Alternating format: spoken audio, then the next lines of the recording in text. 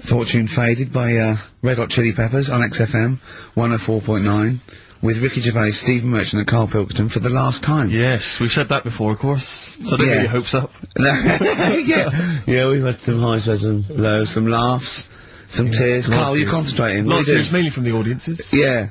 Now, before we get into that, before we get into talking about maybe some of the high jinks we've had, looking back, looking forward as well. Yeah. I came in, Karl was sitting at the desk, he went, alright? I went, alright, yeah. He went, see that Alan Clark diaries? I went, no, I didn't. He went, no, alright. A lot of people talking about it. He went, I've never kept a diary. Keeping a diary will always get you into trouble. And I said, like Anne Frank. What did you say, Karl? The woman in the cupboard? That's what he said. The woman in the cupboard. And I went, save it. Save it. You never speak to Karl off air. Save it all from when we're on the wireless. He went, but what did she do? What did she do except be in a cupboard? What did she have to write about? And I said, well, her thoughts. Do you know Anne Frank? That's all I know about Anne is. There's no point pretending it. Anne! That I know stuff. Yeah. Right, well, tell us everything you know about Anne Frank. She was in a cupboard. Yeah, what else? If she didn't do that, I wouldn't know about her, seriously. That's all I know about her. Yeah. So what did she do? But how do you think we know about her cupboard because of her book, don't we? But hang on, what, in the bigger scheme of things, why was she in a cupboard? I don't know. Right. I honestly don't know. You don't know anything else about Anne Frank beyond the fact that, to quote you, she was in a cupboard. Well, what's she done then? You tell me, why should I know more about her? Firstly, I don't think she was in a cupboard. She wasn't in a cupboard. She was in an attic. Alright. Yeah. So what was she doing? She was hiding from the Nazis. She was hiding from the Nazis. But isn't that the first place they'd look? Sort of... work from the top down. Karl, they weren't specifically looking for Anne Frank. They weren't going, where is she? Where's Franker? If she gets that book out, we are in a deep shit. We've got to stop the book. They were just looking generally. She was, I think she was 13, 14, she was hiding, she was Jewish and she was hiding just in Amsterdam, didn't she? Yeah, as much of her family were having to hide, being helped by, you know, friends, non-Jewish. In a cupboard. The cupboards, you know. And how long did she sort of hide up there for? Until she was caught. Long enough to write a book. So she even got caught after all that? What do you mean, so she even got caught? We're talking about one of the great, you know, humanist tragedies of our times, and you're going, she couldn't even stay hidden. What do you mean, did she get caught?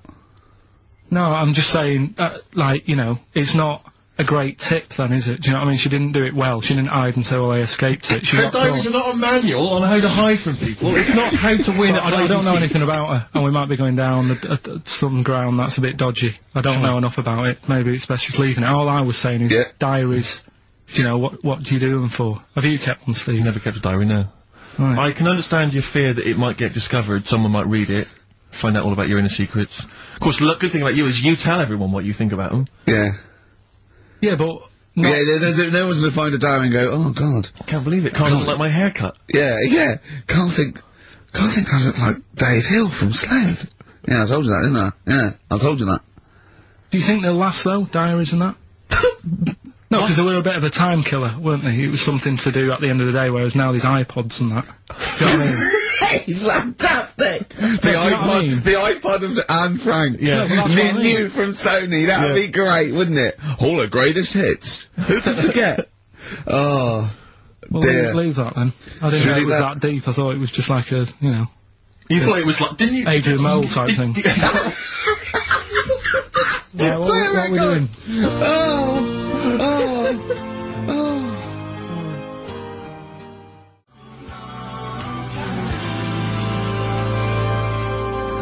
Thorns, from my favourite album of last year, that.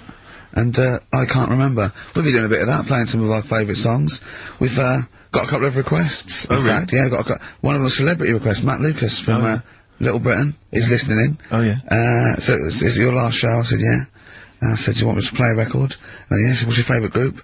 Guess Matt Lucas's favourite group. Now, remember, him and David are the new darlings of comedy. Yeah. They're cool, they're trendy, everyone loves Little Britain, they're comedy geniuses, they're only gonna get bigger. What's his favourite group of all time? That is tricky. Level 42. No. Carl, have a guess. Well, there's going to be something weird in it if you're saying this. Well. So, how old's the band? They're probably about as old as him. How old's he? No. Oh, Carl, have a guess. ABBA. No, it's, why'd you say ABBA? They're good, aren't No, it's the Proclaimers. The Proclaimers? Yeah. Really? Yeah. And I know he's listening, but, you know. There's nothing wrong with the Proclaimers, I just can't imagine anyone getting that excited about them. I bet that's why he likes you, because you hang out with him, don't you? I don't hang out with him. He thinks he's, yeah. it's like the closest thing he knows one of the Proclaimers. Wait till he meets my twin brother. Yeah, yeah, he's gonna have a field day, He won't isn't he? believe it. Yeah. So I was honest, I said, I can't play the Proclaimers, but we're playing another. Where did they come? Because I don't really remember the Proclaimers particularly from when I was young. Well, let me give you a little blast. I give a little, but in two-part harmony. Of course. That was the main They were thing. very popular for a while, weren't they? I think they had, sort of 3 big hits in sort of about 1980. When was it? Yeah. Oh, I forget. 80s. Scottish. They did sing in Scottish accents, which I thought was quite refreshing. They didn't do the fake American thing. No, that was good. Yeah. But again, I just can't imagine sort of being in that. When would I be in the mood to put on a Proclaimers record? When you've run out of Crankies stuff, I I suppose. guess so, yeah. If you've played all your Crankies records, there's, and the you know, Muppets album. Yeah, pop on the Proclaimers. Now, we were talking before the break about, Anne Frank in her cupboard. Yes. Yes. Now, I'm still a little bit concerned that Karl's not quite got his head around Anne Frank's diary. Yeah. It's not like a children's book. It's not like The Lion, Anne Frank and the Wardrobe. no. She doesn't go into a fantasy land when she goes into the attic. I'm just glad that old Mother Hubbard didn't help the Nazis. Sure. Because that's the first place she'd look. Yeah. Isn't it? The Nazis go, we've got on with her, but she thinks she knows where she is. Yeah. She'd have gone straight there. I think with Hubbard, it's like, if I just briefly, you mentioned Hubbard. Now Hubbard goes to the cupboard to get, I can't remember exactly. Her poor dog a bone. She goes to get the dog a bone. But when she got there, the cupboard was bare. The poor dog had none. Is there more to that than that's all I remember. Is there further verses? Does she finally get a bone? Does she go on an adventure? Oh, what, you mean the second verse is, then she looked in the fridge and realised that's where she kept the bones, and so the dog was laughing. Exactly. No, there isn't another verse. That's all of it. I think so. Oh, when they went to the cupboard to get a bone, when she got there, the cupboard was bare, and so the poor dog had none. No, I think that's the end of it. I think it's a moral. I think it's a moral that, What's the moral? Well, if you got a dog, keep some bones in the cupboard. Right. Because I always, even as a kid, I remember thinking that it's quite a tragic sort of picture they paint. I imagine maybe she's lost her... It's short, isn't it? It is short. It's over, isn't it? That's amazing. But I always wondered whether perhaps she's had a nervous breakdown. Maybe her husband's died recently. She's just not got any food. She doesn't know. She doesn't really know what's going on. The dog's, yapping away. Eventually, she kind of wakes out of this kind of depressed stupor. She goes to the cupboard. There's nothing there. It's just a really depressing, morbid sort of tale. I don't know if maybe it's originated from something in history. I know that Jack and Jill went up the hill and they fell down again. That's a story about illicit lovers. That was apparently based on that, and obviously Ring a Ring of Roses. It dates back to plague times, so I don't know about Hubbard. Humpty Dumpty, not so sure about this. Well, this is something I remember as a kid thinking, at what point was it decided that Humpty Dumpty was a giant Eggman?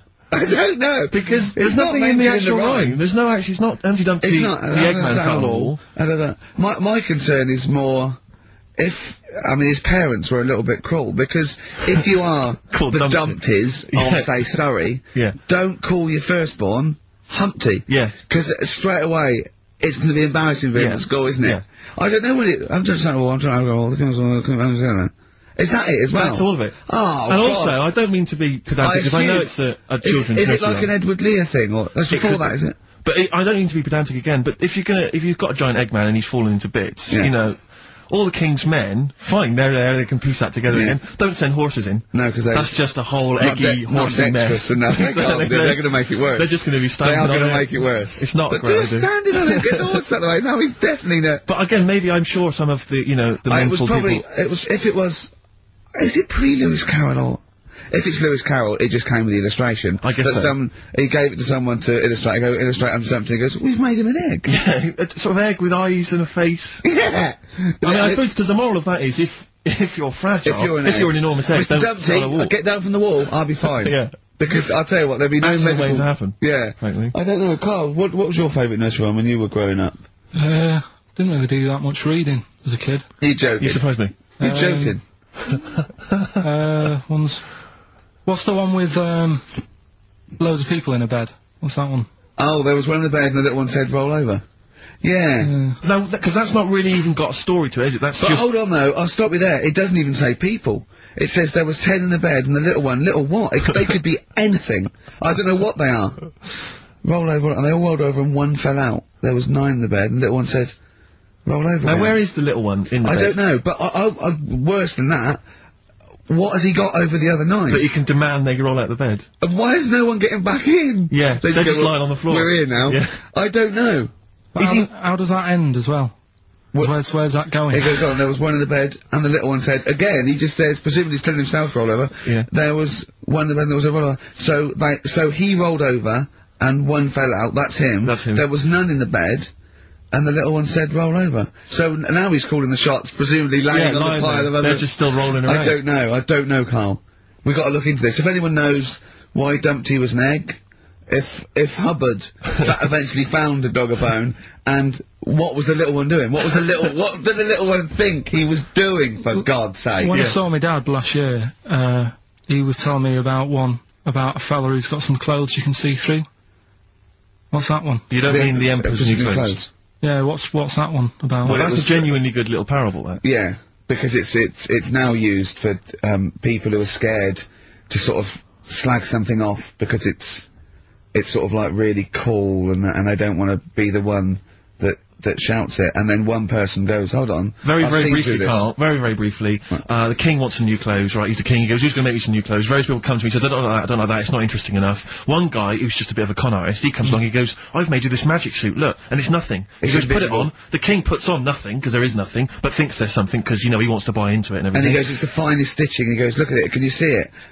No, they ask that only a genius can see how good this suit is, and the king goes, yeah, it's brilliant, yeah. It's great. And he goes out, and just, is it a woman or a little kid? Well, everyone's applauding, they're going, you look great, even though his tackle's hanging out, he's, you know, he's nothing. Even though he's got a king-size, sort of like, bit of meat and 2 veg, wobbling, dragging down the street. Exactly. And then one little boy goes, he's not wearing anything. The king is in the Altogether. Know that one? So, well, did anyone else buy one? Or was... Oh. Okay, play record. Play a record, Karl. Play a record. Karl, just play a song. Jesus.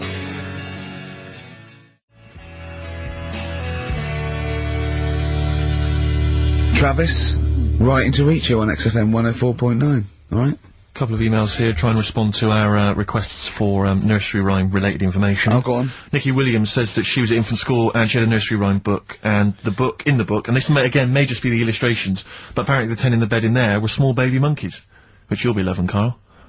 But again, I suspect that might just be the illustration that accompanied I remember I had a book of nursery rhymes when I was little, and my brother, it was older than me, I was about 5, so he was about 16, and I remember him and his mate just absolutely cracking up, because it said, up Jack got and home did trot as fast as he could caper, he went to bed and bandaged his knob, N-O-B, with vinegar and brown paper. I've since found out that knob is like the old English for head, but I didn't know why they were laughing. Of course. They were just cracking up. This was, whenever one of my mate's brothers came around, he said, where's your nursery rhyme book? And he'd read it to him. Yeah. And it was just the funniest thing in the world. The brown paper and vinegar was a popular method, because didn't Jack and Jill use that? They used something similar. No, that was Jack and Jill. That was Jack and Jill. Yeah, that's Jack when he broke his crown, which obviously, that means his head as well, doesn't it?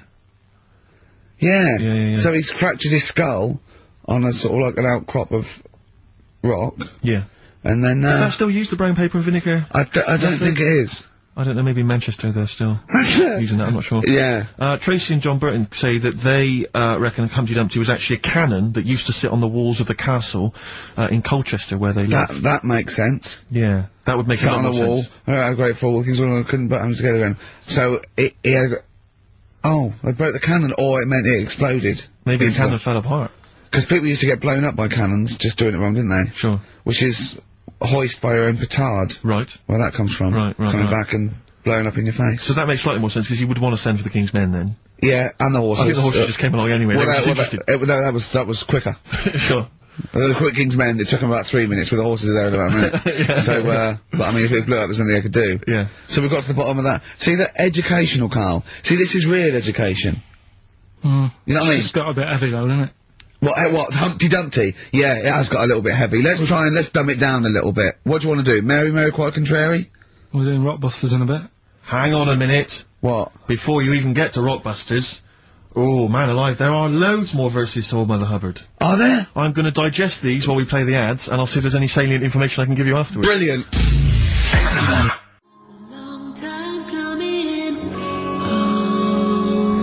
Delays. Long time coming on XFM 104.9. With Ricky Gervais, Stephen Merchant and Karl Pilkington for the last time. XFM 104.9. Sad. We've established that Hubbard went to the cupboard, Rick. Yeah. Get the dog a bone, the cupboard was empty. Yeah. As we all know. And So the dog didn't have any. End of story, so the dog didn't have any. Well, no, wait. Go on, it turns out there's what appears to be something like 15 other verses. Not really. Unbelievable. I'm not going to go through all of them, Rick. Right, any information? Well, basically I can tell you straight away that the dog initially had none. Yeah. She went to the baker's to buy him some bread. When she came back, the poor dog was dead. Right, you're pretty upset about that. Yeah. She went to the joiner's to buy him a coffin. When she came back, the poor dog was laughing. I don't know what he's up to. Right. She took a clean dish to get him some tripe, but when she came back, he was smoking a pipe. I mean... So the dog was winding her up then at the beginning, being dead. I mean, he's pushing his luck. But- especially if she's already depressed. But, do you know, if I was that dog, right, and I live with Old Mother Hubbard, right, all that faffing around, I'd be going, I know there's no bones in the cupboard. Exactly. Right? What do you mean you're going to get me some bread? I'm a dog. Yeah. I'm not interested in bread. Get me some hamburgers. Yeah. So, I think I'd start winding her up. She went to the Our House to get him some beer. When she came back, the dog sat in a chair. See, I'd have said the dog had turned queer. Yeah. Make it rhyme the leaves, and also it? get a little, you know, he's smoking a pipe, he's having a laugh. I'm beginning to wonder He's bent. He's bent. I'm beginning to wonder if this is based on fact, though, in any way, because she went to the grocer's to buy him some fruit. When she came back, he was playing the flute. He's gay. No, it is the flute, it's not, now this, I didn't even know there was a goat involved. She went Oh, no. She went to the tailor's to buy him a coat. When she came back, he was riding the goat. Yeah, there you go. Dirty little, what? She went to the Hatter's to buy him a hat. When she came back, he was feeding the cat. I mean... I can't believe it. So I'm thinking the pipe's a crack pipe. Hang on a minute. I think the gay thing's beginning to stand up. Go on. She went to the barber's to buy him a wig. When she came back... He was having a frig? He was dancing a jig. He's dancing a jig. You're dancing a jig. He's dancing a jig, smoking a pipe, shagging a go. This is a bit of left field one, though. She went to the cobbler's to buy him some shoes. Why does he need shoes? I bet they're high heels. Wait a second, though. She went to the cobbler's to buy him some shoes. When she came back, you're never going to believe this. What? He was reading the news. Brilliant! She went to the seamstress to buy him some linen. Again, don't know why. When she came back, the dog was a-spinning. Yeah. She went to the hosier's to buy him some hose. When she came back, he was dressed in his clothes. Yeah! Why did she want to But this is the big payoff that we've been building to. Right. The dame made a curtsy, the dog made a bow, the dame said, "Your servant," the dog said, "Bow wow." Right. I mean... Okay. I'm going to probably do a few more verses during the next during song. the course of the show? Yeah. Listen, before we move on, I should just say that we've had various people saying what was in the bed and what was the final line of the bed thing. Why do they care? It's extraordinary, isn't it? We've talked about politics in the past, great music, we've played great songs. Yeah, we've got Monkey News coming up talking about politics. But Danny's said that apparently it ends with one in the bed, little one said good night. Because he was all happy, he had the bed to himself, and there's But nine of his mates piled on the floor. Rick, but Ava counters that by saying, actually, one in the bed, the little one said, come back, because he felt lonely. So... We're never going to get to the bottom of this. I don't know, Rick. This is the same as the Kennedy thing. There's loads of different opinions. Conspiracy theories. I know, we don't know what's going on. But Jimmy Webb, big go,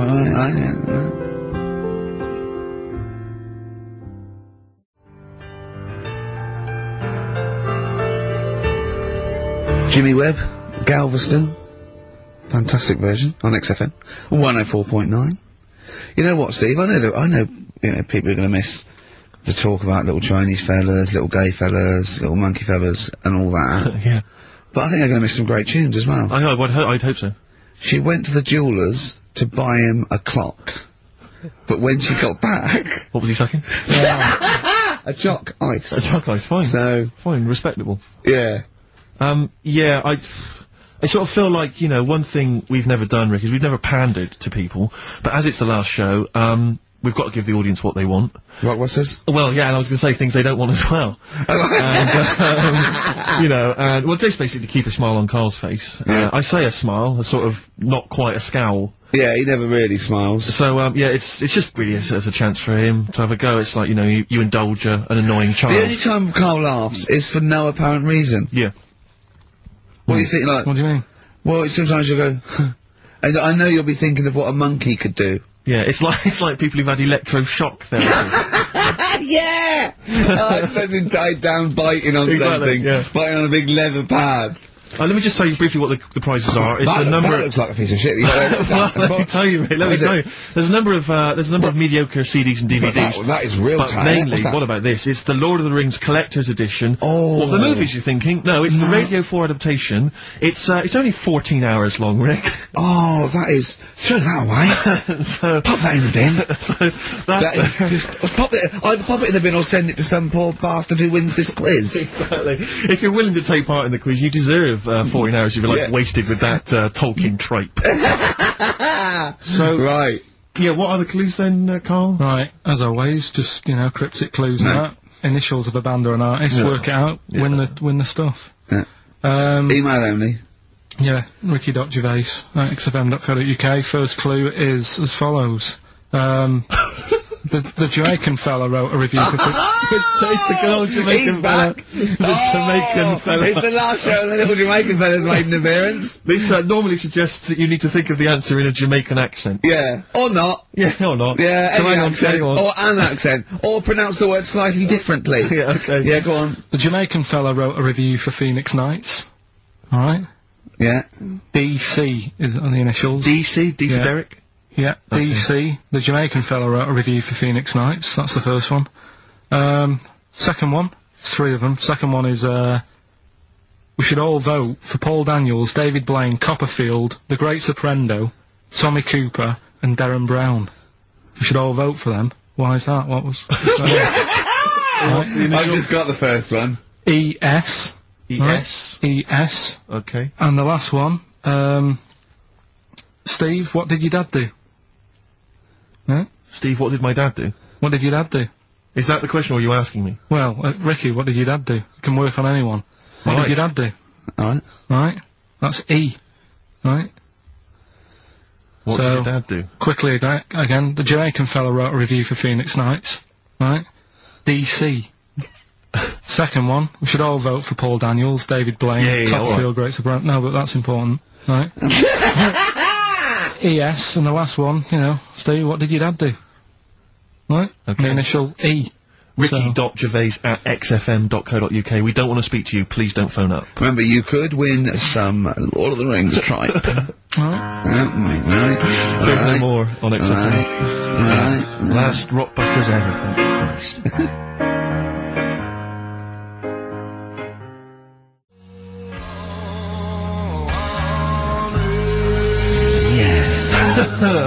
Faith No More in their version of I'm Easy on XFM 104.9 with Gervais, Steve Merchant, Karl Pilkington. Rick, for the last time. We've only really got 3 topics of discussion on this show. I think you agree with that. Little Chinese fellas. Little Chinese fellas. Monkeys. Monkeys.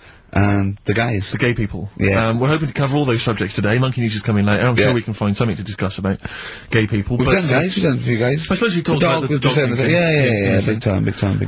I think you'll be enjoyable. This is something that's got sent through to us. I'm not quite sure who by, but thanks very much for it.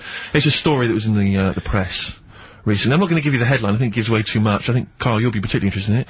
A farmer in eastern China, there we go. Basically, he paid £1,300, or the Chinese equivalent, to marry a woman, and basically she refused to sleep with him after the wedding, complaining that she felt unwell. 6 days after the ceremony, she tried to run away, but the farmer followed her. He found her in some neighbouring town. They grappled together. The bogus bride's false breasts fell off. And he's hard. It wasn't his hard up to his old tricks. It wasn't his hard. Trying to do another show in Chinese this time. But it was a man. Oh, and, no. Apparently, it was an arranged marriage. I don't know who sorted that out. Did he get his money back? I think Because I think men are cheaper than women, to marry in China, I think, on this. But, yeah, I mean, you've gotta be pretty simple not to realise that the person you're marrying's a bloke, surely. Well, no, if he didn't have a little look, what was, you know, in the back of the store, he just saw the shop window, sort of lovely little Chinese lady there. Yeah. Right? You know. The lovely hair, real breasts. There's lumps where the breasts should be. Yeah. I can only assume they are breasts. Yeah. Right? You see women walking around going, what are they, breasts, or are they, you know, stealing sort of grapefruits? No, but wouldn't there have been a lot, I mean, wouldn't there be quite a sort of long initiation period when they first get introduced and so on? Not if he put his money down. He came and they said, well, I want a bird quickly, here's a grand. Sure. Get me one. They're not going to say, do you want real breasts, or they're just going to assume. Sure. Yeah, here's one. Yeah, here's a little Chinese But who is lady. he paying? Where is he buying this woman from? From the Chinese lady shop. From the Chinese lady shop. Yeah. Sure. So, yeah. I think there's one in Chinatown, I think. Okay. So, yeah.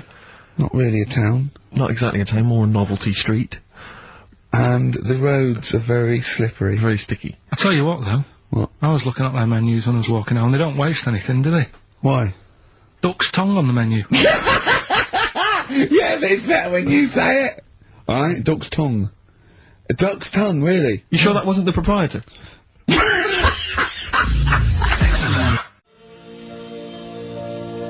Coldplay, warning sign on XFM, 104.9. Karl, look at that. What is it?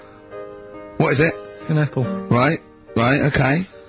What am I doing to it? You're messing with it. Yeah, and what's happening to it? It's gone up a bit. Yeah! Would you kiss it for No. 100 quid? No. 100 quid. Would you just kiss No, it? I wouldn't. Why? 100 quid? What are we doing this for? I think I read this same feature on Wogan, I'm not sure. Seriously, Karl, I'm intrigued to know, how much would you have to be just paid kiss to it. kiss Ricky's nipple? Not suck it or lick it or anything like that. Just, like that, just on the nipple. £5 grand. £5 to kiss my nipple? Well, if you do it for 5, you do it for 1. £1,000 cash to kiss my nipple. No, I'm not doing it. You're joking? £1,000 to kiss my nipple? Come on, it's the last show. No, I'm not doing it. 2,000. If you had the money there, and, like, if you had it there now, I might do it. For what? I'm not doing it. 500 quid. No. Stop taking it down. What's happening to... £2 grand. 2 grand? So you've gone down from 5 to 2 straight away. Look. Steve, what's going on? I seriously think I'd like to see you kiss his nipple Well, for it's not going to £2,000. happen, is it? So, If Steve wants it and I want it, that's 2 to 1. it's not going to happen. I thought it was a democracy, this show. You're not educating Ricky or what? Email in if you'd like to see, or rather hear, Karl bother. kiss Ricky's nipple for Don't bother, £2,000. 'cause it's not going to happen. Come on, Karl.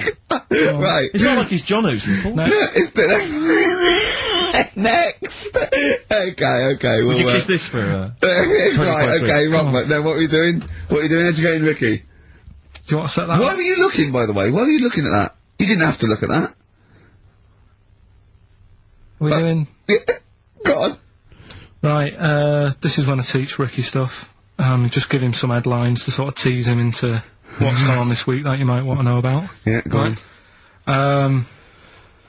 Is that important? Yeah. Right, you got that. Headline one. That'll be something to do with ants. So, Where there's a way, where there's a will, there's a way. right, okay, that'll be something about sucking mints. Hook, line, and good thinkers. God. Right, Okay. so which of those are you choosing? I'll have the, is that important? What, you want to do it now? I was just Oh, going to yeah, leave yeah, it. Go let's on, do let's one. give it this one now, yeah, come on. It's Alright. Christmas Eve, open one, come on. You know I don't like anteaters. Why? Okay, so I should just point out to people that as far as Karl is convinced, the stories that he's about to relate are absolutely 100% true. Yeah. You be the judge of whether You've you seen think them on the that's internet, of course they're true, go on. Anteaters, yeah. Why don't you like them? I've told you before, I just don't sort of... It annoys me that an animal's named after what it eats. You don't need Yeah, it. but it didn't choose it, did it? Yeah, but if there's nothing else that it can be called, it's like, oh, what's it do? I don't know. What's it eating? It's eating ants, right, let's call it an anteater. It's not good enough. But why are you annoyed at it, though, for someone else calling it being lazy? Because it obviously doesn't do anything else. Do you know what I mean? But what do you want to be called? The Chartered Surveyor? Well, whatever, just a proper name. What's the proper name? Well, I'm just saying... But tell me an animal that's a proper name to you. Beaver is pretty good. Why is that a proper name?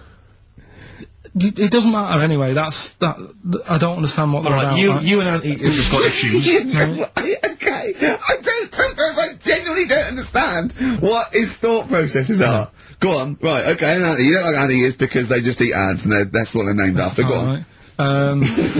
Do you know that an anteater can, stick its tongue in and out 160 times in a minute?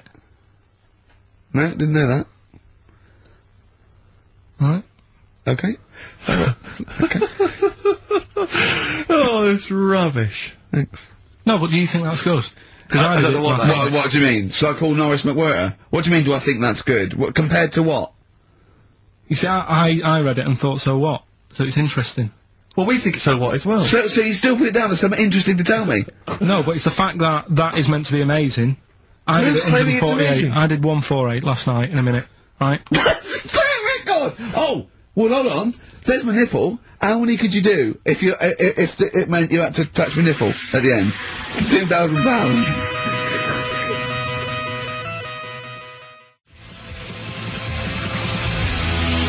Burn Baby Bear on XFM 104.9.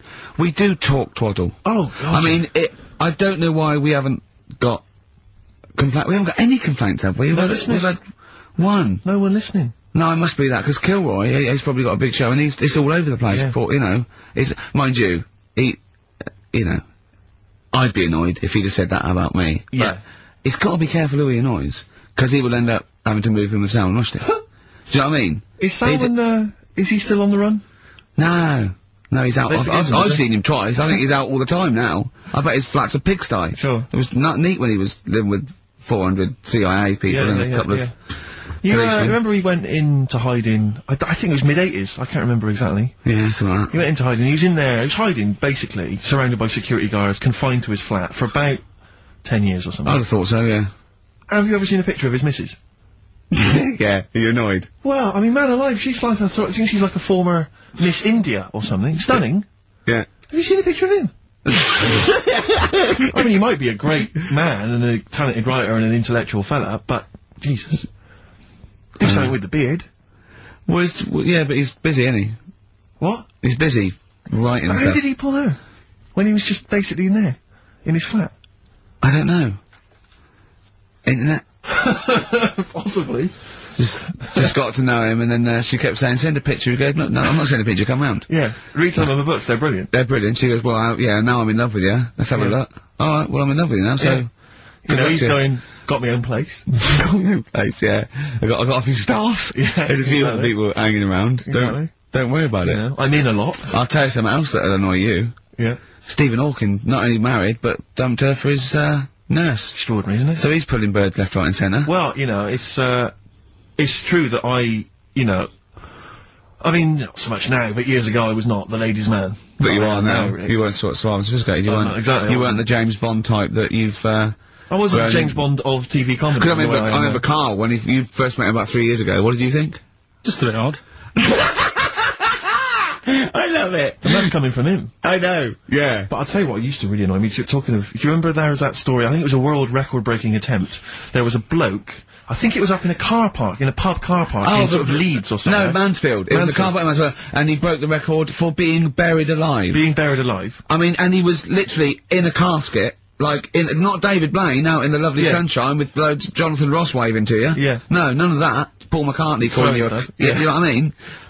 He was buried alive, in the dark, with just a tube for communication. I think he was buried about 10 feet underground. There's a tube which people would communicate and send stuff down. And put water down and I remember reading the story, I was interested in it, I remember reading it, and there was one element of the story. You would think it was a cheap holiday. Well... you're not going to pay those prices. 400 quid, whole seasons, you're having a laugh. That's nothing. Mansfield car park. And, there was an element, it said in the news report, it said that while he was down in the ground, he began and ended a relationship with a woman. while he was down there, some fan who was a fan of what he was doing, he started communicating with her through the tube. I don't know the ins and outs of it, but they began a relationship, and it ended. And I have to say, I remember thinking, you know, when you read that there's a man... How did it end? Well, why did she go that this isn't working? Yeah, that's twice you've stood me up. Yeah. Well, I can't get out, can I? But I remember thinking at the time, you know, I was to say, I was not the sort of, the ladies' man that I am now. I remember at the time reading it and thinking, there's a bloke, you know, he's pulling women 10 feet underground through a tube. Through a tube. I'm out and about. Yeah. With some of the most expensive hair producs on the market. I've got to sit down and ask myself some very serious questions. Oh dear. Extraordinary. I don't know if he did the world record attempt. I don't know if he broke it. I don't know how that happened, but, good luck to him. What do you mean a hole though? Like what? A proper thing, or is he moving about? How big is it? No, it was just I think it was just buried alive in a casket. I don't know, just down there, probably down on his back maybe, just waiting for little bits of water. But could he get out if he wanted to? Well, yeah, he could say, "Can you get me out?" He couldn't just leave and then come back. There was people. So someone's there then? No, they buried him and said, "Wow, we better go back in a couple of weeks, see how he's doing." What do you mean, someone's there? Of course, there's someone there. Norris McWhirter, for one, I'd imagine, going 3 days. Just a few more to go. And why is it Norris or who's alive? Ross or Norris? I think it's Norris. Right. You're thinking of, yeah. What's that? It annoys me a bit, all this sort of, you know, getting in a hole and in a box and all that, and people going, "Oh, that's good." I mean, if he was doing something when he was down there, making something or whatever, you'd go, "That's quite clever." But I don't understand all the fuss about. I don't know. People are just making a fuss about things that aren't that clever these days. It's just, you know what I mean? I don't reckon he beat Anne Frank's record. No, I think she's got the record. I know, yeah, and she did something. She wrote a book. So you must think that she's pretty good then. Yeah, but at least she did something. Yeah, I know. Yeah, that's what I'm saying. That's what I mean. There's some fuss about a woman who's going up Everest on a bike. Right? Someone's walked it. That's harder than going on a bike. No, it's not. Of course it is. Of course it's not. Of course it is. Not uphill. Riding about on a bike's better than walking everywhere. Yeah, but not uphill. Well... No? Don't agree with me. Why do people get off their bike and walk it up a hill? They don't always, I see people... No, but why do they? When people are going up a hill on a bike, but they get off and push the bike... Just saying. No, why is that? Doesn't matter. Do you think it's because it's harder? They go, I'll tell you what, this would be a lot easier on the bike, but I'll tell you what, I want a bit of a challenge. I'll get off and walk up this hill. You dopey. Go along then. Clap for her and that. You know what I mean? When someone's doing a London Marathon in a car, you can go and clap them, because that's just the same as far as I'm concerned. It's not hard. Play a record. Imbecile.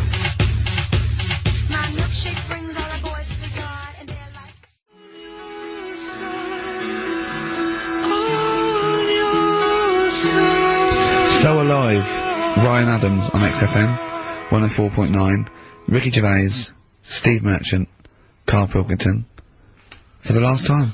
Well, you might do some other stuff later. Oh yeah, I mean, yeah, for a little while at least. Well, we won't be around for, foreseeable future. Better things to do, bigger fish to fry. Oh, but you got your music show that you'll do, that should be good. Yeah. The other radio stations are more interesting. I think we've just got enough energy left for the last 35 minutes. Yeah. We've given them a lot, Steve. We've given them a lot. We've come in here, week in, week out, every Saturday. Never late. We've always given them, you know, 30%. Really pulled it. 30% of energy. Yeah. How did that start? People going, you've got to give 110%. Yeah. It just my heart sinks when I go, 100%. I say, you've got to give 110%. I can't. I'll give, I'll tell you what, I probably won't even give 100, because you never know, but I'll give as close to 100 as I can stand. Yeah. And that's all I'm saying that to a drill sergeant. Yeah. I'll tell you what, I'm gonna give nearly 100. And that's, you know, that's more than most, I think you'll find. Maybe if you appear on Celebrity Fact Club. Well, I don't think I need to, do I? Well. Carl, do you think I need to go on that? When you had your nipple out. It was pointing downwards, was it? A little bit. Even though it was erect, it was pointing toward my knees. Can I just, point out that we've had more requests for Karl to kiss your nipple than we have answers to Rockbusters. Ain't gonna happen. Well, it's the last show, Karl. You've got to give the punters what they want. In the webcam, and just a little peck on the nip. A little Karl, peck. that is just out of order. The show must go on. You've got to give people what they want. I'm doing it. Why? Why not? What's wrong with it? Lips on nipple. What's up with lips on nipple? You hear about stuff like this, and then, like, I might enjoy it, and then next thing it's like, Suzanne, can you leave? Because, do you know what I mean? I like fellas. So that happens, innit? So that That's like an episode of Kilroy. Oh, God. Oh, I'll tell you this. Pilkington, are you thinking? I'm thinking exactly the same as you're thinking. I was reading the paper today. The show's been axed. It's axed. But they're keeping the show on at the same time. It's going to have a different name, different host. Hello. Pilkington. Come on. Hello, welcome to Pilkington. Oh, Karl, what would you do? If we give you a subject, will you just run through what you might say about it, or what questions you asked? Well, what sort of stuff? Okay, sort of like, Steve's, 15, I'm 15, and my dad wants to have a sex change. So I'll play the dad, right? I'm Jeff. I'm Jeff from Luton. I'm, a 54-year-old plumber. And, I've decided, and this is my son, Paul. Paul. Paul, you sure to be Paul? Yeah, I thought it to be Paul. Okay. Yeah. So ask me some questions. So what's going on? Well, I'm not happy with this body. I've always felt that I was a woman trapped in a man's body. Have you? Yeah. Oh. Yeah, and, I think I'd be happier, as a woman, and, you know, it's for him to accept it, really, because I'd have accepted anything that he wanted to do, or, you know, and it doesn't change anything. Can he? No, I know, but I mean, it won't change anything. I still love you, and I'll still be your father. I can't believe I agreed to come on national TV. I'm going to get taken out of me at school. Really? Man alive. Well, you know, with that, you got to go through lots of stuff. But I mean, don't think of me any different. What does Mum think of all this? Well, Mum doesn't. She doesn't want it really. But I mean, I'm not going to throw away the knob and bollocks. I'm going to keep that for her in case she ever wants to use that. But I just don't want them attached to me. I'm going to have them off. I'm going to have some lovely pair of tits put on, and a nice little minge down there. But it doesn't. But I'm not bent. I still fancy my wife and that, and you know. Okay. Well, thanks for coming in today. Yeah, brilliant. That's your audition for Pilkington. Well, what can I say? I'm not a doctor, right? But what would you want? Come on, ask me questions about what? Discussion. I'm upset with my dad because he wants to become a woman. But we'd say stuff like, well, yeah, but you mean you've had a son and he's going through an awful. Should you think of him? Shouldn't you put his feelings? Should you think of your son before you go doing that? Yeah, but if I'm not happy with who I am, how can I live a lie? I'd go through my whole life living a lie just because he might go through a little bit of embarrassment. You know, he's old enough to realise now that you know I love him, and I just need to have some tits and a minge on me. Well, thanks for coming in. Oh, Christ almighty! Well, what Play a can you say? record! I'm not That's sure you Buster's can. answer. Let's see what Buster's answers. Rubbish. I don't want the gig anyway. Like they were seriously considering him. Thanks for coming in! Brilliant! Go on. Did I tell you my dad's always been asked to go on that? Why? He's always been asked to go on. Is he a woman trapped in a man's body? No, they want to talk about you. They go there. So it's right. disappointing. Go on. Anyway, Rockbusters, right? Right, first clue was, Jamaican fella wrote a review for Phoenix Nights. Yeah. Right, that was the cryptic clue. The initials were DC. Yeah. What is it? Come on, no, you tell me. It's Define Comedy. Alright? Define comedy. It's a divine comedy. Alright? What is that?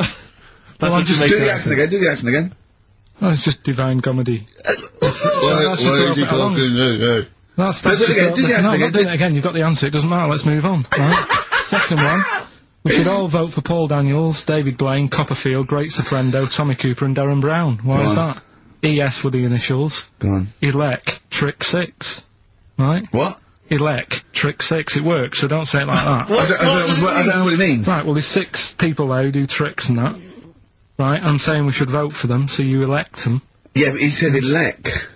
Yeah, Electric 6. No, elect though. Elect's not a word, is it? And the last one, I don't think elect's a word. Elect. Steve. You don't mean Alec, do you? It's not Alec Steve. Park. You're not trying to do Alec Park. The one. Third one, Steve. What did your dad do? I don't know. That was E. Could work for anyone. It didn't have to be Steve, right? That was Erasure, right? Erasure. Erasure. No, it doesn't work either. It doesn't work Kinda does either. work. It No, does it doesn't work. work. Doesn't work. Who's the winner? None of them work. None of them work. Another pile of crap from the mind of little stupid. Go on, Steve. I'll give the prices dopey little I'm going to give the prizes to Martin Williams from Flintshire. I don't know where Flintshire is. He says that he's promised to listen to the Lord of the Rings.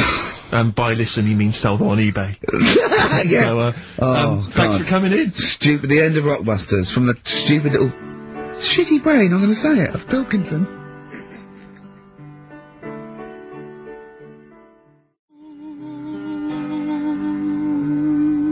Possibly my favourite song of all time, After the Gold Rush by Neil Young, and that's for, Karl's lookalike, Boyd, who's, actually on Justin Lee Collins' show after us, about 5. He's not really a lookalike.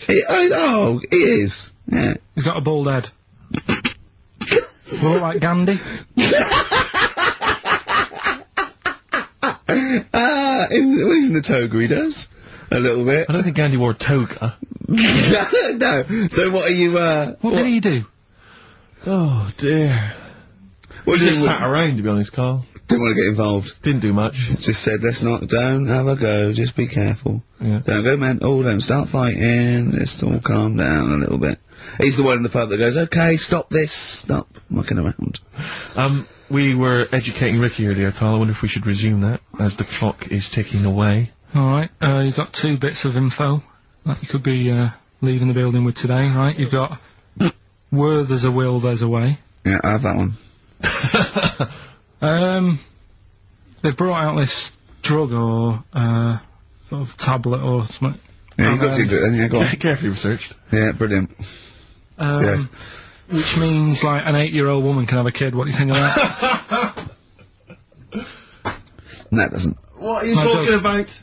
You can inject a woman with something, 80-year-old, and it means, you know, she's got more time on her hands now and that. It's better to have a kid. She can have a kid later on in life. I just realised, where there's a will. Yeah. Very good. Very good. Right, well, let's just move on from that, because he's clearly drivel. No, it's not. I think it's a bad idea. Of course it's a bad idea. Mm.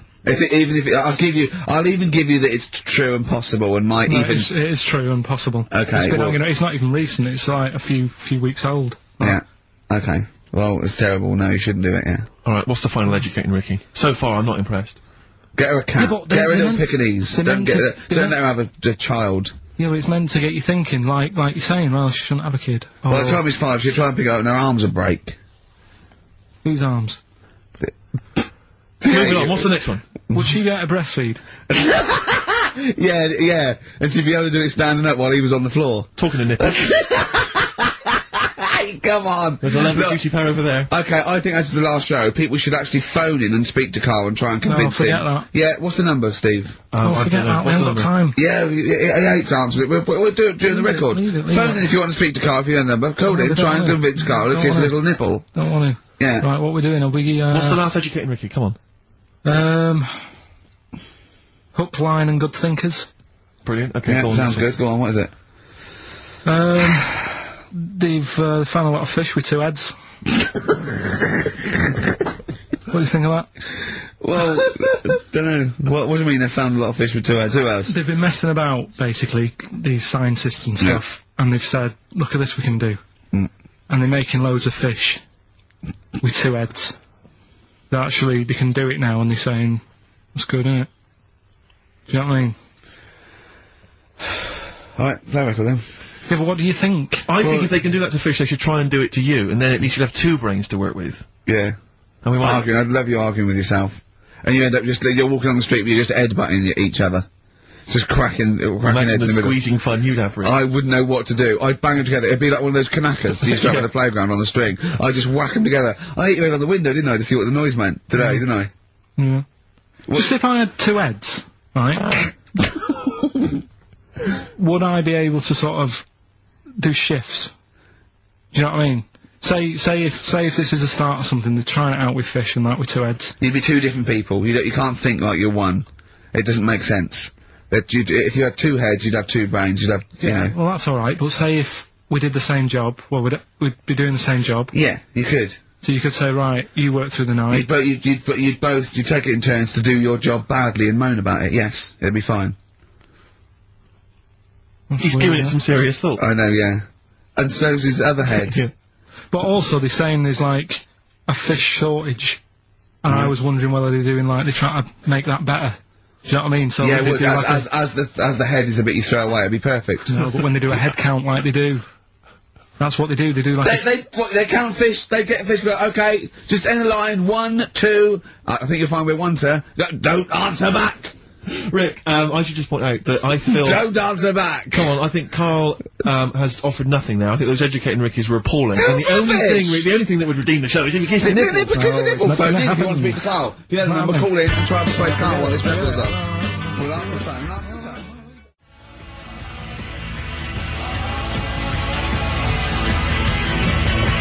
Phones are still going mad. Answer one. Just put someone out. Kings of Leon, California waiting. He was rude. He's so rude to people. They phone up and they say, "Oh, kiss his nipple," and he goes, "Yeah, all right," and he hangs up on them. Answer the phone. Come on air. Answer the phone and be nice to whoever it is. Be nice to them at least. Putting people on the air.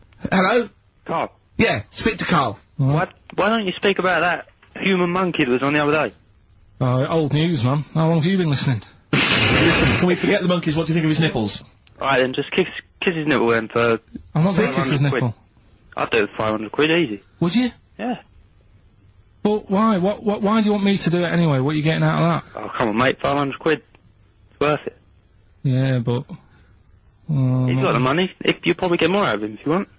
It's not about the money, really. 500, think of Suzanne. Suzanne, you come on 500 quid and go, there you go.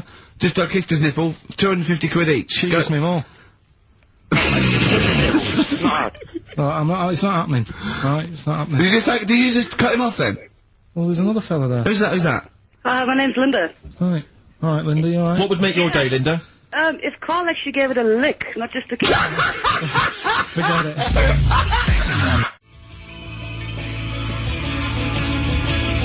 You're on XFM 104.9, Pictures of You, and it's Ricky Gervais, Steve Merchant, Karl Pilkington hosting the final show.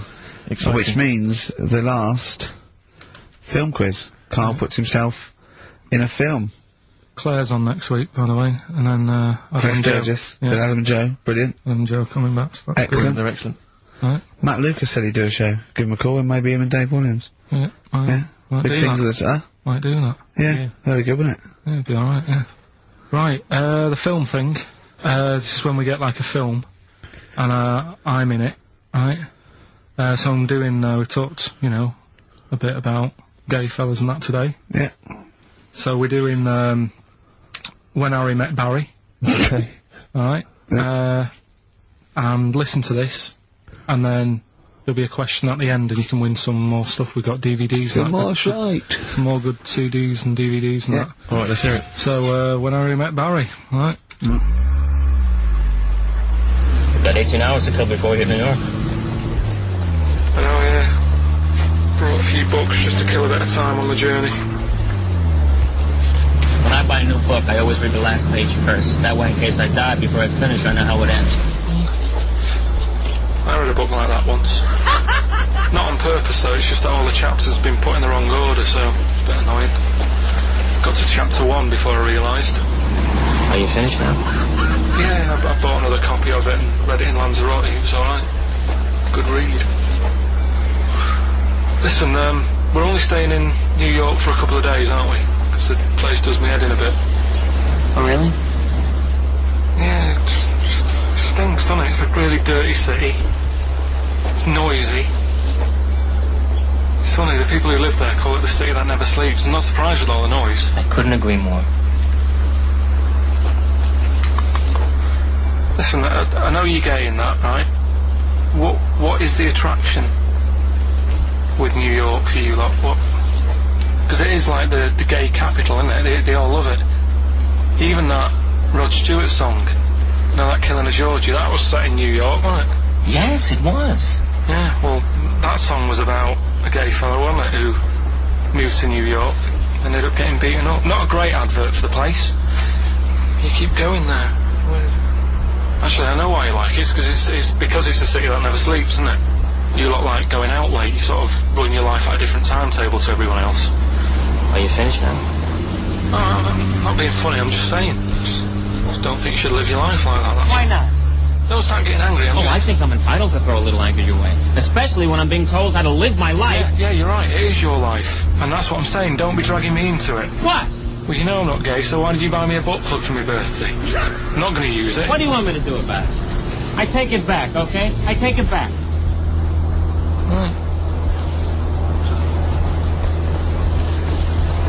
Want to spend the night in the motel? No. Why not?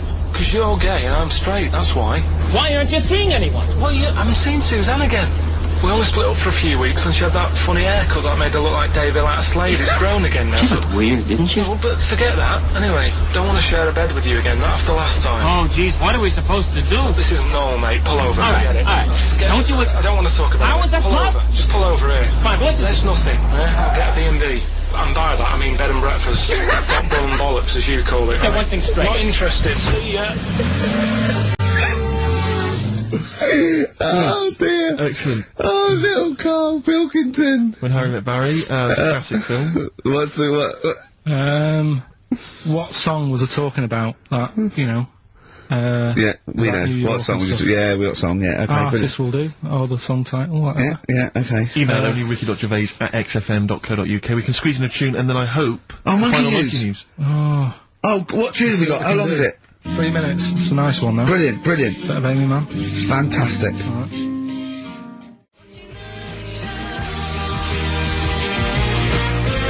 Red Vines, Amy Mann. We've been playing some of our favourite tunes, and after Monkey News, Destiny Collins, we're going to leave you with one of our mutual favourite tracks of all time. We won't say what it is yet. So it is, it's a little surprise. Then Destiny Collins is in, with little Boyd Hilton, Karl's twin brother. The answer to Karl's quiz question. Karl, what was the question? It was, what was the song that I was talking about in that, Harry Met Barry. Yeah. With Billy Crystal, The King of Georgie. Yeah, Rod Rod Stewart, Rod good Stewart, song. and Stephen Farron from Essex wins another DVDs and stuff. tat. Alright. Alright, well, this is the final one. Play the jingle. Oh, chimpanzee, that Monkey News, ya. Right, well, this Monkey News story, right, it's about, this fella, a couple of fellas in Texas, Yeah. sort of running a farm. Yeah. Right.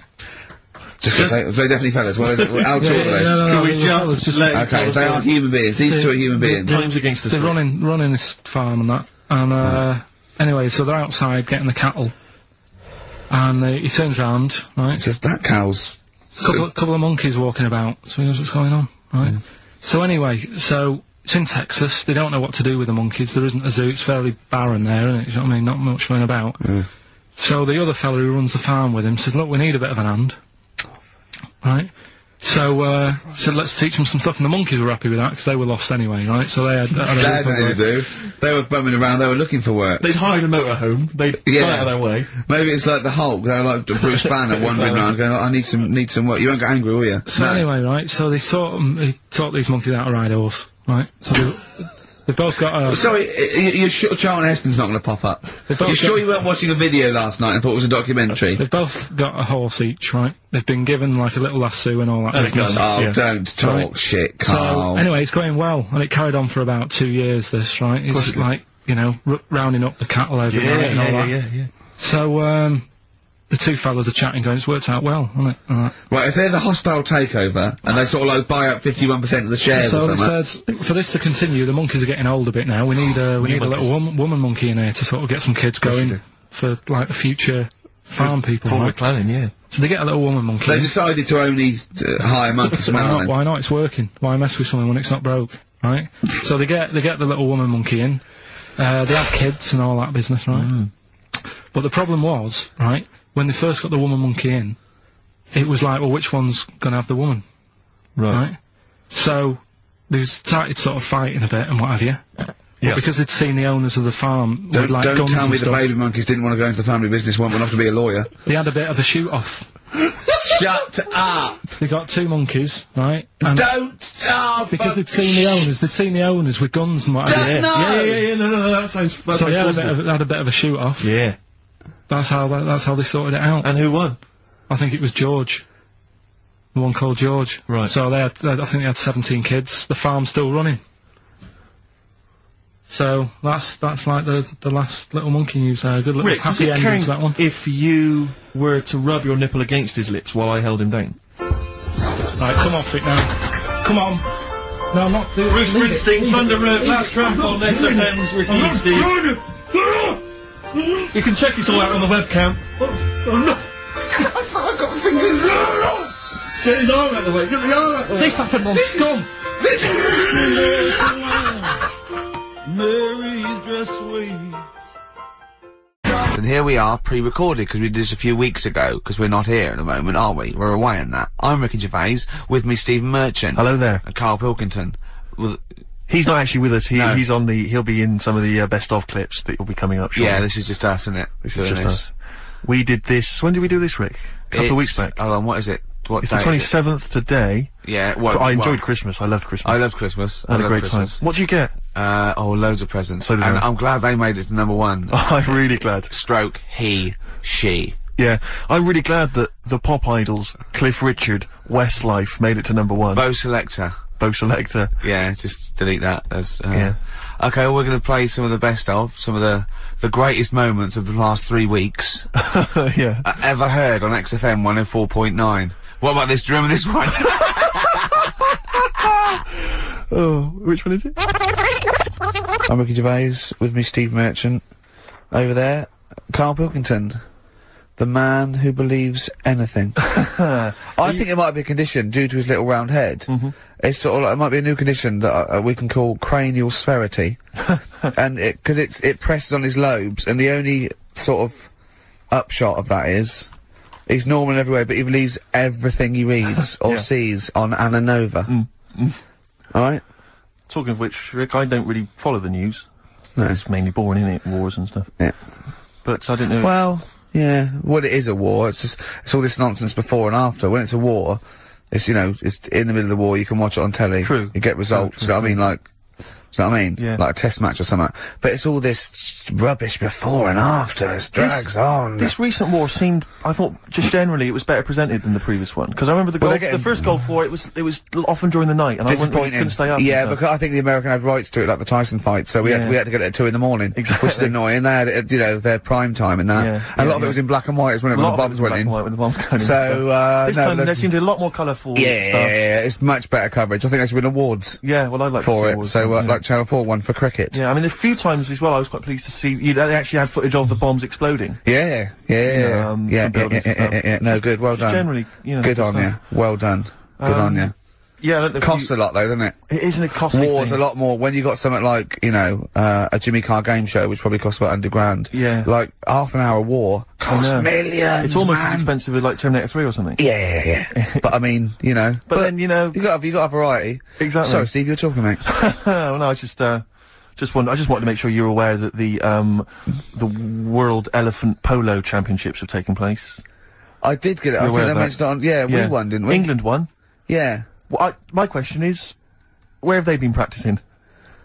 I don't know. Do you remember ever at school anyone ever saying to you, "Are you interested in playing polo with elephants?" Do you reckon it was 5 blokes in pith helmets kept sneaking into a whipsnade? Possibly. What are you doing, lads? We're practicing. Get down. Yeah. Get off them elephants. Yeah. I didn't even know we had a team. I can't believe it. No, but it's like Johnny Wilkinson and the rugby lads, they're gonna get MBEs, all sorts. The elephant boys, the elephant polo boys, nothing. They're gonna get nothing. I haven't seen the But sun you know, talking like them. to be fair, it's not like horse polo where I don't think there's a stick long enough. I think the elephants kick it, don't they? I think you might be right. I think they're not allowed to use their tusks. They burst it, won't they? I think that's... They go, oh! Start again. Raheem! Yeah. What do you mean the elephants kick it? Alright, I've opened a can of worms here. You know, normal polo on a horse, they have like, yeah, stick and mallets. that. yeah, they whack 'em, right? But I think it's, obviously they're too high up. I think, I might be wrong, but I'm pretty sure they just train the elephant to kick it. So why are people talking about? Why not just let them have a kick about without... Imagine that! And why does horse racing have to have a jockey? Well, they just let the horses go, on you, okay lads, on your, no cheating, on your marks, get set, go, you, no, get back here. Brilliant. Play a record. Right, Adams? Yeah. Yeah, oh, this is absolutely fantastic. His version of Wonderwall. If you've not heard it Beautiful. yet, you'll be loving it. You'll be loving this.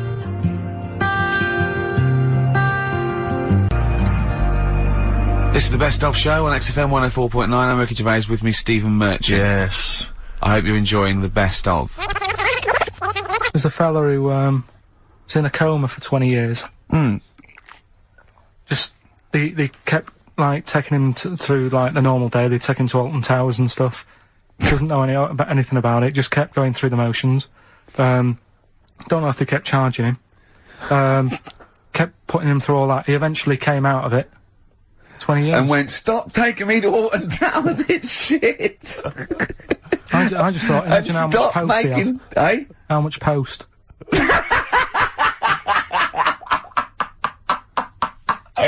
Oh, Did you read about that guy in the paper, Karl? He, sorry, on the internet.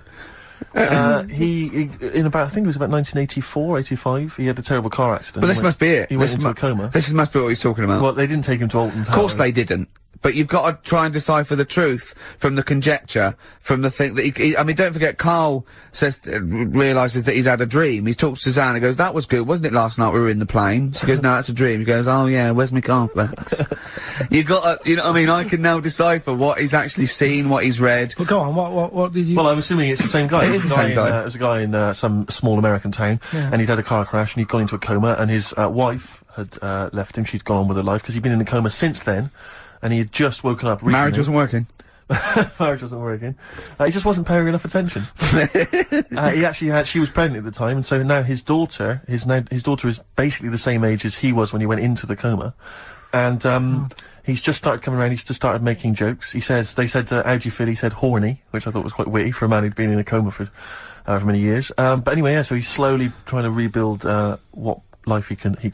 That's what do you make of that though? Because the thing is that he's missed. Imagine what he's missed, Karl. Imagine the music that he's missed. The Live TV Aid. programs. Missed Live Aid. Live Aid. He missed Phil Collins playing in 2 continents in one day. Which, frankly, I'd be devastated if I discovered that. Missed Bros. Yeah. Yeah, so he doesn't. So he'd put on ripped jeans and they go passe. They just have to send him a series of those I Love 1986 programs with Kate Thornton filling him in on what he's Exactly. Peter Kay reminding him of space operas. Yeah, he remembers those. Talking rubbish. Yeah. So extraordinary though, isn't it, Karl, to think? No, obviously. So, had he aged much? Because he hadn't had any problems or anything, no worries. Well, he probably wouldn't have, physiologically, he probably wouldn't have the wear and tear of a 43-year-old man. Because he wouldn't have had sun, he wouldn't have had sort of nicotine, beer, unless they were just feeding that to him. Yeah, anyway, still, yeah, So you'd feel groggy though, wouldn't you? Yeah, you might feel a bit groggy, yeah. Well, he's not fully back to normal. I mean, there's some kind of residual brain damage. Yeah. But nevertheless, he can form sentences. He's got no real memory, so he can't remember a lot of things. It was just when I saw Karl, have you been in an accident?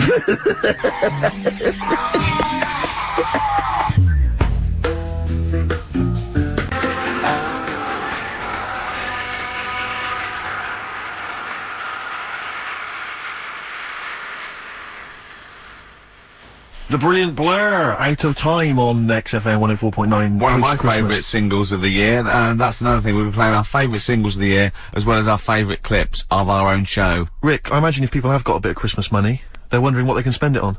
Office DVD? Well, other than that, these guys have got some ideas. What, adverts? Brilliant. Placebo. Bitter End on XFM 104.9. This is pre-recorded. We recorded this a couple of weeks ago, before Christmas. I hope you had a great Christmas. If you didn't, not our fault, really, is it? Nothing to do with us. Wouldn't have thought we'd have. We're well over time because we've got plenty of cash now, thanks to a lot of you who probably bought the Office DVD. Yeah, probably got and that. If you haven't yet, and you've maybe got vouchers or money, still available. Still there in the shops. Still available. You can still make it the best-selling DVD of all time. Please do. Yeah. Please do. I'll tell you what you want to hear though before you make your mind up. I'll tell you what, if you like this next clip, go and buy the Office DVD. I think you will. It's a brilliant clip. It's the one where we talk about, well, it is self-explanatory. Yeah. What's the best job you've ever had still, Karl? Talk about occupations. It is still paper round. Is it still the paper round? Yeah. That's ridiculous. No, it was good though. If you look at it, like, you know, what I liked about it, you're your own boss. No, you're not. You're not your own boss. No, the news agent is your boss. Alright. But then once you get out and you've got your papers and that, you're on your own. Do what you want as long as you deliver the papers exactly to the places he said you are in the time he said. Yeah. It's freedom, isn't it? Any jobs you wouldn't do? I've just thought of one that you wouldn't do. Go on. With your sort of mild homophobia. Well, I'm not. Proctologist. What's that? Basically sticking your finger at other people's arses. Right, well, no, I wouldn't do that, no. Why have you got to do that? What do you mean, why have you got to do Well, that? why does anyone need that doing? Does they got to look if they've got an arseache or something? Which trainee doctor makes that their speciality? Do you know what I mean? That must be, right, we got a place for apologies, and it's you, Meadows. You came last. Oh, seriously, what? I'm not the arse doctor, am I? Yeah, you came last. Oh, I'm a bum GP, I can't believe it. Yeah, you got to, oh, I can't believe this. Yeah, tell you a job I don't like. What? I wouldn't want to be doing. The woman, there's a little woman who sits in the little snack stall on Finchley Road station. Yeah. And I don't know how to describe it really. She is surrounded by snacks. She can't move for snacks. It's Does like, it look like American Beauty, but with different... not dissimilar to that. Yeah. It's a little hut on the station. And it's like, if you go to the seaside, you can put your head through one of those cardboard cutouts and it looks like you're a big fat person or whatever, and you can have your photo taken. It's like an equivalent of that, but it's just snacks everywhere. She's got bananas up to her chin. She's got chocolate coming down to her eyes, crisps either side of her. She can't move. She can't do 360 degrees. She's like packed in there. I don't know how she gets in there. I think they put her in there first, and they put, okay, pour in the bananas. Yeah. And then they go pour in the nuts. She has 2 hours of makeup before they exactly, yeah. dressing her in there. Because I'll ask for something from the fridge, and she cannot turn her head to see. She has to go by feel alone, just to feel the fridge, and get stuff out and pass it. And often I'll say, that's not what I wanted, but she can. You've got to let her off. It's extraordinary. Dear. But there's no music playing, Does she there's have nothing. to sell her way out of it? Exactly. If it's a slow day, she's stuck there till the next day. Yeah, it's like a world-breaking attempt. Yeah. Karl, what job wouldn't you want to do? Well, any job. You're a lazy... You're joking, aren't you? I've done loads of stuff. I'm quite happy now doing what I'm doing. Yeah? You look happy. I think You sound happy. Yeah, I mean, calm down. You on drugs? I'm alright. Are you on happy E? Before England have won and that. I'm happy for them. Yeah, go on, happy for them. I'm happy in that. Yeah, what do you mean happy for them? We are England. Happy for us? Yeah. I mean, we didn't play. I did very little towards it. No. It was mainly Johnny Wilkinson. Yeah, I barely contributed. Switching on the TV was about as much as I did. Exactly. And shouting, come on! Yeah. Talking about jobs and that, though, I was reading the other day about, like, you know, rubbish jobs that people have had and stuff. I haven't got time when I'm at work, man. I just get on with it. I'm not squiddly diddly. Fingers in pies, different jobs. Go on. Do you know Ivor the Terrible? Ivan. He, his Russian, yeah, that was the Welsh fella, who was bloody awful, but not as bad as his Russian cousin, Ivan. Go on. He had a fella doing some work for him, right? This fella built his house. After it was done, right, the terrible fella was like, fella Ivan. He was going, oh, it's brilliant, you've done a good job there. Yeah. I don't want you to build another one like that. Took his eyes out. Just stopped him making an house like that. Yeah. Blimey. That's bad, isn't it? Why didn't he take away his trowel? Then he could have seen, but he couldn't have built a house without a trowel. You can't build a house without a trowel. Yeah. I suppose he probably later thought that, once he'd been nicknamed Ivan the Terrible. Yeah, yeah. He thought, why? Because you gouge people's eyes out. Yeah, but I didn't want to build another house. I know, but... Take his trowel away. What would I have been then? Ivan the Crafty at most. Exactly, yeah. Ivan the Jealous, you know, Ivan the spoilt brat, but... Yeah. Gouge someone's eyes. That is bloody terrible. I'm surprised you're not called Ivan the... Do you know what I mean? You're gonna go down in history like with Vlad the Impaler. Yeah. He's mainly remembered for impaling people. Yeah. He did a lot of other stuff. Did a load of great charity work he did. The impaling is the thing that's really gone down in history. When were you reading about Ivan the Terrible? No, it's just or Ivor the Terrible is the thing you remembered from this informative article? No, it was just little bits like that. Talking about him, there was a thing about someone who worked for that fella who painted the ceiling. Sistine Chapel? Yeah. There was a thing, a woman who worked for him in his house. And, I love how you assimilate information when it's just bordering on the academic, or just the interesting and true. It's wonderful. Ivor the Terrible gouged someone's eyes out 'cause built him an house. That fella who painted that ceiling had a woman work for him. Imagine if you wrote that down in an essay. Imagine if you wrote that in a school essay. Well, you'd probably end up with not getting a grade, or... Yeah, or thinking you turned up to more than you had. Exactly. Anyway, the woman who lived with... Yeah, the woman who lived in a shoe, go on. Yeah, there was this woman who lived with him, and, she used to, like, you know, go out and do all this shopping and that. Yeah. But because she couldn't read or write, he used to have to draw everything that he wanted. Why couldn't he just tell her? I don't know. No, no, wait. That's an excellent point. Could she talk? Yeah, but if it's a big list and that... loads of different coloured paints. But why couldn't she draw on a piece of paper? Why did he have to do it? Because he's a better drawer, isn't he? That's the point. That's it. That is. We were just looking for the logic of the story. You found it. You've done it. Play a record. He's a better drawer.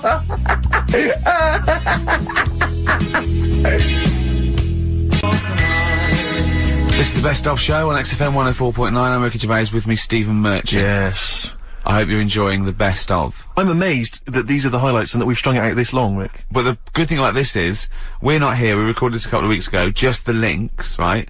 This has taken us about 10 minutes for the whole show. We get paid the same. Why don't we do this every week? That's a great idea. High five. Right. Listen to this clip, it's brilliant. I think that my new TV is too big, Rick. I said that I know, when you bought I know it. what I was thinking. But I can't believe it. He talked about this buying it. He's got a bit of cash now, of course. And, what is it? 42 inches? 42-inch plasma screen. What did it cost you? $3 grand or something? Don't tell. That's wow, gross. it's ridiculous. £3.5 grand. £3.5 grand. Big spender. Of course it's too big. Well, I can't get far enough back in my room, in my living room for it. You know, you're meant to be, I think, 4 times the screen size away from it. Really? To get out from the air. So that's 4 times 42 inches you're meant to be sitting away from it, which is impossible. Yeah. Well, I'll have to just get friendly with the neighbours. Yeah, watch it through a hat. Yeah. If that's the case, though, aren't you better off just getting a portable? What? I don't understand that rule. Well, what are you saying? Well, you're meant to be 4 times the screen size away from the TV. But then what's the point in having a big telly if you've got to keep moving further back? Get a portable. and sit right next to it. Do see your point. Why do people go to the cinema then? Did you see films that aren't out yet? Fair enough, he's got you there. Done. I'd tell you this though, I had it delivered, and are you supposed to tip delivery men?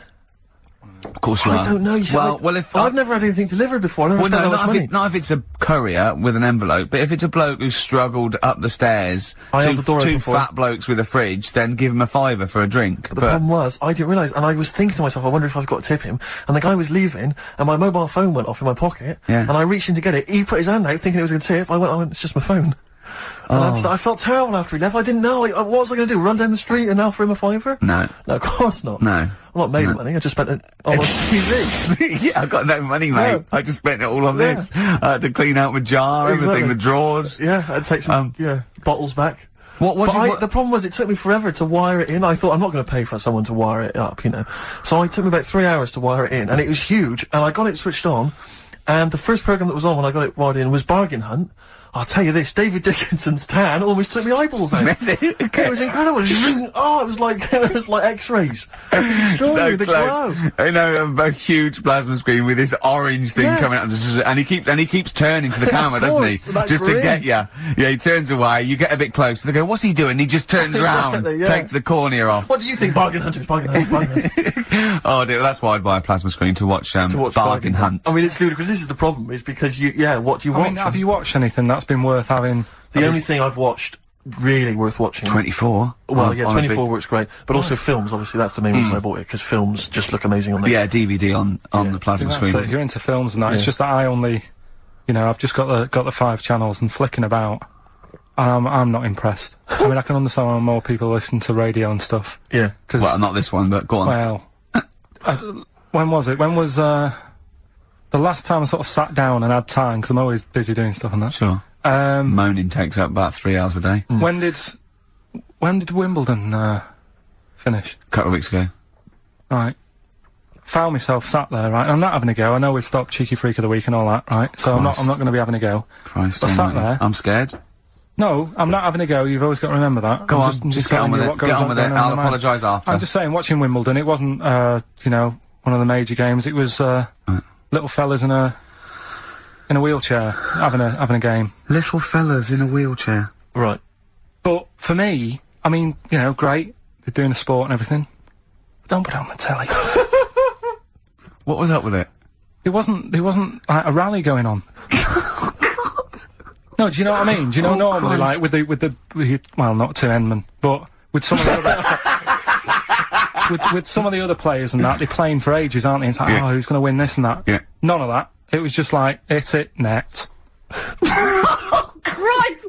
Oh God! I don't know what to do. And people would like sat there watching it as well when they've got other games going on in there. That's what I couldn't understand. If you've paid your money to get in, yeah. I mean, like I say, good on them if they. Do you know what I mean?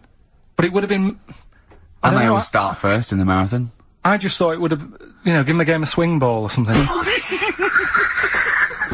Yeah. You know what I mean? No, yeah, I understand. Oh, God. Yeah. There's never anything XFM in the community. Let's play a tune. Ricky Gervais, Ricky.Gervais. Don't put my name to this last link. Don't put my name to this last link. Ricky.Gervais, XFM.co.uk. Oh. Magic, Virgin, if you're listening, we are available probably sooner than we thought.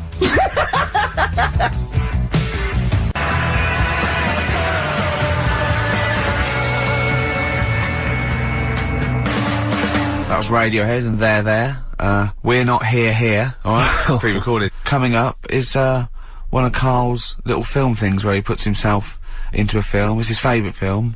It's Kes. Enjoy it. I love the fact that in pole position, in positions 1 and 2 of his favourite films of all time, it's The Elephant Man and Kes. Yeah. That's brilliant. Yeah. Go on. Alright. Am I leaving the mics open a bit when this is going out? Yeah, let's have a listen. Yeah? Alright. Don't talk then, right? Just put that hot dog down, Rick. And this is the bit in Kes where it's the teacher and he gets up and he has to Glover. talk. What's his name? Is it Brian Glover? No, What's it's the other teacher. The other one. Anyway. Right. Go on. Alright, so, here we go. Things that had actually happened. I've got another one. What about you, Casper? Casper! Alright. Alright? Alright. You haven't been listening to a word I've said, have you? Yeah, I heard some of it, yeah, you... Some of it? Just... Stand up. Always somebody, isn't there, eh? Right, now you're going to tell us a story about yourself. What sort of story? I want you to think of an incident that happened to you sometime in the past that is true and that you think will interest the rest of the class, alright? Right. What about, I work on a radio show at the weekend. Well, are you going to tell us about it? I'll just do, it's 2 hours, and it's with Ricky Gervais and Stephen Merchant, and, just sort of play music and, you know, tell stories and stuff. What kind of stories? Well, whatever. Like last week it was science. We were talking about, this lad who was growing, a knob on his arm, so it's weird. It's tricky, sir, because, like, with Ricky, he gets bored quick and he won't listen to the stories, and he'll start squeezing my head. All right, I'm not interested in what he does. But that isn't normal, is it, sir, that? I mean, it sure is a bit gay. Is he? Just messes about, though, do you know what I mean? I try and, like, come up with good stuff, like monkey news and, like, quizzes and stuff, but then he'll just, you know, Ricky will just mess about. I mean, on Saturday he did it again, he squoze me head. How do you spell that? Squoze. S-Q... Well, you're going to show us on the board. This is a new word to me. Squoze is S-Q-U-O-Z-E. Right, now tell us what it is. It's when he gets me head and he puts one hand on the back of it, right? And he puts the other hand on the front of it and he just sort of swivels it. Swivel, right down the Oh, swivel's not it's spelled S-W-I-D. How many times a day? How many times a day does he swells it? It depends what time he gets in. If he gets in about 12:30, he could get a good 3 in. But I think, you know, I don't really want to talk about. Billy, don't you? Well done, Billy. Big hand of applause. That is, the effort. Yeah. Wow. That's the best thing you've ever done, Karl.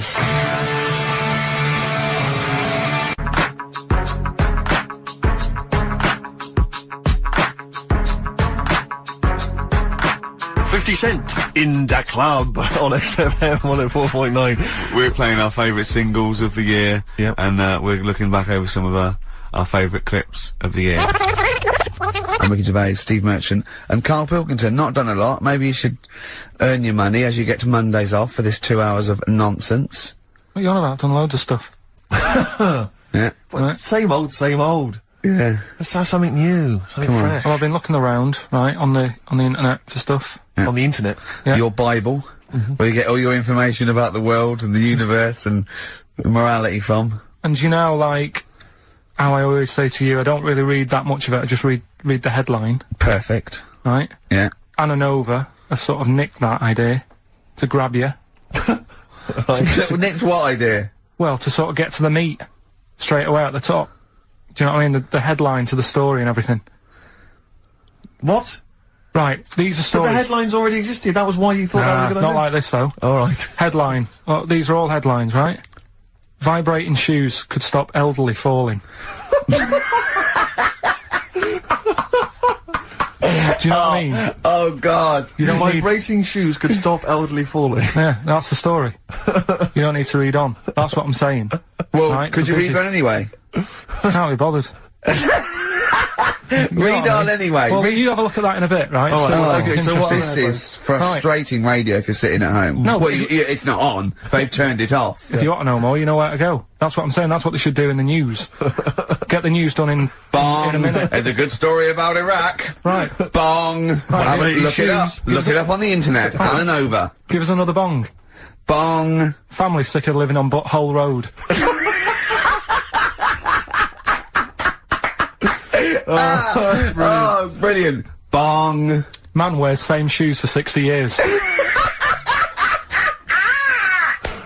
Oh, bong. This isn't that good. Some fella pulls a train with his teeth. And in lighter news. I know that. Triple Donald, this one isn't very good. And the last one, man fails to break clothes pegs on face record. She's always good. Well, that's the one I did read on about. I love that out of all those. That's the one he read on about. Go on then. Just, Why is that news? He fails to make a record. So did I today. I know, yeah. I failed the long jump record today. Yeah. Didn't even take part. No, I was rubbish. But what are the rules on world records and that? I don't know if there are rules. There are certain things you can't. I mean, it's the Guinness Book of Records, isn't it, really, that's the arbiter, isn't it? Yeah, but is there anything, if you said you wanted to do it, would they say, well, you can't do that? Yeah, they've stopped some gluttony records, obviously things that are in danger, so anything that's illegal, yeah, anything that's immoral. Yeah, like that American serial killer that just got discovered. Yeah. Having killed 47 women. I don't think he can make that into the Guinness Book of Records. No, because people would be trying to beat it, won't they? But there was some other story about a fella eating watches and that. That can't be good for you. So why don't they say, look, don't do that, do something else? He wanted to stay regular. Do you know what I mean, though? I just wondered What if do you mean he was eating watches? He just said he was eating watches. He got about 3 in about a minute. How did he time it? Do you know what I mean, though? And then the other thing is, the one that I was reading, the world record with the fellow who's pulling a train with his teeth. Does that make any difference that he's done it with his teeth? What do you mean? Well, what difference does it make? Well, isn't it? It's quite hard to pull a train with your teeth, I imagine. Well, it's pretty hard to pull a train. All I'm saying is it because he couldn't beat the fella who's pulling it with his hands? Well, this is my point. I think there was one bloke with the record for the running backwards 100 metres was sort of like 11.5 seconds. And I was thinking, turn around, you'd probably have a really good go at that. Do you know what I mean? Yeah. It's sort of like doing a marathon with a milk bottle on your head. Take the milk bottle off and see how fast you can go, you twat. But you can just tweak it, like the fella who has done the pegs on the face, right? Yeah. His name's Gary Stretch Turner, right? Right. So, he's sort of cheating already if he's got a stretchy head, right? but you are, right, you are one of the most stupid humans I have ever met. Well, get me in the book. Yeah. Right? Well, listen. So Gary Stretch Turner, right? His record is 153 pegs. Yeah. He did it again, and he only got 150 on. So he hasn't broke his own record. Right. But what I'm saying is, if he tweaked it a bit more, would that make a new record? What? Well, if he said, I've got 150 pegs on, but at the same time as eating a burger. I see what you mean, yeah. He'd be the world record breaker for pegs and eating burgers at the same time. Yeah, just change it a bit. If you know you're not going to make it, just do something else. I'm assuming the rules are set at the beginning, Carl. That's it. That's where they say, right, you're just going to do the pegs thing. You're not going to introduce burgers halfway through, are you? Definitely not. And then they have a go. I was on one leg, not interested. How many pegs? 150. Can I just ask very briefly, I was quite interested by the family had to move, because they lived on Butthole Road. Yeah, I quite like that one. Now, I don't know if I've told you before, Rick, where I used to live. I'm not going to tell you the name of the street that I used to live on, not on air, because my parents still live there, and I don't want, you know. But I'm going to write it for you now. This is the genuine name of the street I used to live on. Just imagine when you're at school. Yeah. And like in class, for instance, in French, you've got to say, you've got to answer where you live. Yeah. J'habite, wherever. Yeah. That's the name. This is actually the name of the street we lived on. No, it's not. I swear to God. That is... Absolutely right. I could phone my father now and he could confirm that for you. No, I swear because he doesn't want to God. And I tell you that... But listen, do you know what worries me? It's the apostrophe S. I know. Because that's blatant. Yes. Amazing, isn't it? That is incredible. But imagine how embarrassing that was. So if I look that up in the Bristol... You'll find that in the Bristol A to Z. I swear to God. That is really... Why have you never told me that before? I can't believe I haven't. That's I'm incredible. still embarrassed now. Do you know, whenever I have to phone up, if I have to give that address, I always spell it instantly. Really? Like, somehow that'll hide it, that'll disguise the name. But I can't get over that. Anyway, if you perhaps live in Tits Avenue, yeah, you know, or Wankling Drive, Wankling Drive, just get in touch. Let us know. We're not really interested.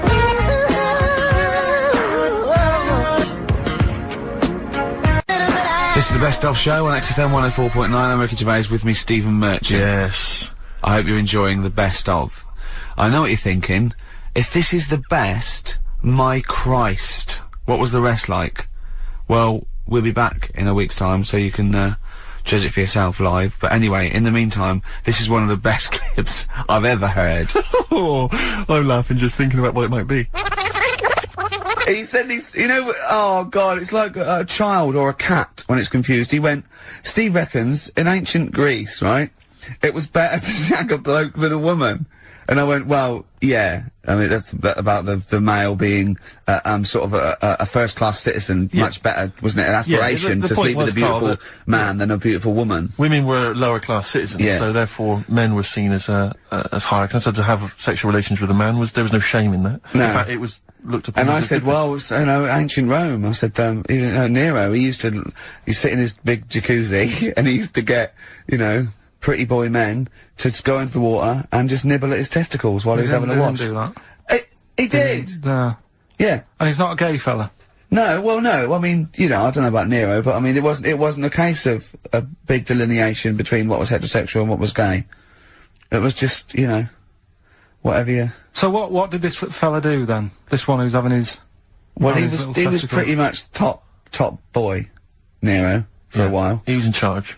And, you know, and you did what you're told. If, Caesar or... But why were people going round there? Why didn't they go, oh... No, they weren't dropping in. It wasn't like the doors open. I was going to see what Nero's doing. You'd have probably been like a delivery boy or a stable boy or something, you know, and you'd have popped round there and you'd have gone, there, right, Nero, as the tablets of stone you wanted. And you go, Pilkington, why you are here? Pop under, I don't know why he's French. What is that? I don't know why he's French. Just pop under the water and nibble at my testicles and you'd have done it. Because he was Nero. I wouldn't. You would have. There's no way I would have done. Yeah, well, you would have. What have I done? I've dropped a pizza off. Yeah, you put round to Nero's place with a pizza. Right. Right, I'd say, I've done my job. Right? Yeah. That's not the sort of tip I wanted. No, he just said, get the little baldy chap to nibble at my testicles, and you'd run the water. No, I wouldn't have done it. No, well, you wouldn't have put me head on the water. Right. No, I wouldn't have done it. Can I just say this, Steve? Not only would you be nibbling at his testicles, you'd have been going mad, you'd have been noshing him, just for extra, you'd have been doing everything he wanted. You'd have been going, he'd have gone, I didn't ask you to do that. You'd have been going mental. They'd have been chewing, slurping, smacking, poking. You'd have chopped, you'd have gnawed his packet off. You'd think you were eating Walker's crisps. There'd be bubbles, there'd be blood. Oh, it'd be horrible.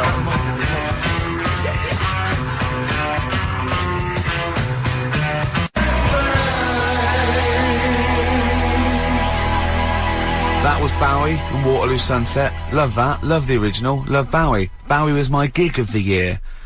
These are my singles of the year. These are our clips of the year.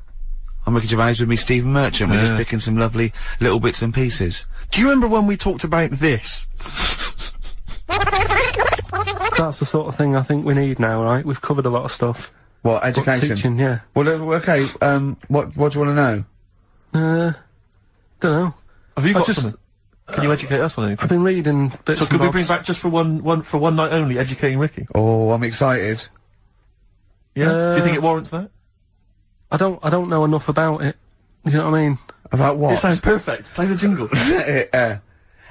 Oh, educating Ricky. He's getting smarter. A couple of things happened in the week that I read about. Okay. Keeping up on what's going on in that. Sure. Yeah. One was about that Galileo fella. Okay.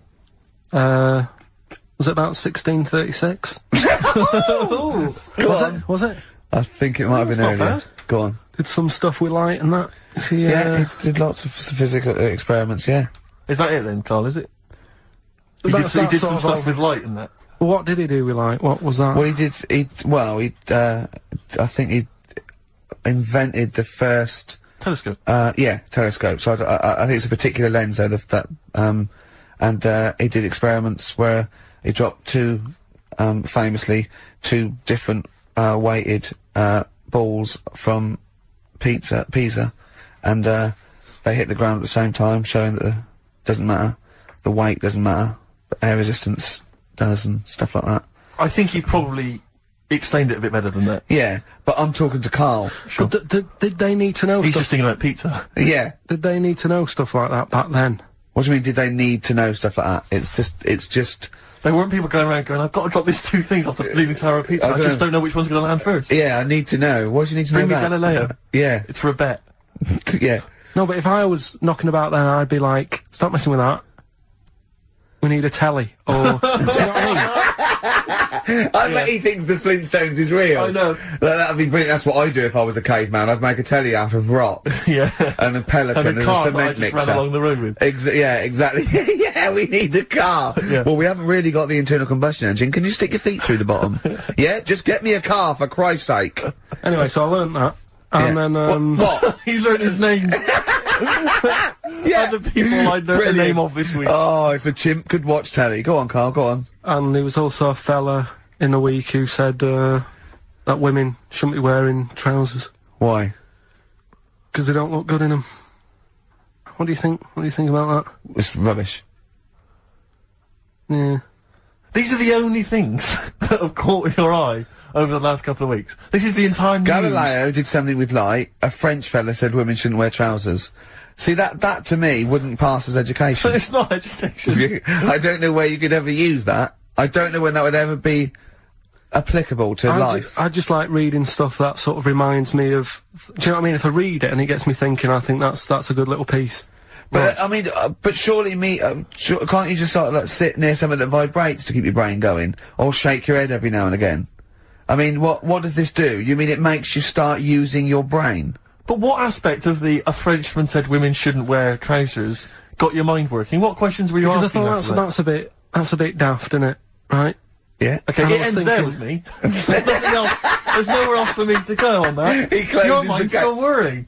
Yeah, go on. What do you think? Let's go through this. Oh, I wish we could download his thoughts. I know. Just watch it. Yeah. Wouldn't it be great, like a DVD? Imagine that extra footage on the Office DVD. Yeah, Karl's brain. That would be amazing. Oh, with the commentary. Go on. Women wearing trousers and that, right? On the estate that I grew up in. Yeah. On, right? There's a woman about 4 houses down. Right? Rough. Now, she used to wear leggings. Yeah. No, they're a bad idea. They are a terrible idea. I agree with you there, Karl. If you're a lady of what the colour? Normo persuasion... Were they pink? No, they were sort of black, but with all bits on them. Oh, right. You know what I mean? What, toast and just horse droppings? Yeah, go on, yeah. And she used to, she's quite a big woman. Sure. Pauline Quirk, I think they described her as. Looked like a light bulb when it she was bending over in those kind of women leggings. that are attracted to leggings. Yeah, I know, yeah. They are drawn to them like a moth. Yeah. She used to wear them, and that's what I remember when I read this piece, and she used to work on one of those sex line things. Right. She used to do that.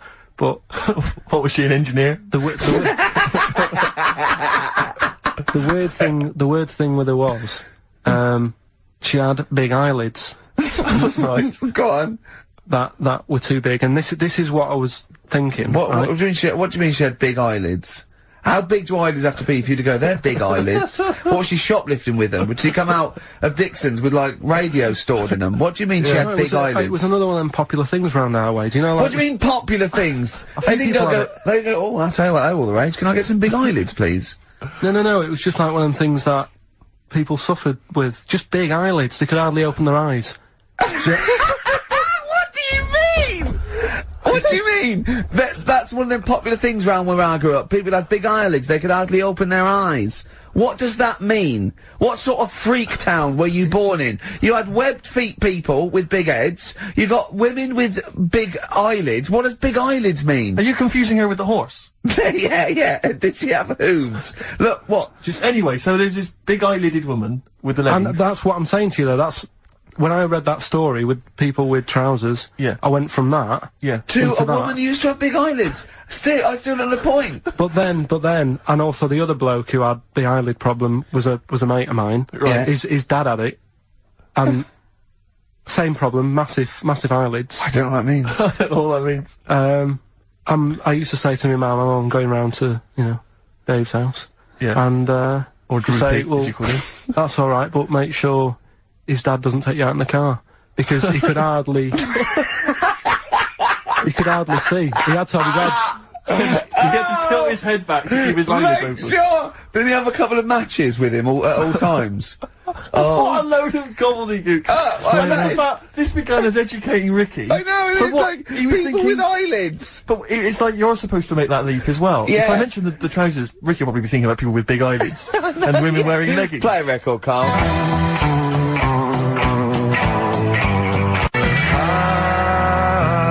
This is the Best Of Show on XFM 104.9. I'm Ricky Gervais, with me Stephen Merchant. Yes. I hope you're enjoying the Best Of. Like I said to you, though, the reason I did this was to get that kitchen, right? Now... Brilliant. As we speak now, right? Builder's in the flat. He's been annoying me. Of course he has. Of course he has. What's he been doing? When he turned up on Monday, right? Yeah. Wanders in, and the first thing he says to me is, said, the pub across the road, is it any good? I said, well, it doesn't matter, does it? You're working on the kitchen. Think of saying that to a builder. Probably making conversation. Probably meant, do they do a toasted sandwich? Because I've got a half-hour lunch break. Not an hour, like Karl Pilkington. So, I'll probably go and get a nice, cheese and tomato sandwich. Is that genuinely what you said to him? Yeah. So Suzanne had a go at me saying, why have you said that? He hasn't even started on it yet. I cannot believe that. You're unbelievable, Karl. And you say it's us that are rude, crass, I wasn't being rude. I just was letting him know. Do you know what I mean? I know what he knows what he was there for. He had it down on his little docket. Do the kitchen this week. He didn't come down and go, what did I come out for? Was it to go to the pub for a week? Why am I wearing these overalls? Yeah. Who's the little bald mank twat insulting me? Let me just check. Let me call the head office. I wasn't having a go, though. I mean, they should have finished it yesterday. And they're there now. Right, on their own. And what annoyed me is they turned up late today. Hold on, Karl. I've just realised something. They're probably listening to the radio. This, I assume, tuned to XFM, isn't it, in your kitchen? Yeah, but they don't know it's me, do they? Do you know what I mean? No. They'd go, he's got a whiny mank voice as well. So's the bloke who owns this place. And the bloke who owns this place, when I said, what's that pub like across the road, said, well, you won't be bothering that, he's working on this. No, he won't be able to put two and two together, will he? You've suddenly, the penny's dropped, hasn't it? You've suddenly realised, look at his face! Yeah. He's suddenly realised they might know it's him! And they could be listening, and they're gonna clean you out, mate. Oh, if you are the builder, working in, where is it? I won't say the address, but it's... Central London, isn't it? Go mental. Have whatever you want. Opposite that pub that you like, He'll probably be in there now, so he won't be listening. Oh, insulting a British workman. He should have been in today. Mental. He should have been in at 8 this morning, which annoyed me anyway. Why, I really don't understand why they've got to start so early, right? Yeah. But he said he'll be there for 8, turned up at 9:30, right? Wanders in, and what annoys me is, he could have left all this downstairs. He had a paper under his arm, one of those crossword books, and a pot noodle. Now, I'm not being funny, but most of them take up quite a bit of time. A crossword book, he's not happy with just the one that's in the paper. If you're listening, if you are the builder that's listening now, doing Karl's flat, what about pissing in the laundry basket? that was Jane's Addiction. This is the Best Of Show on XFM 104.9. I'm Ricky Gervais, with me Stephen Merchant. Yes. This was a clip show. We recorded this a couple of weeks ago. I hope you had a Merry Christmas. It's not over yet, because tonight at 9:50 is the second part of The Office Christmas specials. It's brilliant. Watch it, and we'll be back next week live. I'm Ricky Gervais, with me Stephen Merchant. Bye. Have a great new year. Probably you're thinking, Rick, isn't it time that we do our usual roundup of what's been happening in the news? Yeah. Which we always do every week. Yeah. We always do something, which is, I mean, basically, if you're listening and you're a new listener, say you work at a newspaper, we always try to be informative, just try and put stuff out there that just educates people, informs What are you thinking? Well, I said Monkey News is coming up, but what have you got? No, I was just looking on the net there and just found a couple of quite important news stories, probably worth mentioning. Policeman caught photographing. I don't know why it makes me laugh. It's just the phrasing, I suppose. It's the headline. Policeman caught photographing up woman's skirt. No, he wasn't up there taking a picture of Big Ben. No. He wasn't going, can I just sit up here? I'm just going to take a picture of that seagull over there. No. He was facing the camera up a woman's skirt. He was indeed. Right. A policeman in Japan is facing disciplinary measures after he was caught photographing up a woman's skirt with a hidden camera while on duty. The 42-year-old sergeant, who's not been named, used a digital camera to secretly snap the shots when the woman was reporting a stolen bicycle. So he was actually doing his proper job. He'd obviously thought to himself, I'll bring him a digital camera today. On the off chance a beautiful woman comes in to report a crime or robbery, I'll have it ready, I'll have it positioned, you know, in such a way. But this is interesting. This is how he got caught. Okay? The woman became suspicious after she saw a flash go off.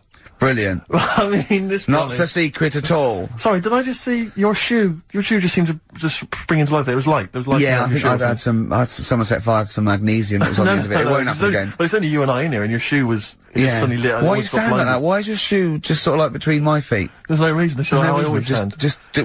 What did the bike look like? Flash? So, are you taking pictures of my funny? No. And no, I'm not. And you should be wearing knickers anyway. Well, how do you know that? What? How did you know I'm not? How did I know what?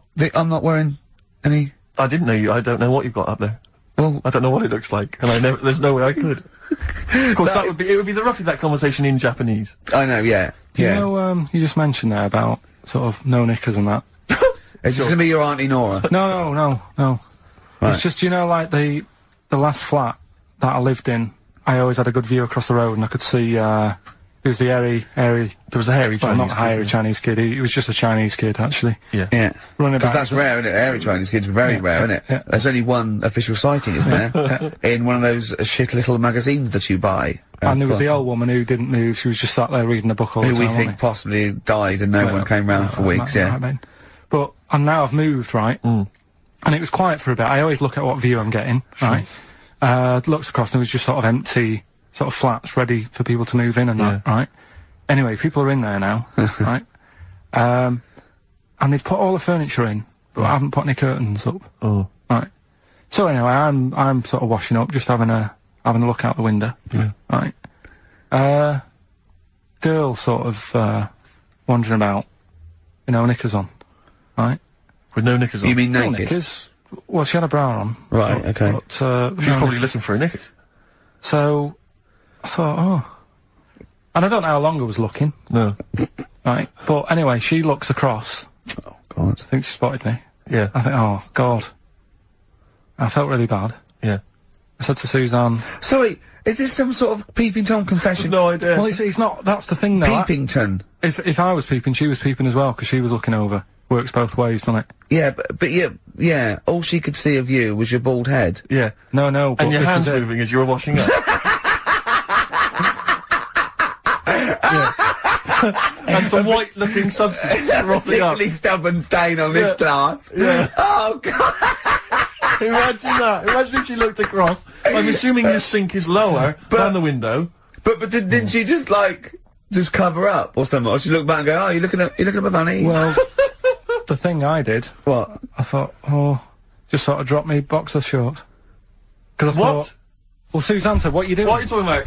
What are you talking about? No, just so they can see me cheeks of me. What are you talking about?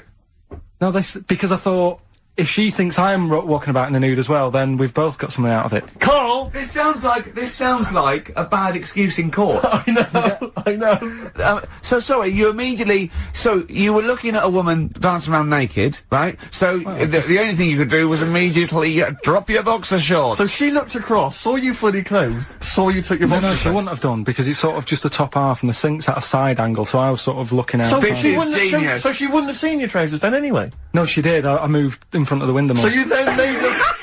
You actually climbed in front of the window. Oh, this is amazing! So you climbed in front of the window to show off No, your it wasn't your obvious. naked lower half. Suzanne said, "What are you doing?" And I I said, bet she did. What are you looking at? I sent you in here to clean What up. are you doing? I'm just taking my trousers down, stand out the window. Why? Because there's a naked woman across the road. What do you think I'm doing, Suzanne? I'm exposing myself while looking at some free funny. leave it. What's up with you, Suzanne? Anyway. Oh. Wait a minute, can I just get a final question? What did the woman across the way... What happened? What was her I reaction? didn't look again. I just thought you've seen a bit of action as well. We're both happy. Let's leave it. Brilliant. So were you waddling around like a penguin with your trousers around your waist? I just was walking about, and Suzanne said, "What are you doing?" I said, "I'll explain to you in a bit, but don't look out the window because then it's Excellent. obvious." Then he sees she calls her husband to look at Karl walking around naked. He goes, "Oh, she's got a quick, Suzanne, get him out. There's anyone within you. Get some more friends. They've gone one more." So you paid your dues. Rick, in case there are people who've bought this and they've not really heard Karl before, remember we were talking a while back about the questionnaire that is often featured at the end of the TV programme Inside the Actor's Studio. Oh, yeah. Where the host, James Lipton, always asks the same questions to every guest. And it's just supposed to sort of, get their creative, juices flowing, their mind working. We did ask Karl some of them. We never completed the questionnaire. Oh, let's I thought carry I'd on with fire that a few then. more at him. And that'll also introduce people to the way his mind works a little bit. Okay. Question 6. What sound or noise do you love, Karl?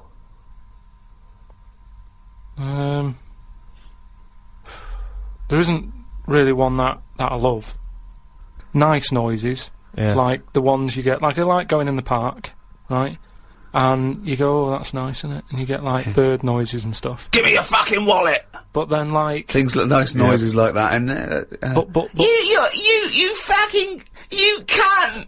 Why did you fucking sleep with her? It's lovely in the park, isn't it? But with those bird noises comes a bit of stress, right? Because I was in there the other day, and like I say, little bird noises and that, and a little robin was there, and I thought, that's odd, that's out early, right? Because it's like sort of summertime and that. Sure. And then I thought, oh, that's nice, and I was watching it, and then it got like a little worm, right? And I was like, hey, put it down, right? Sorry, whoa! What do you mean? Because Why I are you didn't interfering? Why were you interfering In nature. with a robin taking a worm? Just because it was a nice sunny day and that, and I thought, you see, worms normally come out when it's raining, don't they? And you go, well, I bet they're happy to die, in a way, because it's chucking it down, it's miserable. They come to the top of the soil then, don't they? Yeah. When it's miserable. But it was a sunny day. That's they don't drown, I assume. No, it's not that, is it? It's just that they hear the water or something falling on the ground and they go, what's going on? And they come up to see what's happening. What? No, wait, but why do they come up when they think it's raining? Because they're hearing, like, knocking on their land, and they're going, who's that? And they come up. Sorry, wait a minute. But why do you think they come up when it's raining? Because they're hearing the noise of the Yes, rain. but they know what it is. What am I doing? Why am I talking like him? Of course they don't know what it is. Look. Can worms hear stuff? Yeah. Well, they got... You don't know anything, Karl! But I assume they can sense vibrations and so on, but they can't hear in the way we hear. No, they of don't course have they ears, can't. do they? Of course they can't. Well, whatever, right? So, all I'm saying is that But came what was up- this thing about these worms? They hear the tapping and go, oh, what's that? Right, tell us, okay, so start. You're a worm, okay? It starts raining. Tell me your thought process. Well, you just kind of, you're down there, you can't see anything, it's dark anyway. Yeah. So, And you you haven't hear got about eyes. this, don't you? You hear about blind people have got really good ears. And it's No. the same with a worm. No, they do, it's an extra sense. They No, say, it's not. That's nonsense. That's nonsense. They start getting used to relying on them more, but it doesn't, so you don't turn into, bionic woman because you lose your eyes. No, but you do, because you use them more. If you use something a lot, you get better at it. So their ears are good. So all I'm saying is, so this rain's coming down. I don't know who to believe here, Rick. The rain's coming down on the land, the worm goes, what's going on? The worm goes, what's going on? on. He wiggles up to the top. So what does he do? So it goes up and it sort of sees it's raining, and then it goes back down again, doesn't it? But that's what I'm saying about the What do you mean? What is this world where he goes, oh, it's just rain again? Oh, so that's the 400th time I've been caught out this year. It's rain. I'll remember next time I won't come up. What do you think a worm is capable of in terms of cognitive thought? What do you mean? Well, a worm can basically tell certain chemicals and certain light patterns. That's all it is, really. Yeah, and it's not thinking. It's not choosing its favourite food. But you don't know that. It's the same way you're saying to me, I don't know what a worm's thinking. You don't know what it's thinking. I know it's not thinking. You don't know that, though, is what I'm saying. You don't know what things are thinking. Everything thinks. No, it doesn't. No, it doesn't. No. The thinking... There's something in this room that's not. Alright, what about this one, then? What about flowers? Do you think they've got a mind? A feeling? Because here's something that... Again, they use phototropism, they go towards the sun, they close and open. Well, can you stop using long words, Rick, like sun? Listen. Do you know, I've been to my mum and dad's, right? I was talking to my mum about stuff. Oh, right. And she was saying how, this flower, solved a crime. What happened was, there was a murder, right, in an office. So, they said it's obvious that someone who works in the office did this murder because that person's only a sort of a typist. He has, you know, they've done nothing wrong. So, they said, that's narrowed it down, right? So this flower man came in, and he said, I can sort this out for you. So they said, what do you mean? He said, well, during the murder, the plant was knocked off the cabinet, right? Right. And he had some special wires that he can put on the flower, on the flower, and it's sort of shaking and stuff, because even though you can't see it, flowers pick up bad vibes and what have you. If you shake a plant, it doesn't like it. Okay. Right? So what happened was, he said, right, what we'll do, we'll put the plant back on the shelf, we'll water it, we'll calm it down, then give it a nice cup of tea, then get every member of staff to come in the room and just go near the flower. Right. So don't tell them. So like a lineup for the flower? Kind of. Kind of like a lineup. But don't tell them what we're doing, just send them in and say, stand by that cabinet where the murder happened and what have you. Anyway, it was a long day, they were getting through a lot of stuff, it was a big office block. They were going, this isn't working, you know, the flower's not budging. Suddenly, they get into, like, the last part of the day when they were almost giving up. They call in a sketch artist, the plant gives them a... Some caretaker fella. Caretaker, said, go over there. Was it an old man that, I mean, because Scooby-Doo didn't like him from the beginning. No. So, you know, why is that janitor so evil? They send the caretaker over to the plant, he's going, you know, he's thinking I've got away with this. Of course. Plant starts shaking, what have you. They did him. Okay, wait a minute then. So, was there any other evidence? Was that the only evidence they used in the trial? Well, no, it's one of them things, though. Imagine it, if you're that caretaker and you're thinking, I've got away with this, then suddenly a plant grasses you up. You weren't expecting that. So suddenly you're off guard. And you go, okay, can't get that chrysanthemum away from me, I did it. You're talking absolute bollocks. That was one of the most nonsense pieces of shit I've ever heard in my life. Listen, well, it happened, but... It didn't happen. But what I was saying is, about the worm, right, the worm that I saw, like I say, it was a sunny day. I thought, you know, what's that doing up here, and what have you. So, anyway, so this robin that I saw that was eating the worm, it had hold of it, and I thought, it's a sunny day and that, give the worm a break, sort of thing. So I went, oh, yeah, like that, and it sort of dropped it in shock. But then, when it realised I wasn't that near it, it picked it up again and swallowed it. And I just thought, oh... Do you know what I mean? I don't know what you mean, no. I just thought, it's a sunny day and everything, normally birds are nice noises that I like, and yet there it is going about wrecking lives. Wrecking lives! It was a worm! But it just swallowed it really quickly in that, and I thought, that's life, innit? That's what life is like. 1 minute it's there, then it's not. I just thought, there's the worm, it came out, it was happy, it didn't know what was going on, and it had an extra chance, the robin dropped it, and then it got it again and ate it, and I just made me a bit fed up. Well, do you know why, don't you? You couldn't outwit a robin. You put it off, but then it won. That's the terrible thing, isn't it? The worm was going, oh God, Karl Pilkington, So that's who's been sent to save me, is it, God? You've sent Karl Pilkington. Oh, I'm dead. That's it. Okay. Eat me. But all I'm saying is our bird noises are normally quite relaxing, but not for the worm. Unbelievable. That was one question. Question 7. What sound or noise do you hate? As me, or as a worm? I don't know what you mean. What do you mean? Why would we be asking a worm? I've never heard an actor say that to James Lipton. When he says, what noise do you hate? What, as me or a worm? No, but all I'm saying is, because of my last question, that's what I was saying. A bird noise is relaxing to me.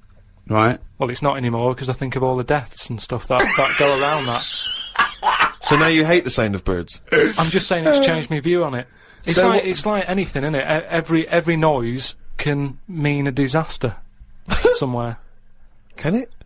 Why? Why? Think of some other noises you like. Okay, what's a lovely noise? No, hang on. Why would the sound of laughter, people laughing, why would that suddenly cause? Why would that also signify disaster? Asylums.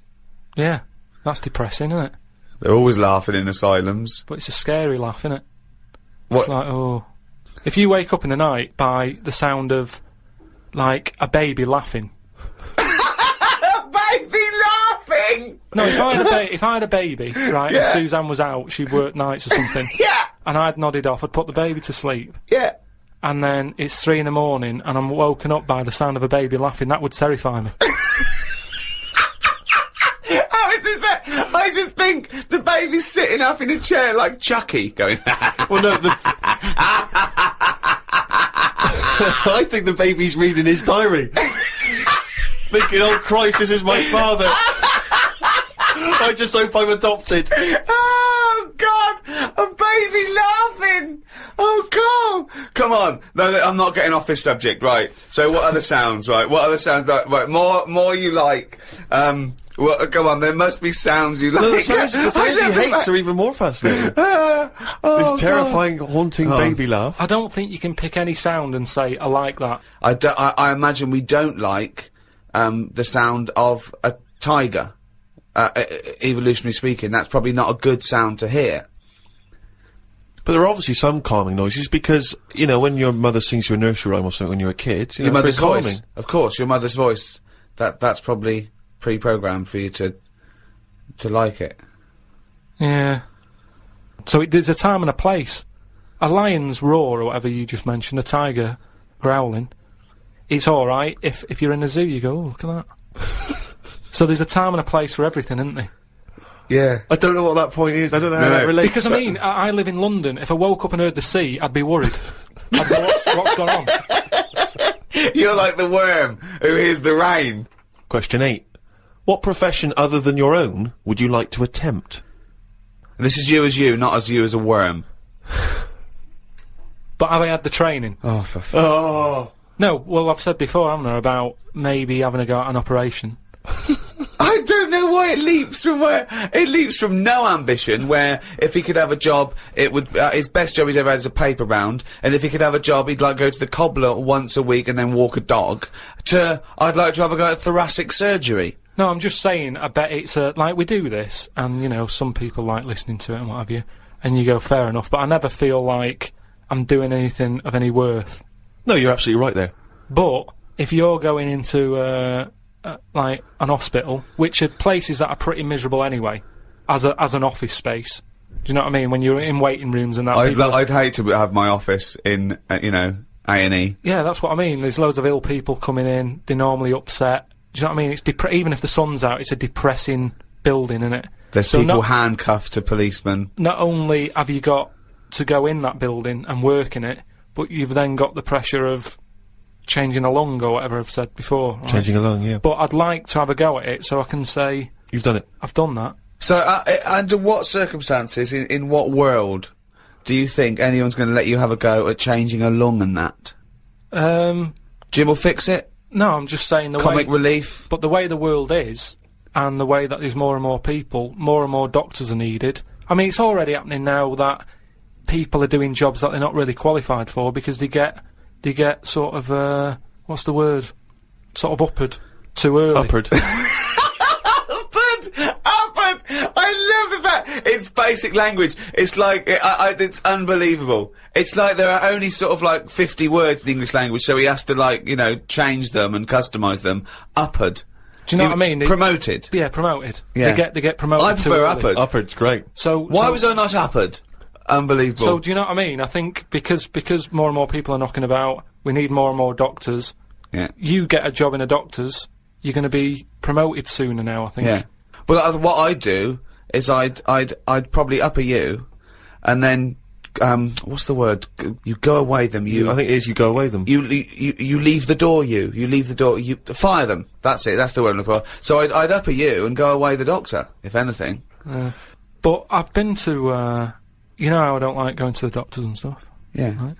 Because you're always scared that they might investigate below the bridge. Yeah, but I checked on that before I signed up to it, and then they said, right, before we can take you on as a patient, you've got to have a health check, right? Which I thought was odd, because it's almost like saying, if you're ill, we can't be having you coming here, right? But I said, right, okay, fair enough, what is this health check? And they said, oh, you know, we just check your body out and make sure you're fit and healthy. And I thought, that isn't enough information, you know, I want to know if it's the old finger trick, or... And I said, what do you mean though, when you said health check, what do you do? And she said, oh, it's just, I think she knew what I was getting at. And she said, oh, it's just the blood pressure, your height, your weight. Okay. That's about it. So I went and had it and stuff. But you had to, before you sort of said, right, I want this doctor, they give you loads of forms to fill out, right? And one of the things they did was, if you die, what do you want to give away? Right, like a donor. And it had like, it's basically everything you've got in you. It was all your main bits. Your liver, your heart, your kidney, and what have you, and I thought, I really thought about it for 40 minutes or so. I didn't just rush into it. I was sat there thinking, you know, if I'm dead, does it matter and stuff? But I was really concerned when it said about the eyes. Right. Right. Why? What do you mean? What? Because can they have your eyes after you die? It was. I think it was 4th on the list. Right. So they just sort of crammed it in. I think they know everybody's a bit cautious about giving their eyes away. No one cares more about the eyes than the liver or the. Why do you care about giving your eyes away when you're dead? Just because of that thing of, you know, we don't know for sure yet. I know that you poo-poo it, but the afterlife thing. Right, you don't know for sure if... Well, why would there be? How would there be? How would it work? Why do you think there's an afterlife? Why do you think there's... Why... because we're here already. It blows my mind that we're wandering about this planet anyway. Do you know what I mean? The fact that we're here, just by... Gravity blows your mind, Karl. No, but do you know what I mean? The fact of your mum and dad have it away, and then you just pop out, and it's like, how's that happened? And then it's what happens is the father inserts his... No, but what I mean is, you know, not just that bit, how I've said before about my heart just sort of pumping away on its own, no one's keeping an eye on it, it's not plugged into anything, and yet I want to move my hand like that, and it does it. Yeah. That blows me away, right? Yeah. I mean, you're still worried about whether you control your brain or the brain controls you. So what I'm saying is, how do you know what goes on after life? Because, do you know what I mean? So why in an afterlife would you want your eyes more than your liver and your kidneys and your lungs and your heart? Because ghosts don't eat, do they? So you don't need all your liver and your kidneys and stuff, because they're only there to sort your food out. But your eyes, if you're a ghost, I don't want to be a blind ghost. Because you're around forever then, aren't you? Once you're a ghost, that's it. So the idea of being blind when you're alive, you go, well, alright, then maybe in the afterlife I might be treated to a pair of eyes. But the fact of wandering about, dead for years, bumping into stuff... Oh God! Oh, it's amazing! So, that's an amazing image! So I didn't tick that box. but why, I don't understand, in your theory of the afterlife, why is it that this ghostly Karl, why can he survive without a heart, but he can't survive without eyes? Why, do you see what I mean? Surely if you're this ghostly apparition, you can just see everything and you can do everything, you don't need the body, because you're a ghost. Yeah, I know, but I think when you're a ghost... Say like how they've seen ghosts in, Right, could I just say now for any listeners, this is not the thoughts and beliefs of the management. There is no such thing as ghosts. I do not believe in ghosts. I do not believe in ESP or any mumbo jumbo. Carry on, Karl. So when there's a ghost, yeah. When they see ghosts in, like, old castles and stuff, yeah, they've had their head cut off because they've been up to no good, right, years ago. But they're carrying it around normally under their arm. That's what I'm saying. It hasn't reattached itself. So if you take the eyes out... But, Karl, how is this ghostly creature able to function? It doesn't have its head on anyway. It's carrying it under its arm, so the suspicion is it doesn't need its head. No, it does. It just happens to be carrying it around because it wants to keep it with it. The ghost is always in the last condition that it was in when it was in... Who makes these rules? The way you are in your last bit of life is how you are as a ghost forever, even in the fashion. Like I say, the ghosts that you see never wear modern clothes, so it's always the Victorian stuff. Now, if they could change it, they would, but they can't because they're stuck with it, so that's why did you see cavemen ghosts? When did ghosts start? They didn't kick in till about 1830, did they? What if you die when you're having a rectal examination? Are you always bent forward with your trousers around your ankles and someone's finger up your arse? But why would you die when you're having that done? That's why I'm not having it done, if that's... No, but you might have both been suddenly, killed in a terrible disaster. Yeah, a meteorite hit you. A meteorite hit you, or that's when you get the moaning ghosts, isn't it? They're the ones who aren't happy. So you're going round, bent forward, you've got a doctor's finger up your arse, and what are you doing? You start going, oh... And that's when you have to get the vicar round. What do you mean? Because they have to put you to rest and what have you, don't they? And what does a vicar do when he's going... So I get the vicar round, okay, right, I don't want to get caught with someone with their finger up my arse when the vicars come round. The last thing I want to catch me is the vicar coming in when I've got a doctor's finger up my arse. I usually hide in the wardrobe when that happens. Whenever that happens. So listen, wait. So you're haunting, right? It's years later, it's 100 years later, you're around this doctor's surgery and there's people coming and the new doctor there, and it's 2073, and they go, Vicar. They go, Vicar, there's a strange ghostly apparition. It looks like an old doctor, right, and he's got his fingers up this sort of like little, it's like a chimpanzee but with a shaved head. No, but the doctor wouldn't be, are you saying the doctor dies as well as you? You die at the same time with his finger up your ass, and so you're forever having a little rectal examination with your little trousers around your ankles. Well, that's when it'd be best not to have your eyes.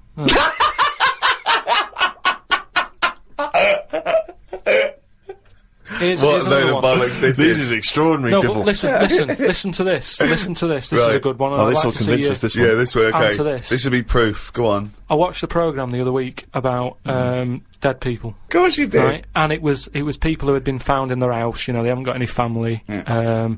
They died, sat in their armchair. Nobody's knocking on the door, ringing them and checking if they're alright. Yeah. Right? So they die, and they rot away in a chair. No. People, the next door neighbour called up whoever you call up for dead people and go, there's a dead body next door, it's stinking, can you come and get rid of it, right? They go in and... I forget what service that is. I don't know where you find that in the Yellow Pages. It's a good business though, isn't it? Hello, corpse removal. Stinky dead people. So they go in, there's flies everywhere. Of course there is, yeah. The doors and the windows are shut. Where are them flies from? What do you mean? Do you know that thing, reincarnation? Yeah. I think there it is. There's an example of it, how there was no flies in there. A body rots away. Out of the body comes flies, so you live on. Or, out of the body comes flies from the maggots that were in the body.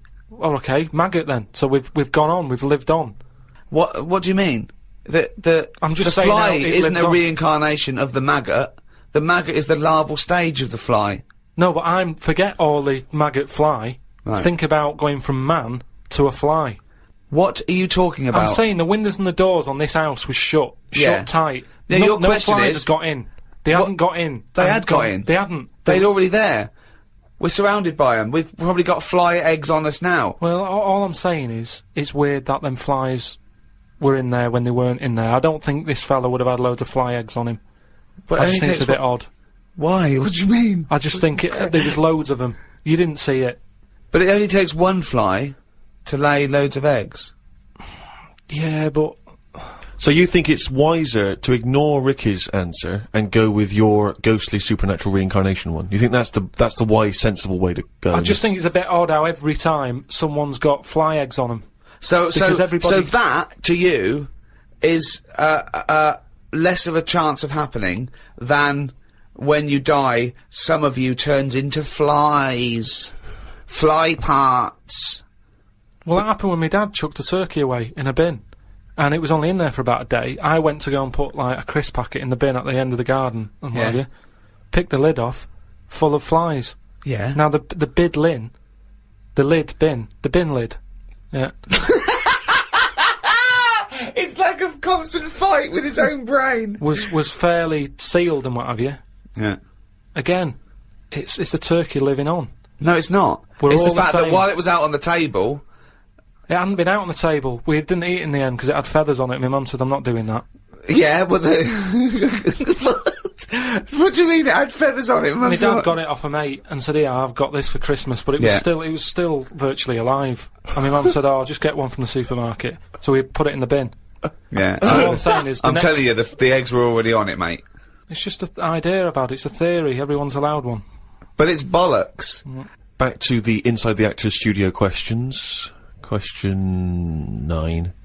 What profession, Karl, would you not like to do? You see, in a way, some bad jobs are good jobs in a way. Because, one, it means that when you have holiday, you really appreciate it. Sure. Do you know what I mean? Whereas, you see, I always thought, like, when I had a job where I used to have to do, like, 4 hours a night when I worked through the night, I only had 4 hours to do from 2 in the morning till 6, right? But it meant that when I was on holiday, I never really appreciated it, because between 2 and 6, I'd be asleep anyway. So, unless I got up at 2 in the morning and went, I'm relaxing now, instead of working, you don't get the full... I don't know what you're talking about. I don't know what you're talking about. The rules that you live by, about what you can enjoy and what you can't. What's good with a holiday, right? If you work, say if you work in a factory from 8 in the morning till 8 at night, packing socks into a rubber bag, right? Between 8 and... What time did I say my shift was? 8 and 8. It's a 12-hour sock packing job. It is murder. I also like socks into a rubber bag. Yeah. I love to get my socks in a rubber bag. And also, he forgot the timings immediately. He said the sentence, then it went out of his head. It's like, so if you're packing, from 8, what time did I say it was? What are they packing? So, alright, so you're a sock stuffer, you do a 12-hour shift. Yeah. Okay, got it. So, you go, oh, come on, Rita, no more socks for me. I don't want to see another sock for a week. Have you got the rubber bag? Don't bring the rubber bag, that's the last thing I want to see. So what I mean is, when you're on the beach, right, by the sea, between 8 and 8, you're thinking, oh, this time yesterday I was packing socks in a rubber bag. And you can really enjoy it. You can keep going... Oh, an hour later you can go, oh, I was packing socks yesterday. Yeah. Oh, and you can I'm glad you enjoy it, love. Will you stop going about the fucking socks? We're on holiday. I don't think this marriage is gonna last. Oh, look, Rita, I know, you were packing fucking socks yesterday. Let's not fucking talk about it for a week, you boring bastard. Oh, Rita, what? This time I know, you were packing fucking socks in a rubber cunting bag. No, I was having lunch at this time, you fucking slut. Oh, Christ almighty. So what I was saying is, when I was working from 2 in the morning till 6, to really enjoy being off from there, if I was on holiday... You'd have to get up in the middle of the night. To go, oh, this time yesterday I was playing... Surely the joy is not having to get up in the middle of the night. Then when you get up and thought, God, thank God I didn't have to get up in the middle of the night like I usually do. I slept through like a normal person. Surely that's the joy. I think the joy is going... Oh, I'm normally doing this at this time. But that's ridiculous, because if you worked, right, till 6 AM, you presumably went to bed and slept in till sort of 3 in the afternoon or something, yeah? So you'd be up at 10 AM going, wow, usually I'm asleep, so you get it then. So you're talking shit again. And the final question from the Inside the Actors studio questionnaire. If heaven exists, what would you like to hear God say when you arrive at the pearly gates? Is that how it works? Oh. No, what do you mean? What's the question? Well, I don't know. You hear so many other things that you have to go through other gates. I can't imagine him being on the door, is what I'm saying. If he owns a place, what's he doing there? You could put anyone on it. It's St. Peter, isn't it, who's normally minding the gates, famously. Right, so it's him asking me. Okay, well, let's say it's St. Peter. No, you go through the gate, Peter goes, oh, you're expected, he's got an appointment, we're going through the god, you go through the god, you go through a few doors, go up to the top floor, right, past the executive washroom, into his big office, okay, that overlooks the universe. And God says, why have you got a doctor with his finger up your arse? And you go, well, you should know, you caused it. So what? So you've gone in to see God, it's an audience with God, you've died, you've gone to heaven, and what would you like God to say to you at that point? He might offer you great wisdom, he might ask you a question, he might tell you something, what would you like him to say? And is this just one visit? This is like, because it's my first day.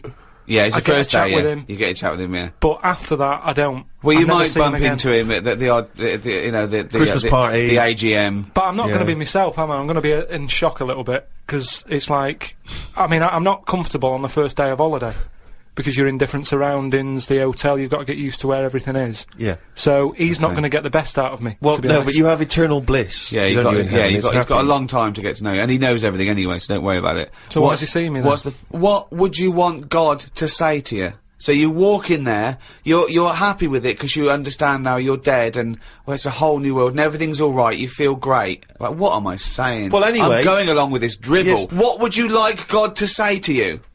Alright. Probably just say, you've done well on that in your life. You never did anybody any harm. So, welcome to heaven. Any problems, give us a shout. You know, here's a little layout of like a little map. It's kind of like... I love this. This is a great answer. And my favourite one is you never did anyone any harm. That's great. That's a brilliant thing for God to say. Yeah. So hang on, he's giving you a little map. So he's giving you a little map of the area. It's big. He'll sort of say, this is where you go for this is where you go for that. I'd probably ask him about the ghost situation.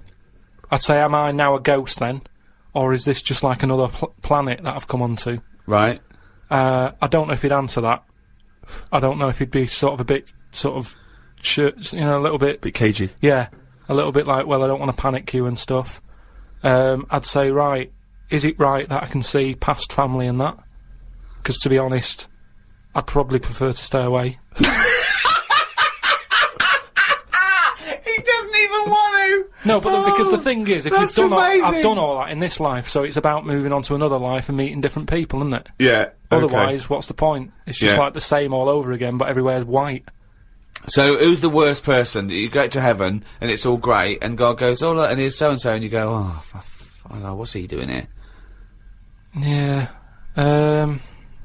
But why would he be introducing me to that one? Oh. No, I'm saying who's the worst person you'd like to see? And who do you just not want to encounter in heaven?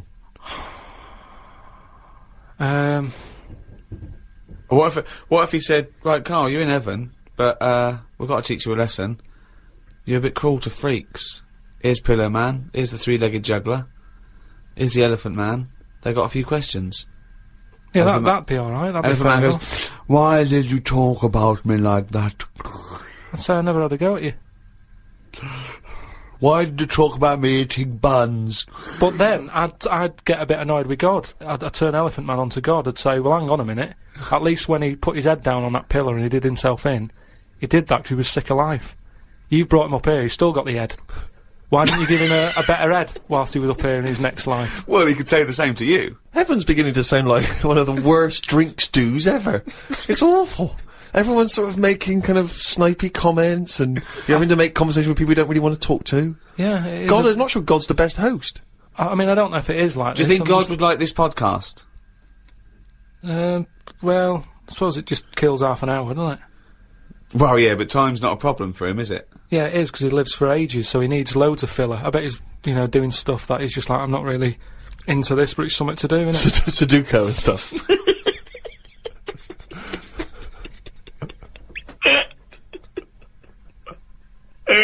I love the idea God's bored. Yeah. Is there a lot to keep him going? Oh, God. Playing solitaire on the computer. I know, yeah. But I think there'll be just as many problems up there as there is here, because at least people are leaving here, Whereas up there, that's the thing that I'd be worried about the most, actually, that it's really crowded. Because it's years and years of dead people, isn't it? London does me head in. Up there, it's going to be well busier than that.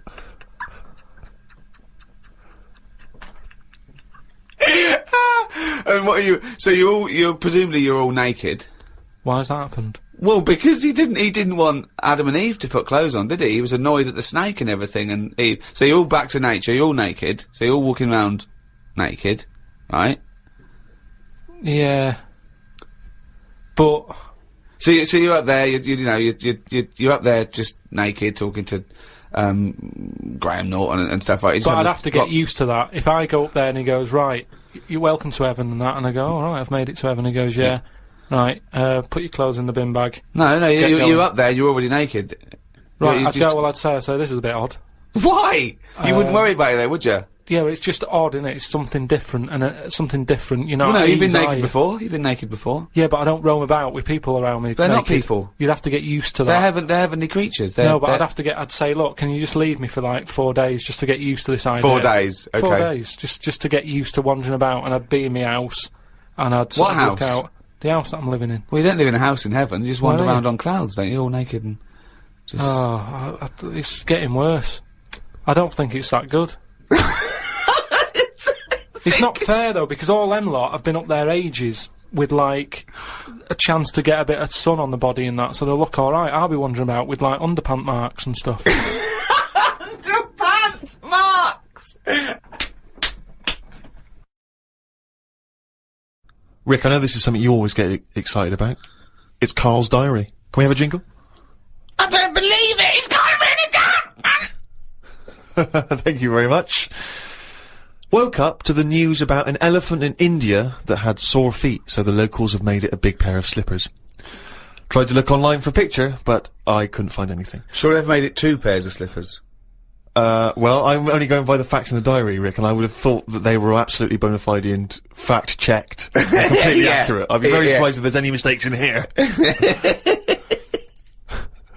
I'm sure they've done this for an elephant before. I thought elephants have bad memories. No, but fair enough. I thought elephants have bad memories. If they have, I'm guessing it's going to keep forgetting where it's left them. I mean, just to get if it's a myth, the myth completely wrong. Yeah. Elephants never forget, that's the saying. Not they always forget, so you can buy them slippers every year. Karl says, I haven't had a pair of slippers for years. He thinks they're dying out.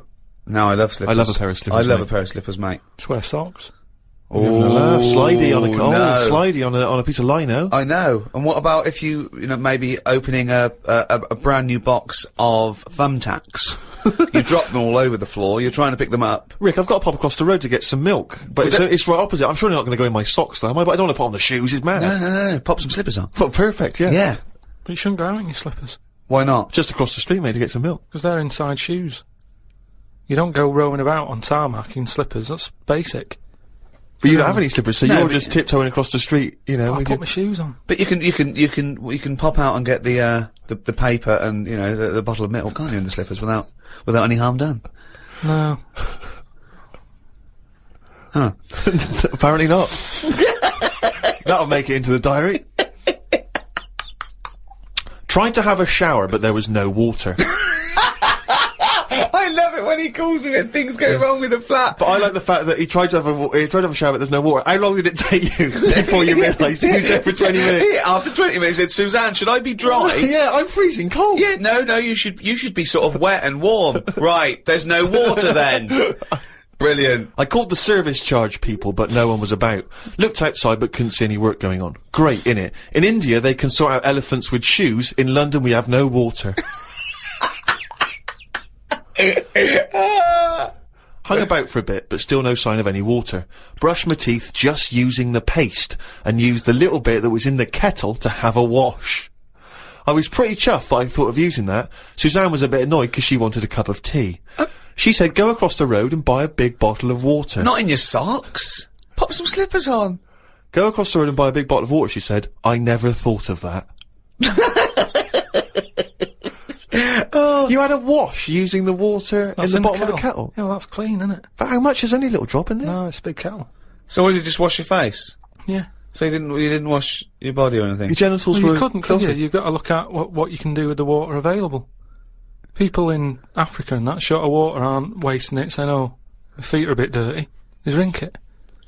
What do you mean? Add a look online to see what's been going on. Scientists say that Everest, brackets, the mountain, just in case you've confused that with any other Everests. Maybe the double glazing people. Yeah. You say that scientists say that Everest has grown a bit. The way they were talking about it, you'd have thought it's grown loads. It's only inches. No, isn't that... They found out that it's actually a couple of inches taller than they first thought because their methods of measuring are more accurate than they were 20 years ago. So it's bigger than they thought it was. It hasn't grown. No, I just think what's happened is at the bottom, because of like people are always climbing up it, aren't they? Right? Yeah. So they're sort of wearing away the soil at the bottom. Talk rubbish. So it's it then. also measured against sea level. It's not measured about when you get... Otherwise they'd just dig a big hole, wouldn't they, and go, right, it's down to here. If the peak is measured against sea level... Does it matter at the end of the day? No, but it's just nice to know, isn't it? Yeah, but that's what I'm saying is we don't need to know that. It's not going to put anyone off. Like Brian Blessed, who's always climbing up there for fun. He's not going to go, oh, I could handle it last year, but 2 more inches. Forget that. Going to be shattered. So don't worry about it. It doesn't matter how big it is. Something else, though, that's happened since, right? They were climbing up there, and someone got near the top, and they were sort of climbing up like that, holding the cliff edge and that. And they'd forgotten the flag, had to go back. No, their hand hit the bit of rock, and it went like, ding. Like, what's that? It went, ding, ding. Put another hand up, ding, ding. Piano under there. They don't know how it's got there. Right, you're talking shit again. Someone's been tipping. Well, oh, right. Up Everest. Okay. The council won't even take away your washing machine unless you pay them. They're not going to sneak up Everest. No, this is the problem, innit? Because the council won't take anything. People are going, what can we do with this? Oh, yeah. Well, I'll tell you what, yeah. Just sneak up Everest. It'll take you 9 days, and you may die. But just pop it up on Everest. Well, I know for a fact that you've confused a few things there, because I think the piano being found was actually somewhere in Scotland, some kind of moor in Scotland, and they found a piano up there, and everyone said, I don't understand, how's a piano doing up here? And it turned out that some guy, one of these people who, like, tries to break world records, had dragged a piano up there as some kind of feat of endurance, but thought, I'll be damned if I'm going to take it back again, and just left it up there. It wasn't, you know, bloody tipping or aliens or anything. My dad used to bury things in the garden because the council used to charge for like washing machines and mangles and cookers and pets. So I'm just thinking in millions of years when they dig that up, they think that dogs used to cook and do washing up and things. Yeah. I love the idea of burying utensils. And think of the hole big enough to bury a washing machine. Or a mangle. So whoever kind of bought that house after your dad, they got a little treating store. Yeah, lovely little themed rockery. Yeah. The weather is weird this morning. 1 minute it's sunny, then it's thundering, then hailstones, then it's sunny again. People will be saying it's global warming. I don't really know what that means. Everything's changing all the time, innit? I wonder if years ago, when we first came out of the sea and we walked on land upright, did people blame the weather for that? Good point, No, it's so stupid. Yeah, ridiculous. We didn't come out of the sea and instantly start walking around like humans and go, oh, can you believe it? We were swimming around, we were having a whale of a time. Do you know what? I blame the weather. No, but now they would, if that happened. It's the same way, say like, evolution, right? We talk about it a lot, right? Now, years ago, I don't know how it happened, but some whale had legs, right? Yeah. This is how it started. Before he was a whale, yeah. Whales started off with legs, They were rowing about on the beachfront, right? Anyway, it worked out that, you know, they didn't like it or whatever, get back in. Now, say, if that happened again now, right? Say if someone's born, and they always say, don't they, check for lumps and stuff, right? Make sure you haven't got any lumps. Now, say sorry, who says this and what's the... Like, magazines and doctors and that. What, when you're first born? Yeah. Okay. But arbitrary decision, that answer. Yeah. But all I mean is, now, say if, like, our evolution thing is kind of like, the next level is for us to have 3 legs, because we're that busy on the world now. But it doesn't work like that. Why would it work like that? Because that's nature, innit? It deals with it. If people are getting stressed out and getting achy legs a lot, because they're going, well, what you're doing there is you're using 2 legs like you've got 3. You need another one. But the problem is... No.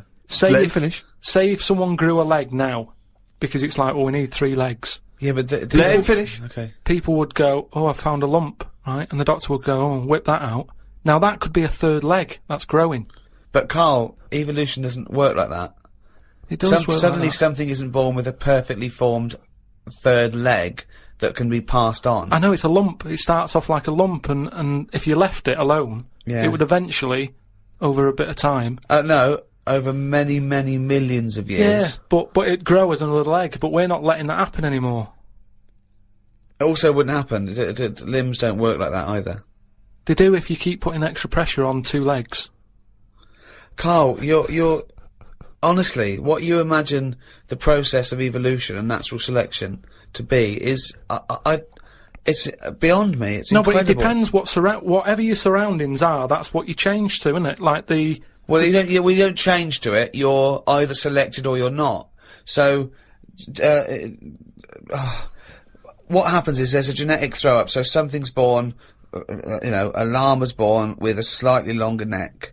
And if that gets, the leaves that are slightly higher up and it survives, it lives longer, it passes on its genetic material. Soon, if that works, now over millions and millions of years, that they're the dominant species, a new species is thrown up with a slightly longer neck, and so on and so on, and it's gradual.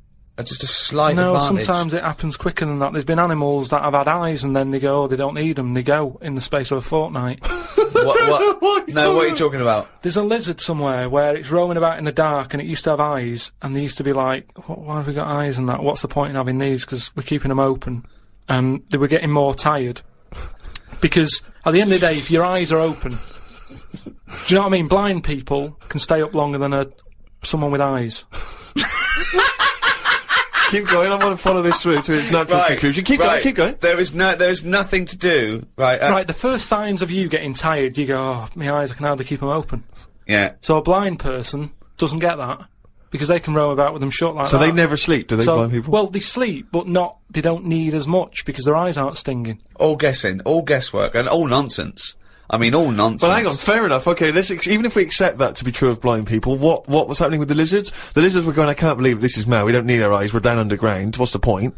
Jeff, Bill, let's just no longer use eyes. Well, they were just like, in a way, it's better if we keep our eyes shut to keep the soil out and stuff. And then over time, they were like, oh, my eyes are stuck.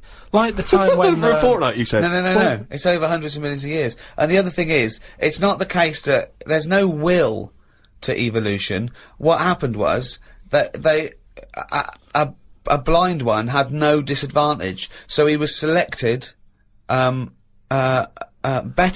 than one with eyes that maybe would find it irritating or getting in the way. Just like a snake, it's not a disadvantage for a snake to lose its legs because it's selected, and then it's an advantage because they can get into places that where legs would get in the way. Like I've said before, right? You see like a little fella, like a midget or a dwarf or something. Right. Who's to say that that isn't the way we should be? Do you mean, how do we know that... Well, everybody looks at them and goes, oh, look, there's a little fella. But really, it doesn't matter. If we were all like that, the world would be a better place, because it's bigger, so there's more to see. Whereas for us, we're getting bigger all the time. The world isn't growing, so there's less to see for us. So for a midget, the world is brilliant. So I'd say it'd be good if we do go backwards as opposed to forwards. Instead of us getting bigger all the time... do you want a cup of tea? No, I'm not sure off, mate. I'll leave you to it. Do you know what I mean, though? We haven't got any... We've only got instant coffee as well. No, yeah, I might pop out for something. But what I mean is, they always say, like, I'll make it. the body's... No, thanks, mate. But tell me when he's finished. I'm just saying the body's getting bigger. And instead of going forward...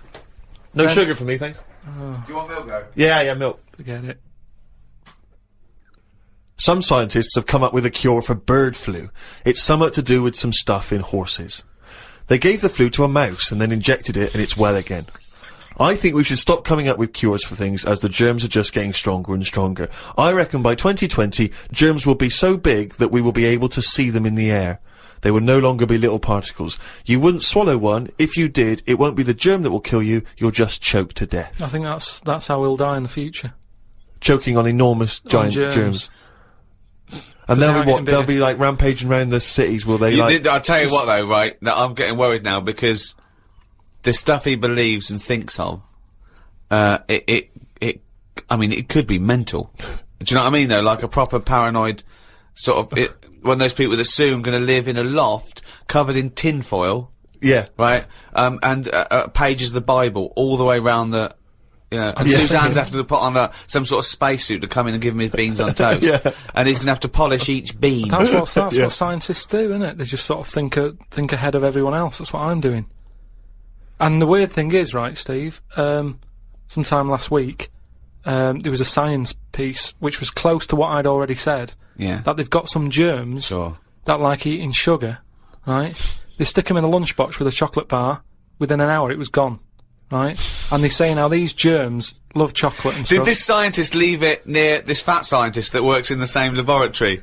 And he went, it's unbelievable. Ted, he went, what? Right, I put the chocolate bar in here with the germ. I came, it's gone. That's amazing. Wow, that's brilliant, that. Do it again. What? Do it again. Leave another one, see if it happens again. So in the future, you're running around and germs are eating chocolate. That's not science, that's Pac-Man. Went to bed and chatted about food to Suzanne. I said it would be best if our bodies could be run on something like coal.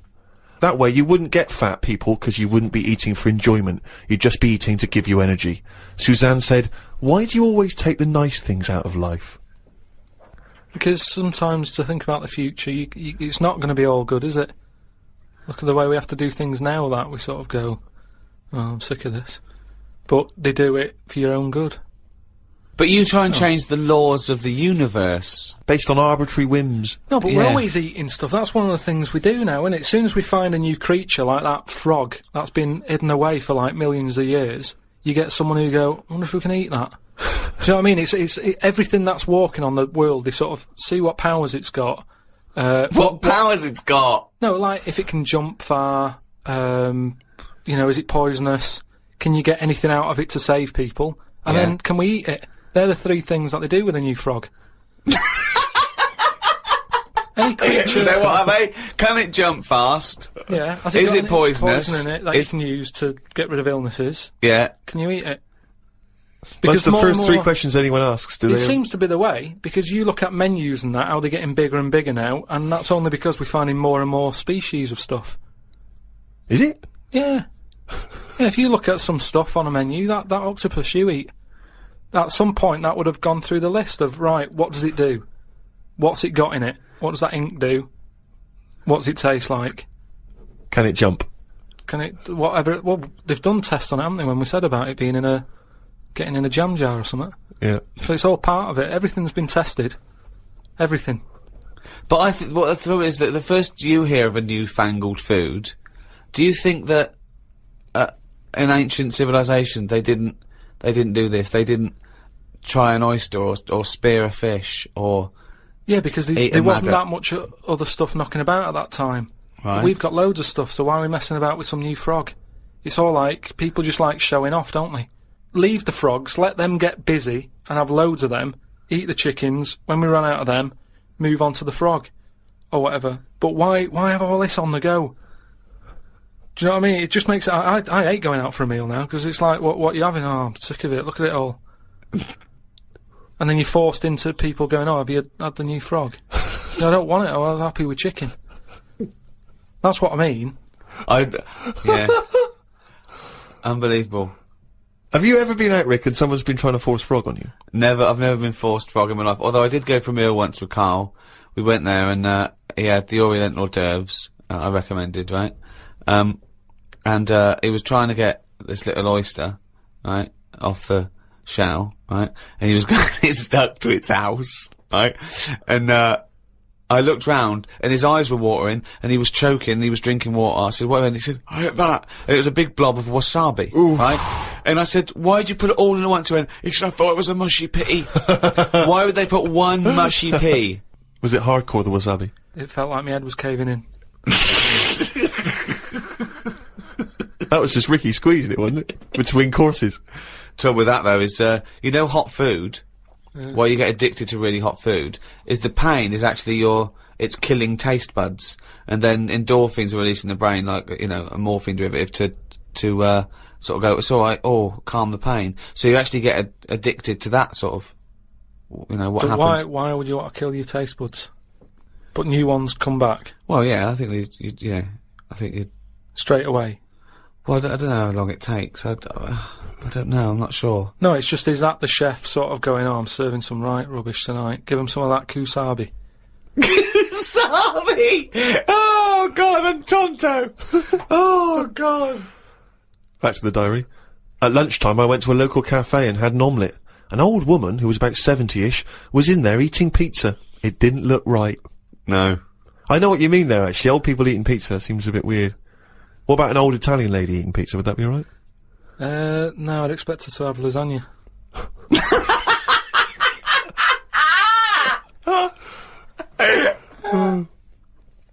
Told Suzanne that I had read that we will have spoken to aliens by the year 2025. Ricky once told me that if a lion could speak English, it still couldn't have a good chat with us because its life is different to ours. If that's true, we've got no chance with an alien. I'd be worried it could read my mind. I had that problem once years ago when I worked in a studio making cassettes. Some mind-reading woman was having some cassettes made. She waited while I did them. She had a small dog. I knew she was trying to read my mind, so I just thought about the dog. I thought that would confuse her, because she wouldn't understand why I was thinking about her dog. There's so many elements in this. There's a woman who can read. She used to... Read that again. Read that again. Okay, we're gonna have an instant replay now. Any psychologist listening, or psychiatrists, or just, well, anyone really, listen to this, what Karl was put in his diary. Okay, Steve, away you go. I'd be worried that an alien could read my mind. I had that problem once years ago, when I worked in a studio making cassettes. Some mind-reading woman was having some cassettes made. She waited while I did them. She had a small dog. I knew she was trying to read my mind, so I just thought about the dog. I thought that would confuse her, because she wouldn't understand why I was thinking about her dog. That's amazing. So, firstly, how did you know she was a mind-reading woman? Everybody who came in having cassettes done, you'd find out about what the job is, so, you know, if it's a band or whatever, it might be a police station needing blank cassettes to interview people. Yeah. And she had them to sort of use during a thing where they do mind reading and stuff, so you get a recording of it. Yep. And she was just there and she was staring at me, like that, just looking over. And a dog was sort of looking worried, and they pick up vibes, don't they? No. They do. And why was it looking worried? What do you worried? mean pick up vibes? Depends what you mean by pick up vibes. Dogs pick up loads of vibes and stuff. I read the other day how they can tell if someone's got cancer and well, they can, yeah, it's one there's a science behind that. They can smell different, at a cellular level. Yeah, so it's the same sort of it's like thing. 70 times but no, they can't go, the dog wouldn't even know you're an idiot. The dog, the dog was sort of looking weird and stuff. It and knew. She was looking at me. But were they looking, I'm not being funny, were they looking at the roundness of your head, do you think? No, they were just looking at me, and I was sort of panicking a bit, and the more that I was thinking she's reading my mind, I was thinking she knows that I know that she's reading my mind, so I just stopped thinking about her reading my mind, thought about the dog. What were you thinking about the dog? Just running about on a beach. He remembers what he was thinking! No, just so she thought, oh, hang on a minute, it's not his mind, it's the dog's mind I'm picking up.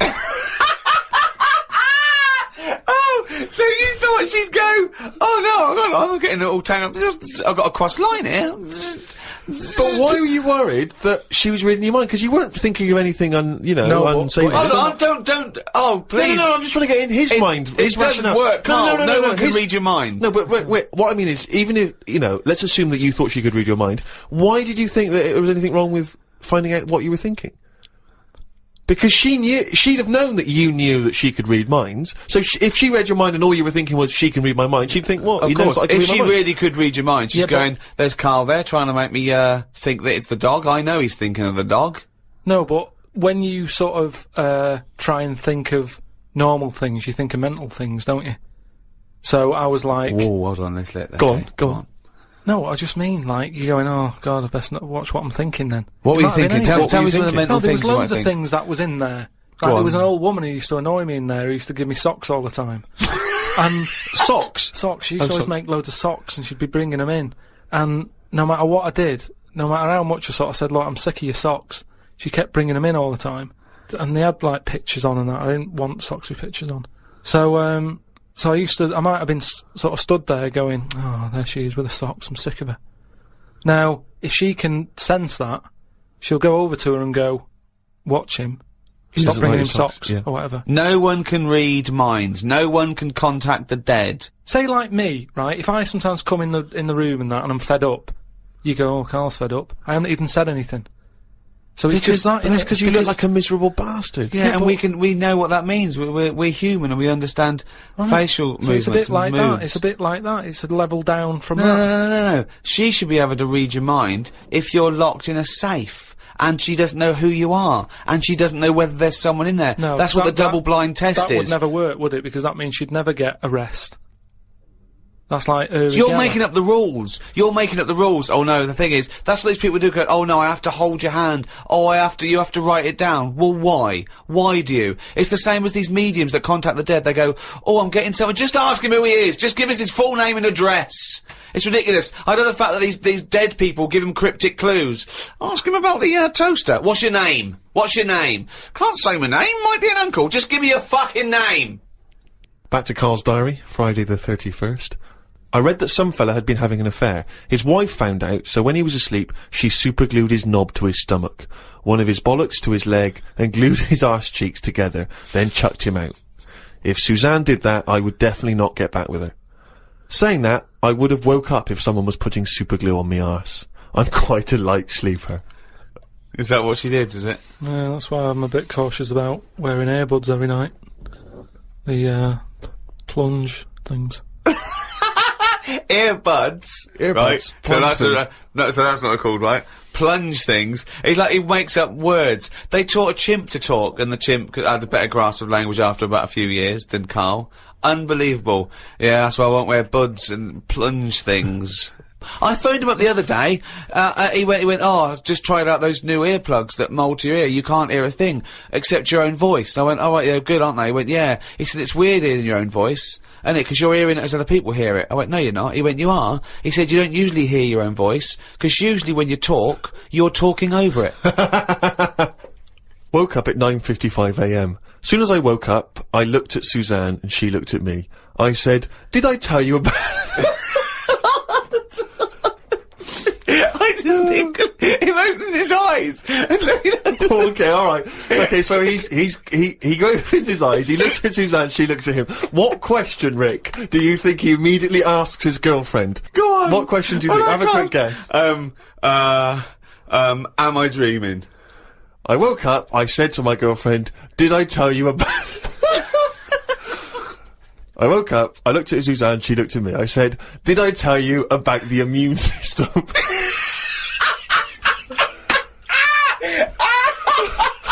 Did I tell you about the immune system?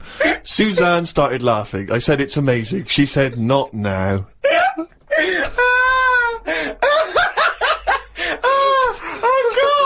I was thinking that! Springing into action, he zips up, his eyes are like... Did I tell you about the immune system? Oh, shut up, Karl. Put the kettle on. Oh, God! Oh, fucking hell! Was talking to Suzanne about how it's odd that Sundays are meant to be the day of rest. I thought God was meant to be born on a Sunday. Or was it the 7th day that he finished making the world? Imagine how good the world could have been if he'd given it an extra day. Sometimes it's best to give yourself a deadline, though, so you don't faff about. I looked at Suzanne. She was leaning back on the bench with her eyes shut with the sun on her face. I never got an answer to my question. Pretending to be asleep. I met up with my mate Laurie. He said he was in a pub at the weekend and saw a bloke whose hands were on the wrong arms. No! No! What do you mean? Well, he had his left hand on his right arm and the right hand on the left arm.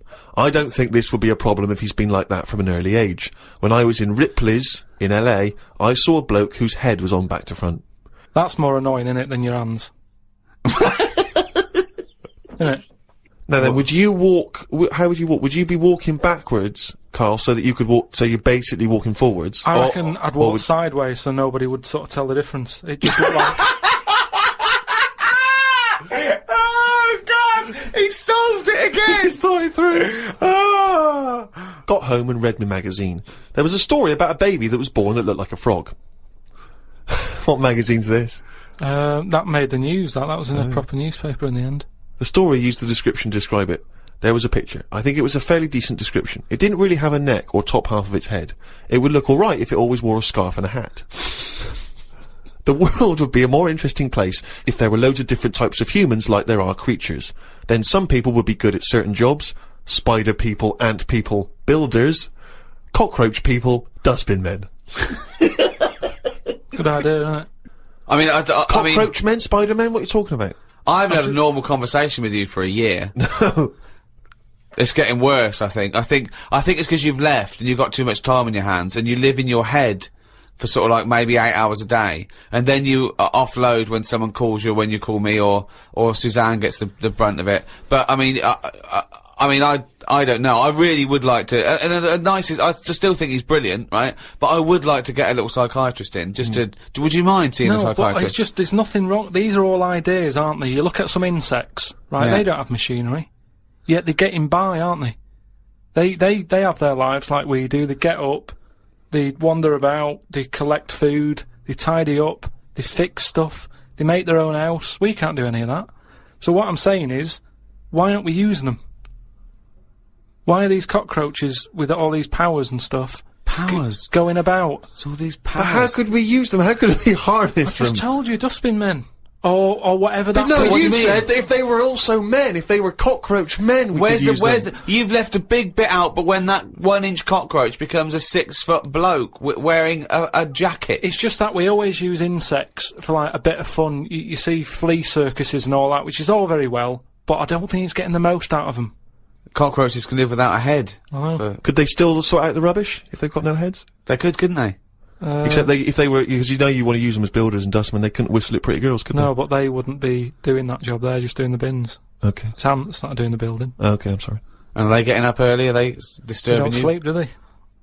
But then they get you up even earlier. You hate it when builders get you up at 7, then go to breakfast. Yeah, but it wouldn't go on as long, would it? Because the ants would be working hard. So it'd probably be one day of madness, but then it'd be finished. As opposed to builders just stood about whistling, doing nothing, going on for months. And is this ant 6 foot? No. About 3. 3 foot. So how many of them are there? About 30 of them. And what do they look like? Are they just a giant ant with a... Add that on. Just get on with it. I mean, it'd be weird for a bit, but with anything, you get used to seeing things, Karl, don't you? again, this isn't an idea, it isn't a theory, you can't put this into practice because it doesn't exist. I know, I'm just saying. It's like, I mean, you wishing for ant builders is the same as you wishing that you didn't have to do any building and your house was just perfect, or you could just wish for it. What's the difference? Why go through this elaborate... But what I'm saying is that your wish is... You're not taking shortcuts. You see, it's the same people who goes, oh, I wish I could go back in time and put £1,000 on the Grand National. What you mean is you wish you had £1 million. So don't worry about the time travel bit and put in you wish you were rich. Yeah. It's like... So you wish you didn't have to have builders round. That's what you're wishing for. So this elaborate thing of getting a 3-foot ant with a hard hat... Today I got an innovations catalogue. I thought I'd keep it because I like the stuff they sell in it. Brackets, one big slipper. What's that, one big slipper? Just if you don't go out much. But you don't like slippers? No, but I think they're a good idea because they're just there to keep your feet warm. But why one big? Why not 2 smaller ones? So you can walk around? Yeah, one big slipper's just making it painful. It's more sort of roomy, isn't it? Why do you think that's a good invention? One big slipper. How is that better than 2 smaller slippers? Because the problem is with slippers, right? You've already said how you nip across the road in them, right? So you muck them up and you have to buy some more. There's no way you'll be nipping to the shops in that one big one. That will always stay where it should be, by the sofa next to the telly. And you go, right, I'm in for the night now, where's my slipper? But couldn't I just put my feet inside a cushion cover or something? What? If you want, but it's only cheap, why not get one? You're right. They're only cheap. Why not get one? But then, Karl, why not get one big glove? If you're not going out, right, just get one big glove. You don't have to do anything, just one big glove. Pop your hands in one big glove. I'm not going out. Gloves, you have to go out and touch stuff. Just one big glove. Why? Well, yeah, why bother putting trousers on? You've got to put legs in both. Why not just wear a skirt? Yeah, well, pop a skirt on, yeah. Just put on a lady's skirt or a lady's dress. It's one piece, isn't it, then? Yeah. Just pop around in one big monocle. Don't wear glasses, wear one big monocle. Yeah. I mean, it's stupid having two gloves. Two gloves, two slippers is mental. Anyway, I had a good sleep last night. So much so that I woke up before my legs did. I don't know what that means! This has happened before when I was younger. We used to have a phone in the bathroom so that if anyone called and we were on the toilet, you'd still be able to be available. My bedroom was next to the bathroom and the phone rang one morning. My mum and dad were at work and my brother and sister were out somewhere and the phone woke me up. So I jumped out of bed to answer it, but the bottom half of my body was still asleep and I fell to the floor. It's horrible. Has that ever happened to you? Well, hang on. I had to crawl for a bit and reached for the phone. It was a fella selling some bread to my dad for the shop. By the end of the call, my legs were working again. It's a weird sensation. What shop? My mum and dad used to have a butty shop. So Do they? But the thing is, just on the floor, top half, I had to sort of crawl, carrying my weight. And my legs were just like they weren't there. It's really, really weird. You mean you woke up with two dead legs, two pins and needles, knee legs? Are you sure you weren't wearing just one big slipper?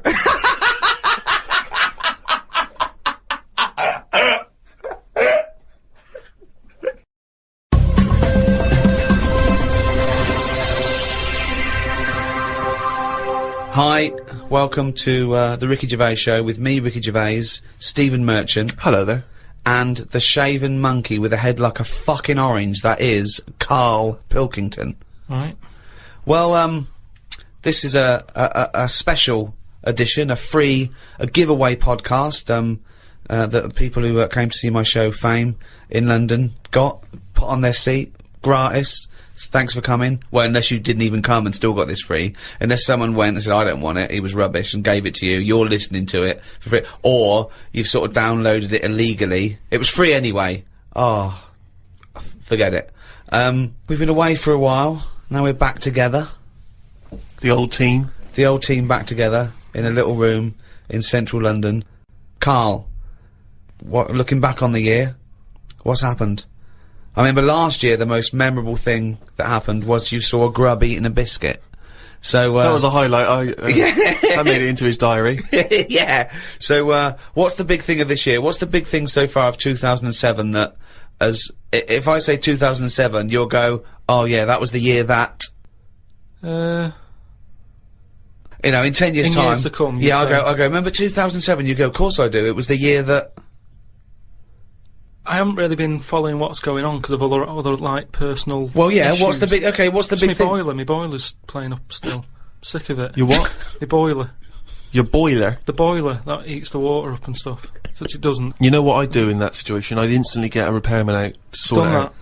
Done that twice. It was 80 quid for him just to say, it looks like you need a new one. Why did you get a new one then? Call out. Because then you wondered, are you meant to believe him or is he out to sort of... Well, he's the expert. Yeah, but is he? It's like you're meant to get a second opinion, aren't you? Like. So that was the first time then. So what was the second time? Who came out the second time? Same fella. And what did he say? Well, I thought you were going to get a second opinion. I know, yeah, and also I called up the company and they just sent him again because it. Well, call a different company. What was his second opinion? 80 quid. I undercharged you. It's 150. No, because they must look in the book and sort of go, oh, you know, Harry went round there or whatever, and they must think, well, he went there last time, so he knows the situation. Yeah. And got the same fella again. Well, and got the same opinion, I assume. Same answer, yeah. Well, so okay, so it's twice you've called someone out. They said you need a new boiler. He had the overalls on, holding a monkey wrench again. He came in a van. Yeah. He charged you. He's the professional. Why haven't you got a new boiler? Because then he went on to say that, you know, it's a dangerous setup I've got. It shouldn't be set up the way it is. It's dangerous. Something about gas leaking out of it. He said, you don't sleep close to this, do you? And it's like, well, the bedroom's there. It's not a big flat. You've seen it, Steve. Yeah. Everything's en suite, isn't it? So he went on to say everything's en suite. So anyway, he's just sort of said, look, you know, he doesn't want to touch it. He said, you need to get someone in who can sort this out for you, but... What, and it took him 2 visits, 160 quid to figure that out? Yeah, this is what they do, isn't it? Yeah. So what's his advice? He just said, you know, there are people out there who will touch it if you pay the right money. Well, okay, so you're going to get an expert in who does this thing and sorts it out, so... Well, no, I called up my dad. Oh, yeah. Oh, yeah. He always knows someone who can sort stuff out. And he said, oh, one of your cousins is a boiler man. And, yeah, they're coming round, but I've never met them. And it turns out that person, because like the whole family, you know, I'm not into sort of keeping in touch with people. Sure. I haven't spoke to my brother for, like, I don't know, 12 years, and sister about 15 years and that. So, the idea of this cousin, who I mean, he might as well not have said he's my cousin, because I'm not going to know him anyway. I mean, that last fella, Harry, might as well have been related. So they're going to turn up, and now it turns out that because they haven't seen the rest of the family, they're going to, like, use this as a reunion. Oh. What, so they're all going to come round whilst... They're all coming round. Whilst he fixes the boiler? Yeah. And I hate it. I hate family things anyway. So they're going to come round and just look at you? Well, yeah, apart from the one who's fixing it, he'll be fixing it, and the others will just be sat around, sort of going, so, how have you been? It's like, well, where do you start? I haven't seen... seriously, I mean, they are strangers. When they buzz, I could be letting anyone in. They buzz the door. And so you're going to entertain them all in your flat? Well, I said to my dad that I might just say that I've got to go to a meeting, let them in, and then shoot off. I love that. So now... they're strangers that you're letting in your flat and you're not even being there. That's the best thing. That's the security. Now, Karl says he remember this year for his boiler being a bit of a pain. But now everyone knows over the past sort of like few years, my big pet project hasn't been my own career. It's been get Karl famous. Yeah. I want people to recognise him in the street, come up to him and say, "You bald-headed mank twat." Make his luck. Well, let me tell you now, Rick. I've been out and about, and a lot of people have said to me, they've come up to me and said, "Has Karl Pilkington got a head like a fucking orange?" Well, and I've had to instantly confirm the answer to be yes. Well, I'm in America quite a bit, and it doesn't matter what I'm talking to. David Bowie, The Simpsons, all these people on 24, all these people who have got these amazing careers and lives say, is Karl Pilkington really like that? I say yes. He's not 2 short planks. He's 3 or 4 fucking short planks. Thick but short but thick fucking planks. lumps of thickness. But he's had a call. He had a call recently from a film company asking him if he's got any ideas for movies. Now, how desperate, in what dire straits must the British film industry be that they're going, well, yeah, we need Karl Pilkington. We have hit rock bottom. And he went along for an interview. So what, and you went in and you... I went along and, had a meeting, in a cafe. And, they just said, right, you know, got any ideas? And, sort of said, you know, what are you thinking? What sort of thing are you after? Are you after action, thriller, whatever? Because you can provide any of that. I love that he's playing it cool, like you've come to the right person. Yeah. My time's precious, what do you need? Yeah, I'm Karl Pilkington, they call me the movie doctor, what do you need, Papa? So, thought of this idea sort of on the spot. Good. That whiz by 'em. No, but sometimes that's how good ideas come up, don't they? Just so a lot of yours have come up, yeah. No, but if you just talk, I find that your mouth comes out with stuff. Right, there's another quote. Right. There's another quote. If you talk, your mouth comes out with that to me stands along with what were those things in Gremlins called? Does your brain rule you, or do you rule your brain? No, but what I mean, if you sit there and try and use your brain to do it, right, it doesn't work the same. Just keep talking. Just keep your mouth talking, and eventually it will come out with something pretty good. That is exactly what Plato said. So anyway. Aristotle, he said, sit down, I've got an idea for you. Aristotle said, Plato, I'd want you to go, right, just keep talking, and eventually your brain will come out with stuff. So what I thought, I just started off by saying, like, actors' names and that, who I thought should be in it, because then that's giving more, it's building. Right, okay, so who did you say? So I said, right, I'm seeing, Clive Warren. Who the fuck's Clive Warren? Who's Clive Warren? The one who was in Closer. Clive Owen. Clive Owen. Right, alright. Did they look at you like you're a fucking idiot?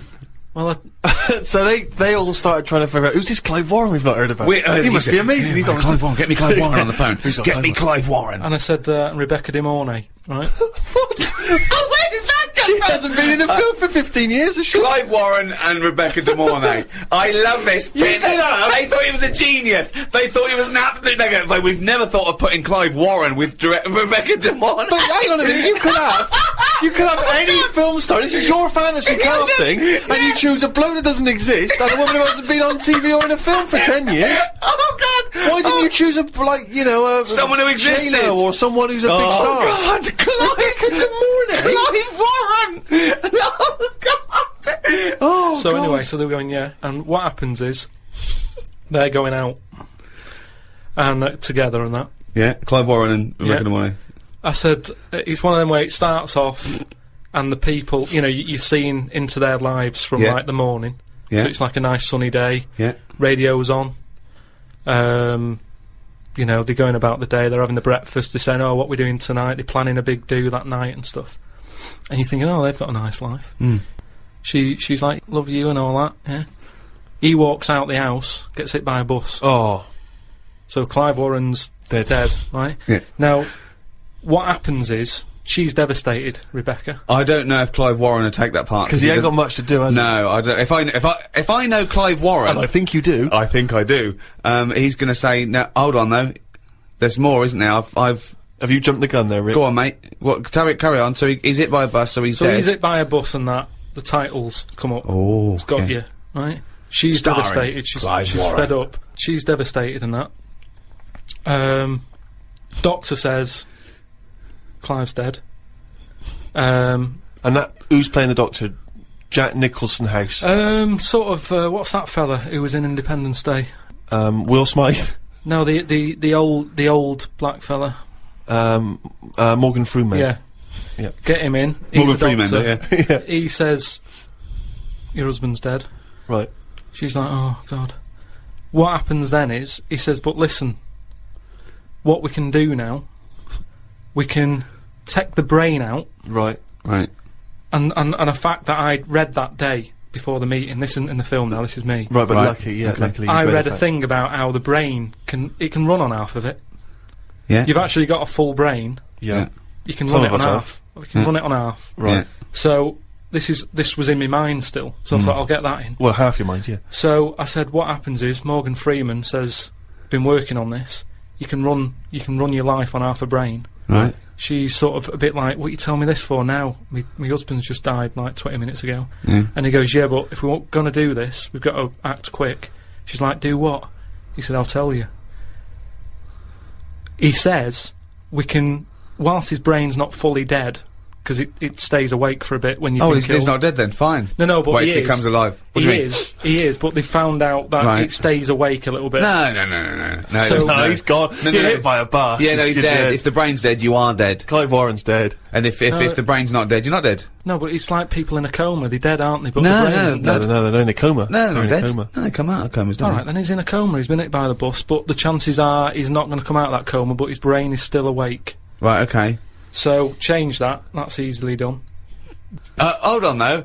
I like this fact that he's in a coma, so they're going, look, he's definitely going to die in this coma. Take the brain out now. Pop the brain out. But why is that such a weird thing when that's what they do now? That's what they do now. What is? That's what they do. What? They do that. What? A brain transplant? No, but when, like, how I've signed that donor card. Yeah. Right, if anything happens to me... No. There's no such thing as a brain donor. Oh, we've explained to you before. Yeah, but they're working on it. They've said something about Einstein. They messed about with his brain for ages, trying to work out if it was full of stuff. That's what they're doing. They're working on that. There's loads of things that doctors are doing that we don't know about. I've seen some weird stuff on the internet. Yeah, I know you have. Yeah. I saw a programme on Channel 5 where a monkey brain was still alive and it was stuck on a stick. And they you were watching the Magic Roundabout. They poked it and it reacted. Right. So it's still alive. It's being kept alive, and it's only a matter of time. What's the brain linked up to? As long as you can link it up to the eyes, and somehow so it can tell the arms and legs what to do, you're laughing. I love that. Imagine a team full of doctors going, well, we're going to try and do a brain sort of Karl. Right. Okay, I'm gonna be quick because I've got to get back. My cousin's fixing my boiler. As long as you can link this up to the eyes and tell the arms and legs what to do, we're laughing. Cheers, Karl. See you later. Then what happens is they say, do you want half of his brain in your head? She says, definitely not, I'm having you struck off. She starts screaming, she calls the police, he gets arrested. Yeah, but you'd have said that years ago when people can have, like, someone else's arm put on their body and stuff. Yeah, but he's only in a coma. Yeah. No, but he's not gonna come out of that coma. Right. So it's like this or nothing. It's like, look, you know, what we're gonna do here, we can either turn the switch off, or we can put his head in your head. But why would so what he does, so what they do then, they're gonna take half his brain. Half of his brain, take out half of hers, pop it in place. Why would she do that? Because she loves him. But hold on, well, no, wait. What would she then be? Because this is what I'm trying to tell you. Okay, sorry. What happens is, he explains all this, so I mean, this would probably cover about 20 minutes in the film, but I'm just rushing it. I just rushing switched it off, now. but yeah. No, you wouldn't. This bit would have you. So what? Well, I'd have actually left when I wouldn't have even gone in to see a film starring Clive Warren and Rebecca De Mornay, unless it was 1985. So the thing is, she's the same as you. She says the same thing. She goes, "Why would I do that, doctor?" And he goes, "Well, what will happen is, he's gone, but you'll have his thoughts. So in the morning when you say, oh, I don't know what to have, well, I have cornflakes, his bit of the brain will sort of say, have a Weetabix. Have shredded wheat or whatever." And she's like, oh yeah, good idea. Sorry, so the point of this film is that the dead man can remind her what breakfast cereal she likes. Yeah.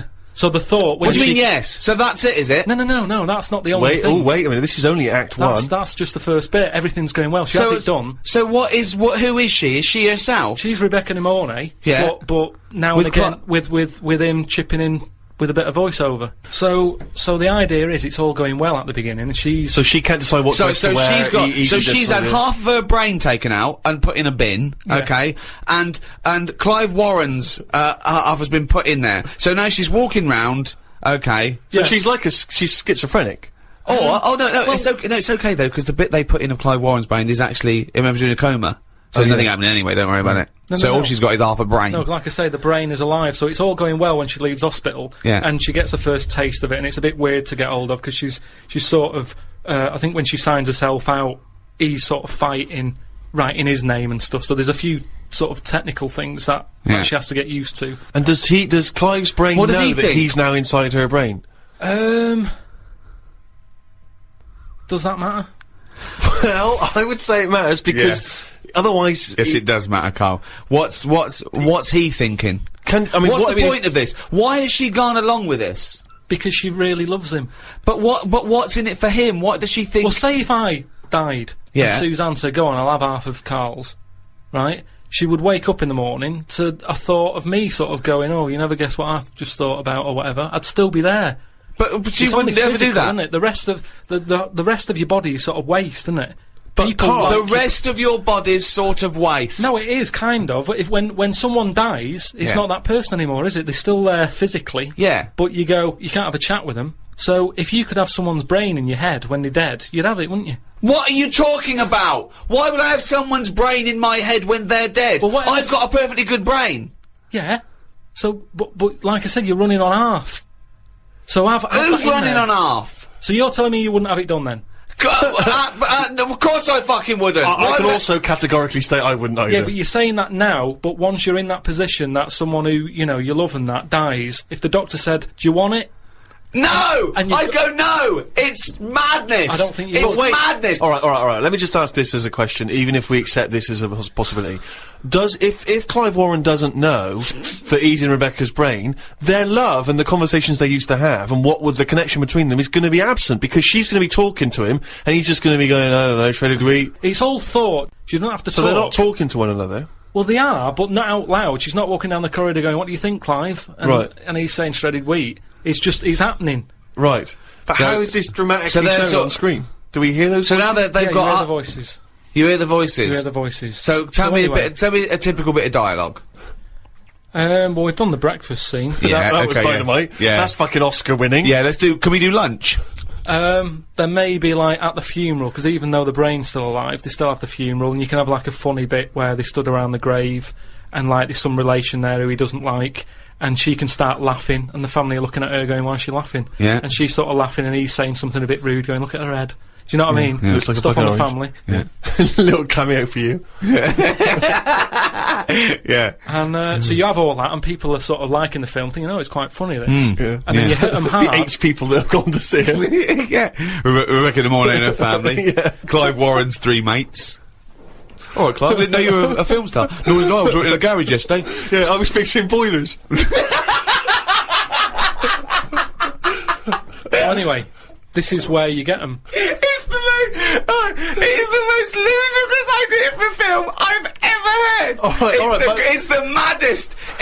Honestly, it really is the ramblings of a mental case. Right, I have to say though, I am hooked now. I want to know what's going to happen next in the story. Oh, Christ. Remember, I was making all this up. It's not based on a true story then. Imagine if he said that in a meeting. Remember, I'm making all this up, and they go, "Alright, okay, I thought, oh." So the meeting's still going on. They haven't left at this point. No, they were sort of going, "Oh, right, yeah." But what annoying... Check, please. Check, please. That's the annoying thing. It was like, I just wondered whether this is what they do just so they can have a cake every day at 4 o'clock, because it was odd. I can't imagine Spielberg sort of nipping down to Costa Coffee to discuss E.T. So I said, right, so this is where you get them. You've got everyone laughing, and that's what it's all about with a film, innit? It's emotions, messing with people's emotions and that. Yeah. So they like that. They were like, yeah, it is, yeah. Yeah. Thought, Oh, that's and a there whole you go new, again. That's new outlook to filmmaking. That's me mouth coming out with stuff that even I didn't know I knew. Yeah. So then I said, right, then what happens is, she hears the voice go, "Leslie, where are you?" Something. Right. Her name's not Leslie. No. No. So she's thinking, who's Leslie? Yeah. So in her mind, she's going, who's Leslie? He's going, oh. He's thought, hang on, I've let something slip. I've let something slip, so she's going, answer me. Oh. He goes quiet on her. Oh. So. He was having an affair. This is the thing, so she's trying to hunt down. Leslie. And he's got to stop her thinking it. Then what happens is, I mean, you know. Where your ex? So he's got to hunt down Leslie. So she's got to hunt down Leslie. Right. And that can fill about half an hour again. I'm not I love the sure. fact that you're doing how far you've got through the film. Yeah. You've got to fill up 2 hours, right? One more idea, we call it half hour, that's the end of the film. See you later, starring Clive Warren. So nice to see Rebecca De Mornay again, wasn't it? Yeah. So Leslie has got to be sought out. It's a woman, is it? Another Leslie, or it's is it another a bloke? woman? Right. But what happens is, I mean, without ruining the end for everyone, what would sort of happen is... Oh yeah, because we don't want to ruin it for them, because this will be filling the multiplexes in no time. This film's definitely going to be made. This is definitely going to get made. Well, seriously, isn't any... Pick a massive Hollywood film and look at it on paper and go, that's a balmy idea. Casablanca. I haven't seen it. Okay. So what I'm saying is... That's why they called on him as a movie expert. This is a different sort of love triangle. They've all got their own brains and legs and stuff, walking around, interacting normally. But that's just it. It's the power of love, isn't it, in a way? Yeah. But sorry, I mean, I don't want to see... No, it's the greatest love story ever told, set in a head. But listen, let's just get to hang the on a end. sec though, Carl.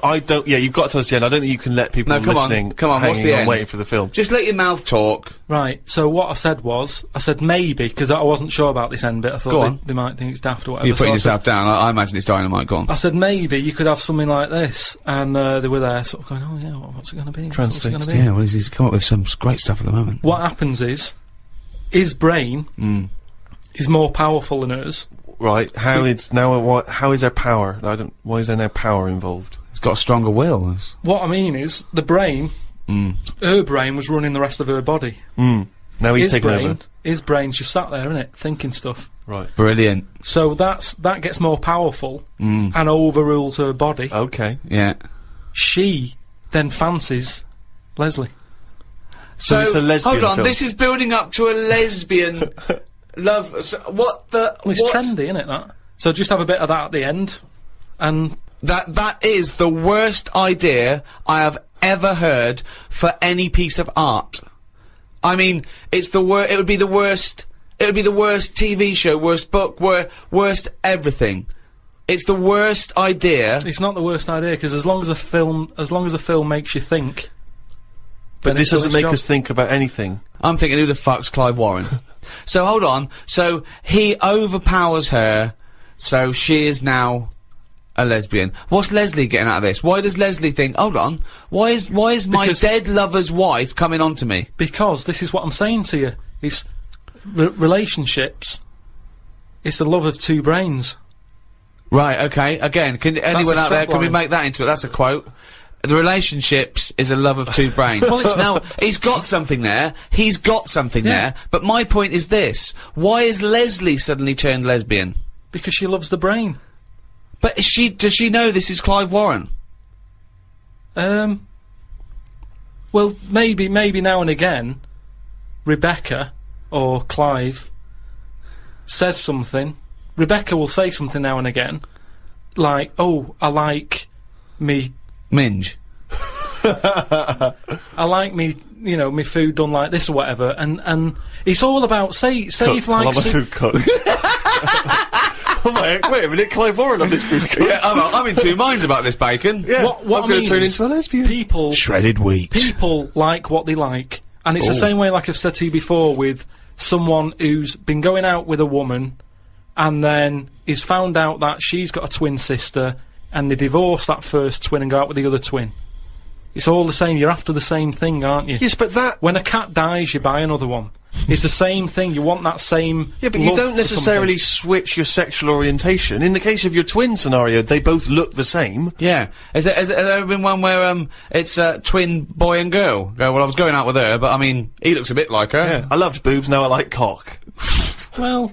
This is your problem. You don't know anything. And this theory about if your mouth talks enough, the brain will kick in soon. Rick, you may be interested to know that Karl Pilkington, basically thanks to the efforts of your good self in making him into a household name, has got a book deal. And there's a book that will be coming out later in the year called Happy Slapped by a Jellyfish by Karl Pilkington. What's that about, Karl? What's the angle? Is it a novel? Well, again, I just was letting my mouth sort of think and what have you, just churning stuff out, and I was thinking about holidays that I've been on, because they always say write about what you know and stuff. So I thought, well, I've been on a few holidays. Write about them. I actually thought about it when I was on holiday. Is it like a travel book then? It's your experiences? It's just like a rough guide. And have you done it? Have you finished the... Yeah, I've just got to do some pictures and that and colour them in, and then it's done. When's that out? October? Yeah. So you say it's a travel book, and yet I've managed to get hold of a few pages, and this chapter is titled Australia. So you've never been to Australia? No, I know. But well, it's not. How is it a travel guide? No, it's not. It's not like wish you were here type thing. It's just saying, if you're going away, think about it. Right. It's just asking people to sort of think. But why don't they just let their mouth do the thinking? Why no, but just have a read of like my thoughts, and you have the same. So you don't know anything about Australia because you've never been. No, but exactly. So I'm saying I've never been. This is why I've never been. Is this why you've never been? Well, that makes no sense at all. It makes no sense at all. It's a pointless book. It's not a pointless book. Well, let's sorry, whereas you thought it was going to be what?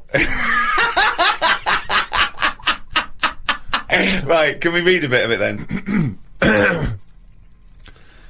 So this is the chapter entitled Australia.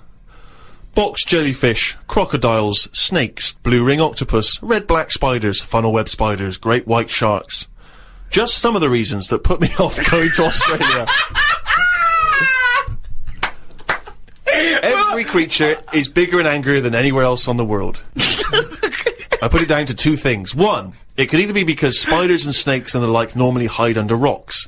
The Earth is one big rock. Australia's at the bottom of the big rock, and they're trying to hide under it. Carl, you are a maniac! It's just thinking about it, thinking about where spiders go and that works, doesn't it? No! Why doesn't that work like a rock? Because there's no real upside down and bottom of the Earth, is it? It's all relative to what? It's relative to what? A map that you saw? Well, it's a coincidence, isn't it? No, right, okay, read on. I've heard that a lot of people go camping in Australia, which I think's mental. If I was to fly all that way, I'd want a decent bed. Plus, I wouldn't be camping in a place where there are killer spiders wandering around. I agree. I've only been camping a few times, and each time I was glad when it was over. The last time was last year in Lyme Regis. Yeah. When did you go camping in Lyme Regis? Last year. It's alright, Lyme Regis, but it was all a bit of a nightmare, because I was going with my mate, and he said he knew someone who knew someone who had a bit of land in the garden. We had a bit of land in the garden. What's the point, though, innit? You know, what's the point of camping in someone's garden where there's a sort of like a spa down the road and like a pub? No, because you're by the sea, aren't you? It's getting away from it all, seeing the world. It's not if you're in someone's front garden. No, back. Oh, sorry. Well, there's even less to see except 3 fences. No, but it's private, isn't it? So the thing is, he said, oh, it's a great garden, the owners are away, and there's a toilet, an outside toilet that they have for, like, when they have parties and stuff. So we get there, and this lad who knew about this bit of land... Someone's back garden. Well, yeah. Said, oh, you can't use it, they haven't gone on holiday. So now you're stuck in the middle of quite a big civilised conurbation called Lyme Regis. How are you going to survive? Well, we ended up just sort of keeping on the beach. But, did you pitch your tent on the beach? Put the tent on the beach. We found a bit of... See, we found somewhere where there was a load of rubbish. So we thought... Nice. That's the place to go, yeah. No, a municipal tip. What was it? Was it chemical waste or just like, you know... No, just Coke cans syringes and and but listen, though, you've got to think about that. Rusty, what's rusty? If there's rubbish there, it means it was a good place to camp. Why? Why? Because other people have camped there. Right. So that's how you've got to look at it. It's a way, that's like a little tip of... I would love this to be a real guide. So you could have slept in a public lavatory? Yeah, yeah. This one's nice. What? It's covered in shit. Means other people have had a shit here. Welcome to our 5-star hotel. You'll notice vomit over all the fucking walls. So that means people have had a good time here. They got right pissed up and threw their lungs up. So that's where we put down the tent. We put down the tent there, and then what was annoying is he puts down the tent. we what's the name? It was already up. It carried it all the way carried it all the way there. And they went, let's pack it down. Yeah. The weird thing was, as soon as we set up, some other people turned up. Oh, that's all the rubbish tip. Holiday makers, that was probably in the guidebook. They started setting up their tents. And yeah. Like, oh. No, there's some nappies over there. Yeah. Nearer the nappies. And they offered us some sausages. All right. My mates said, oh, ignore them. That's like code for swingers. What? Oh! What? So there were some people cooking some sausages, saying, "Would you like the sausages? We've made too much." And you said, "No, that's code for swinging." Don't talk to strangers. It's like we want to get away from it all. Yeah. We don't want someone. You know, it starts off with sausages, doesn't it? And then but what do these people look like? They were about 45. Who were they? There. A man and a woman. A man and a woman. So what was in it for the bloke? Some people like that, don't they? No, I mean, you say, right, I want the bald one, love. If it's like wife swapping, should one of you be a wife? No, but I don't know all the rules and that, but, he's just got a real thing for fucking oranges. And we didn't want any sausages anyway, so we just sort of I don't believe sausages is a code for swingers. Because eventually, how many times they give someone sausages and they go, well, get your pants off, and they go, well, we just have some sausages. They go, oh, this isn't working, this code. But why we need would a better code. Why would we be being offered sausages? Because they're nice people and they're making sausages. Yeah. Makes you wonder. Let's not trust these people, let's move our tent nearer to the corpse. Anyway. So yeah, that was the camping. I think I'd quite like to meet some proper Aborigines. It amazes me the way that these people still live like cavemen did years ago. They waste nothing. They have a use for everything. I saw some pictures in the paper about some tribe somewhere who chucked their spears at a helicopter that tried to land close to them. If the tribe got annoyed with you, they would let you know that they were annoyed by shaking their knob at you. That's what they do. Oh, God! See, that's like a proper guide thing. Just in case you ever meet one, they start doing that. Karl just ends that chapter by saying, I don't know what the women do if they get annoyed. Oh, God! Oh, God! Within this new Karl book, of course, there are extracts from his famous diary. This is... You've actually been to Madeira, have you? Yeah. Okay, so this is a bit more of a factually accurate, informative chapter on Madeira. September 30th. Going away with Suzanne's mum and dad. We're meeting them at Madeira Airport as they're flying in from Manchester. The plane was full and I had a headache. There was a baby sat behind us that was crying its eyes out for the whole flight. Oh. The mother of it said it was upset because its ears were hurting. So were mine.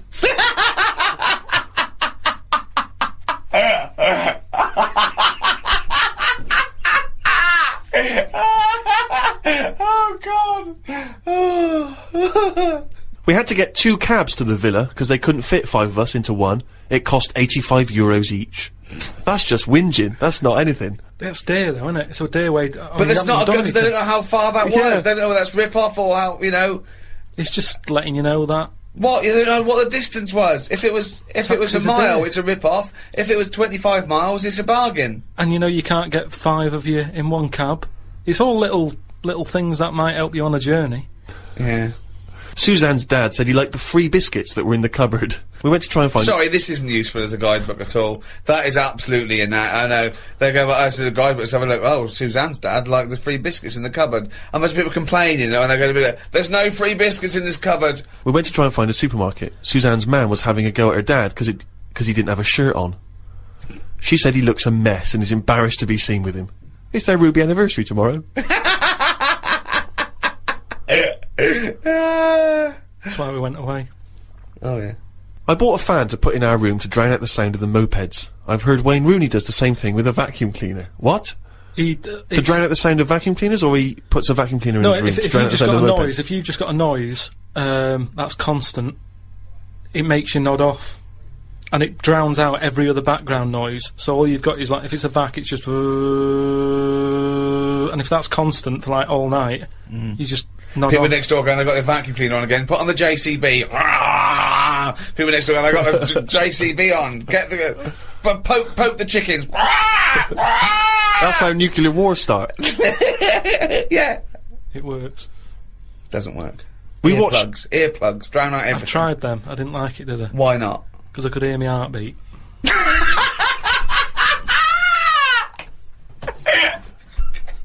Oh, you're such a strange little creature. Oh. We watched Jerry Maguire in Spanish. Suzanne wanted to go to bed, but I just said I wanted to hear the "show me the money" line in Spanish to see if it's as catchy. It wasn't. October 3rd. Sorry, it's Portuguese or Spanish? I don't know what they're speaking in this country. Madeira. So it's Spanish and Portuguese, is it? It's Portuguese, isn't it? I think there's a mix. I think you get people going on holiday. I think. Yeah, but you get Spanish people going there.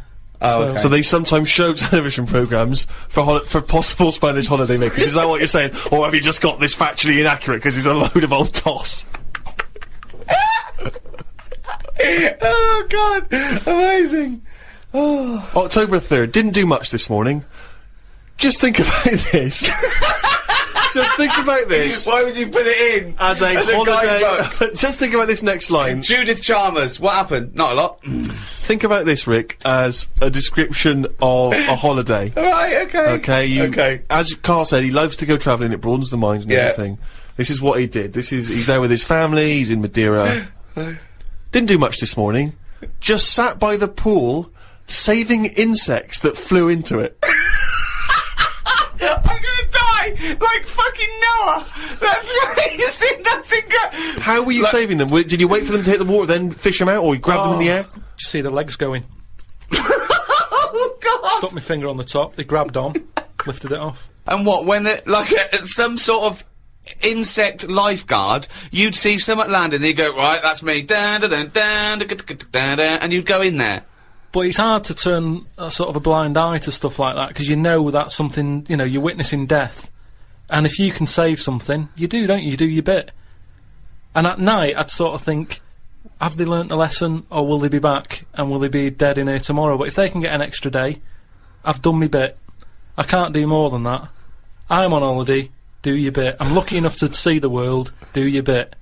I love it. I did my bit. I love it. I love it. I love the fact that he was running around saving flies and things. Is there something? There's something so sort of. Meanwhile, an old lady drowned. Yeah. While he was saving a beetle. There's something so kind of, I don't know, desperately existential about your diary. That's what's so extraordinary about it. As he says, I just sat by the pool saving insects that flew into it. It was full of death. It's just so. God. It's so depressing, isn't it? All right. We walked round the shops. Suzanne's dad bought 2 packets of the biscuits he'd like to take back home with him. Suzanne's man bought a tin of corned beef. It was a bit of a boring day today. Jesus. There was a dead bird out the back. Oh, no. Where were you, Karl? Suzanne's dad said it looked like it had flown into a wall and killed itself. No, I think it caught a few insects, but they were covered in chlorine, so it poisoned it. Loads of ants were eating it. Oh, God. I dug a hole under a tree and buried it. The ants were still all hanging around the scene of the death, ages after the burial. Suzanne's dad said I should have left the bird for the ants to eat because I was messing up the food chain. I felt bad, so I gave the ants some breadcrumbs. Oh, This is weird. This is just so This is dark. really weird. It's good bread out there, though, isn't it? I should have put that. We have to eat all the food we've got because we're going home tomorrow. Suzanne's mam cut her finger opening the corned beef tin and fainted. Sorry, this is really weird. Why do you have to eat all the food? Isn't this like, what's that film, the, Amityville Horror, where there's like a haunted house and there's dead insects and ghostly children walking through the corridors, old people fainting, insects. I'm just saving the insects, mother. But you always eat all the food that's in the fridge before you go home, don't you? It's all there to be eaten. She bought some pikelets, which I've never had them. They're like squash crumpets. Right, okay, start again. Start the whole thing again. She bought some what? Some pikelets. Pikelets? Yeah. Yeah. And I didn't like them because they're not as fat as crumpets. Oh, God! It's like a different Didn't language! eat them, and it was a big upheaval because, like, I was going home and her dad kept trying to sneak them into our bags. Because he's like, they were for you, you take them, we don't want your stuff in our house once, because he gets a bit funny about stuff being left over. There's bins that you can't put certain stuff in. There's a bin in the lounge and I put a tangerine peel in it. He goes, that sort of stuff does not go in that bin. So it's rubbish, yeah, but it's not the right sort of rubbish. Someone will camp next to it.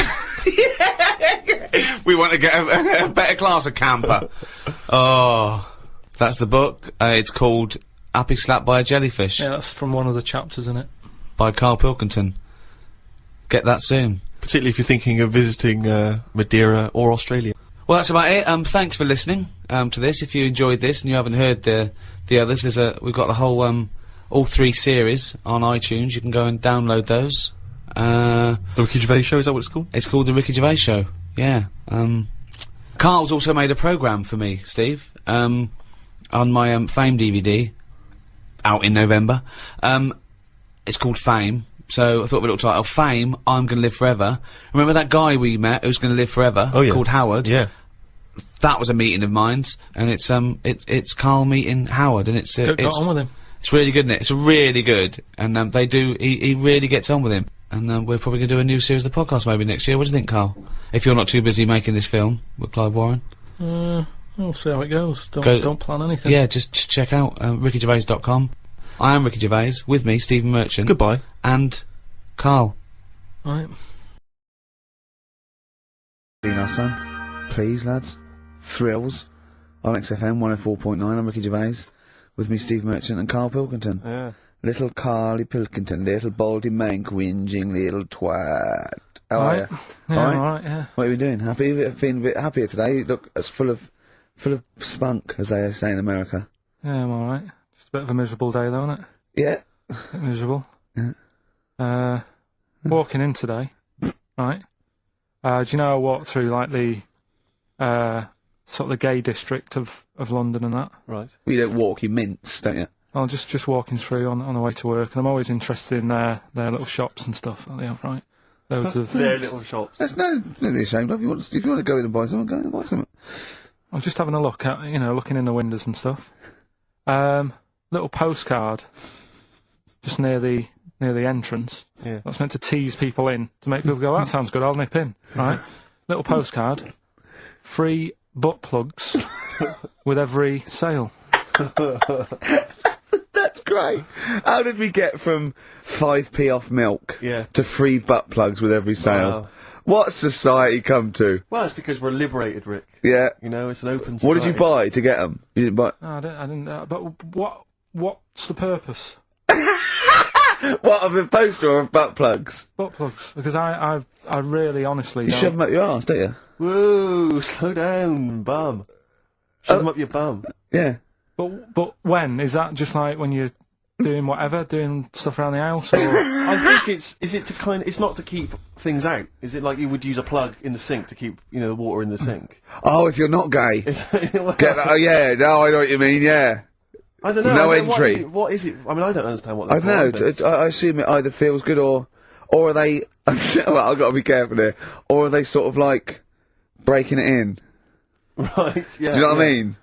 Like it's like a shoehorn. Sure. or yeah. It's like when you stick paper in your shoes if they're a bit tight. Or those people who sort of like put little bits of wood in their lips, and then as soon they've got big plates in their lips. Yeah. Same with the butt plug. It means you can You know, you're ready for anything. I don't know, do I? And then Carl's face!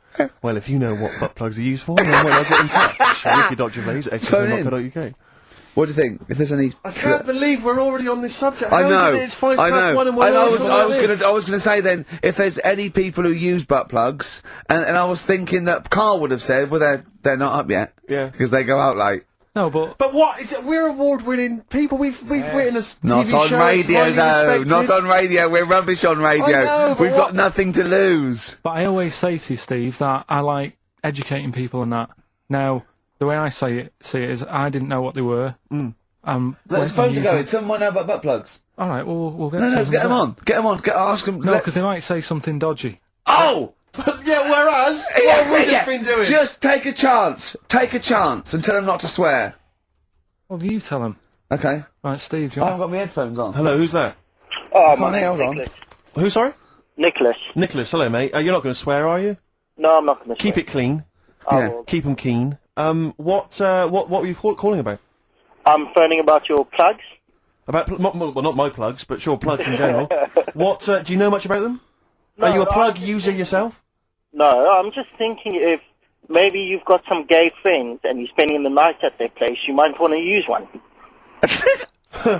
Right. What, you mean experiment with them, or...? No, so you can make sure they're not going to do anything while you're asleep.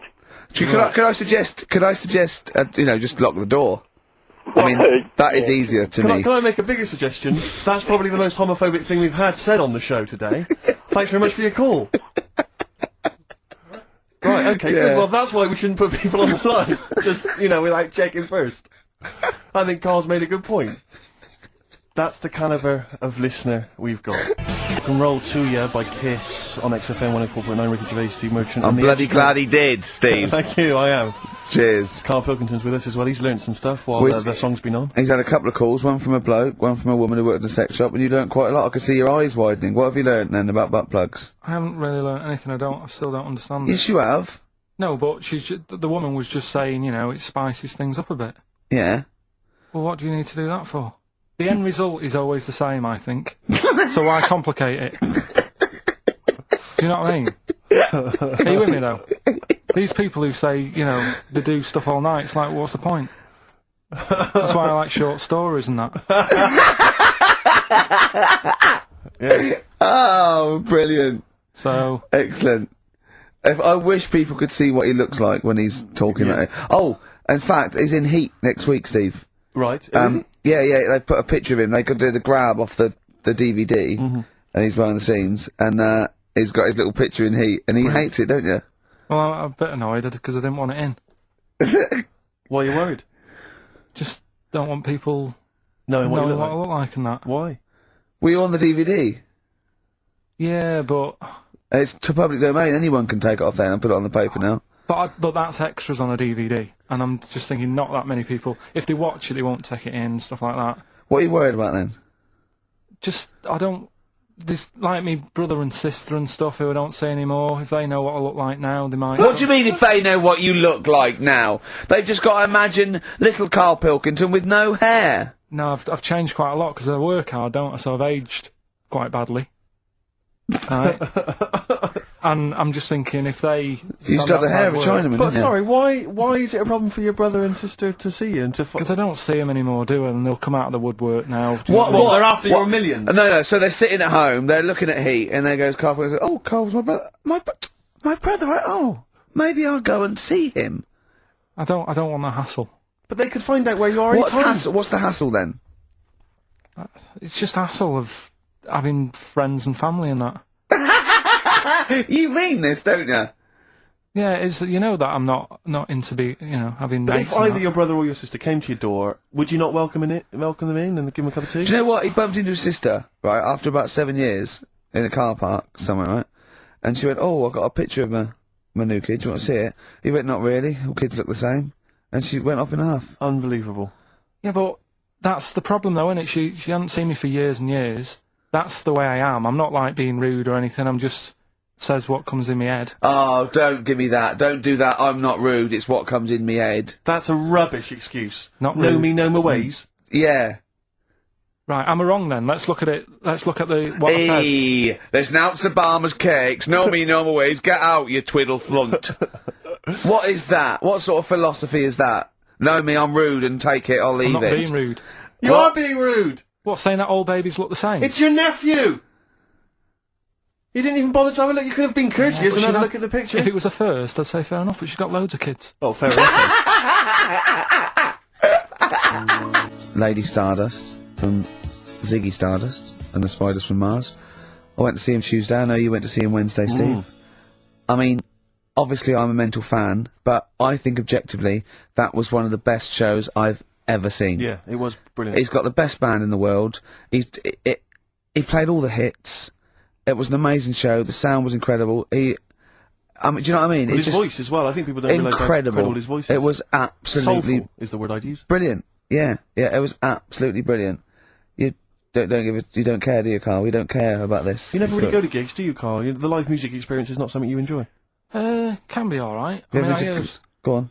I heard that someone else who went to the Bowie thing said that he sort of messed with the songs a bit, which would annoy me. No, he didn't. Not really. Hardly at all. He said when they did Life on Mars, instead of saying something about just the tune of it, he messed with it so it wasn't the same. That would annoy me. What would you do? Get up and leave? But I mean, we're not talking Bob Dylan or Sinatra. He ad-libbed a little bit, I suppose, and it's his song, but it was totally faithful. He was singing the songs. What do you mean?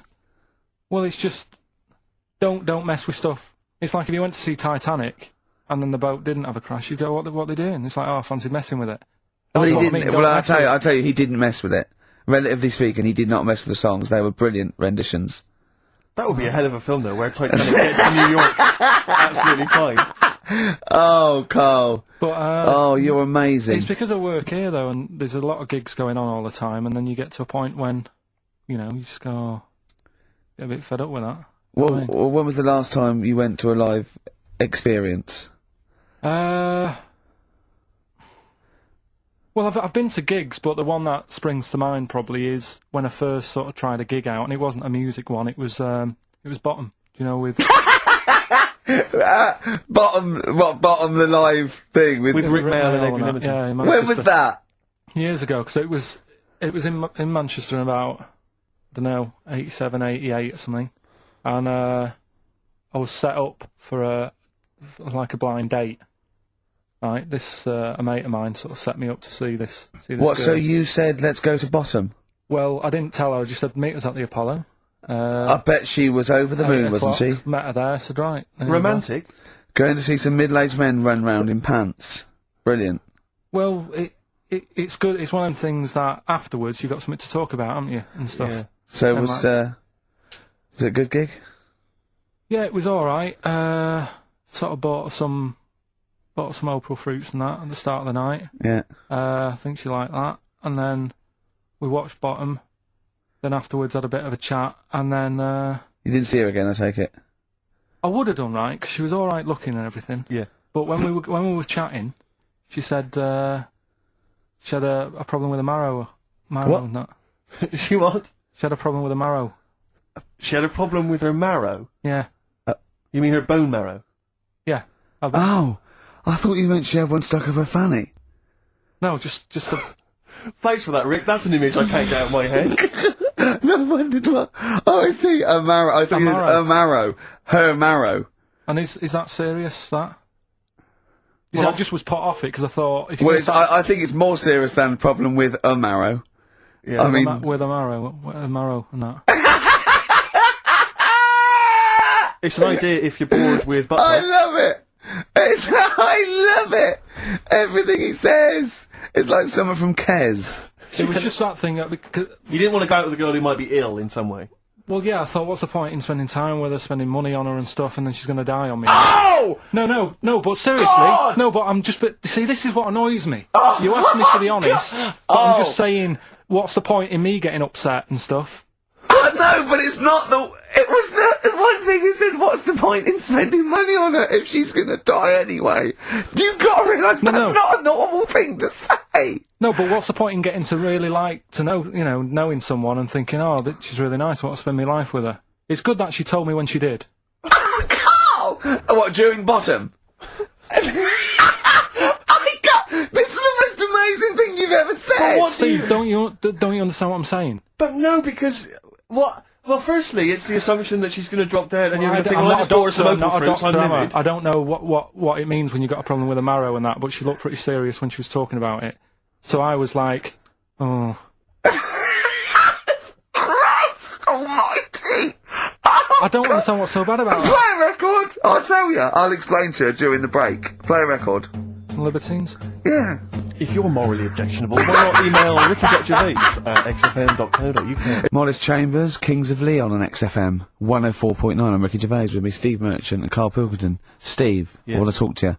I think it was, might have been Wednesday night. I was in the pub. Phone goes. Karl goes, "You're watching that thing about parasites?" Right. I went, "No, I'm out." He went, "Oh, fella with a maggot in his head." Fella with a maggot in his head? Yeah. And he goes, "Oh, no, he's pulling it out now." Oh. I said, "Well, I'll get it. I said, "Yeah, see you later." About 5 minutes later, I get a message on my phone. Beep, beep. I look at it. It just says, "Oh no, there's a fella with his fish up his cock now." There's a fella with a fish up his cock? Yeah. Right. Okay. Do you want to explain that, Karl? Is it one of those little ones that swim up if you're having a slash in the Amazon? Yeah. Yeah. That's weird, isn't it? But it was still, like, stuff like that. It started off with, What does the fish do when it gets in there? Just sits there. Why? Well, What else can it do? no, but why does it go up there? Don't know, I didn't listen to that bit. There's a bit, it started off with a fella who, had a bit of meat and got a tapeworm inside him. Yeah. And he grew it for however long, and then it came out at the end, it was about 7 foot long. On purpose? Yeah, he did it on purpose, yeah, for the programme, right? I think, yeah. Probably slimming, isn't it? Well, I was thinking that. You know, I mean, you're a fan of Waller. Could he purposely have about 8 of them? What, Rick Waller? Yeah. It's a good idea.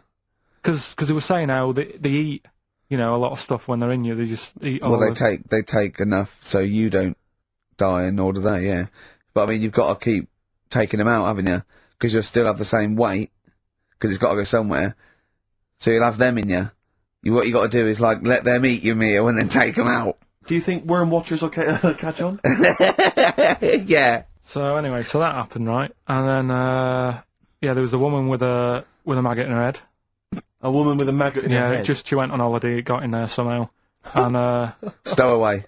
It it was massive. And the thing is, she had a hole in her head, and she's there being interviewed with the doctor, like, and you can see it just sort of sticking its head out. Like, do you know when you see a cartoon with a maggot in an apple? Yeah. And it looks out, and looks around like that? Yeah. Why didn't they just take it out there and then? I think they could have done, but the doctor's messing about. It's like, well, it's good for the show, isn't it? And they left it in there. Right, that's libelous. Well... That is libelous. But I found it weird. Why not just grab it? Because there must be a reason. There must be one of those medical reasons that you don't really know about, Karl. Right. And another bit, this was the best one, right? Grab it! Right, there's this fella, and he was on his bike, right, yeah. cycling to work or whatever, and he sort of sees this thing in the corner of his eye. Right? Literally in the corner of his eye? Or you mean he saw He just said he saw in his peripheral vision? He saw something Okay, and thought, what's that? Yeah. So he thought, oh, doesn't matter, whatever. And he stops off at a cafe, right, get a little scone, a tea or whatever, and he goes in there, and he's sat down, and the waiter comes over, he says, yeah, what do you want? He says, I'll have a scone and a tea. He goes, all right then. So he goes to get it, comes back. As he puts the tea and the scone down, his face is like, what is that? Right? Like a look of frightenedness on his face. Right? Drops the tea and legs it. So the fella's going, what? So he legs it after the bloke and goes, what? And he says, oh, something came out of your nose. That was massive. Sorry, something came out of the guy's It's all true because people would have watched it, so don't start saying it didn't but hang happen. on, I just need to clarify.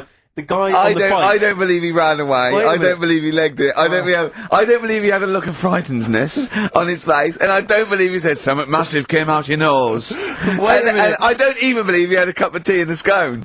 These are the things that I think are embellished. But who had something coming out of his nose? Was it the guy serving the scone? The one who was on the bike who ordered the scone. Yeah, but what was Came it? out of his nose. Yeah, what was it? Came out of his nose. Right. So he goes home. And he thinks, I've got to sort this out because it's not good and that. So he's. But what? No, it was out of his nose. So you mean it poked out of his nose? It didn't come out. It just said hello and then it. It was like the maggot in the head. Yeah, he just yeah. popped his head out, had a look around, and went back in. Why did the bloke drop the tea and run? Well, it's weird, isn't it? Alright, so he goes home. He goes home and he goes, oh, God, you know. So he sits in front of the mirror, and he's sat there waiting. This thing comes out. Again, sort of looks round, goes back in again, so he goes, oh. No scones. Right?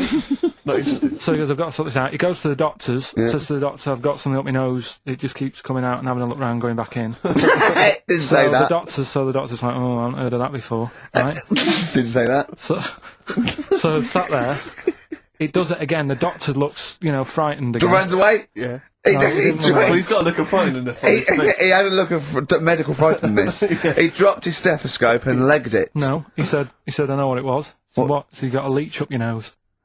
He had a leech about that long. What's radio? Well, how long's that? 4 inches. 4 inches coming out of his nose. Next time it stuck its head out, he grabbed it, pulled it out. That's horrible, though, isn't it? Isn't it? Can I just remind people, just let people know, when Karl was saying it was about that long, and Ricky said 4 inches, he was using his fingers. Oh yeah, he didn't have his, no. There's nothing else there. Feather out, no. So he had a leech up his nose. How did he get a leech up his nose? I don't know, again, I'm not that bothered about that bit. It's just all the footage and stuff. Oh, play a record. Brilliant programme. Yeah. It's just the same, he just sees that, he gets fast, he doesn't read on. His education is just sound bites and self-embellishment in his own head. Yeah. Well, It's like, he gets all his news from Ananova and he just reads the headline. Yeah. Oh. And he just doesn't bother reading it. But you know, he considers that education.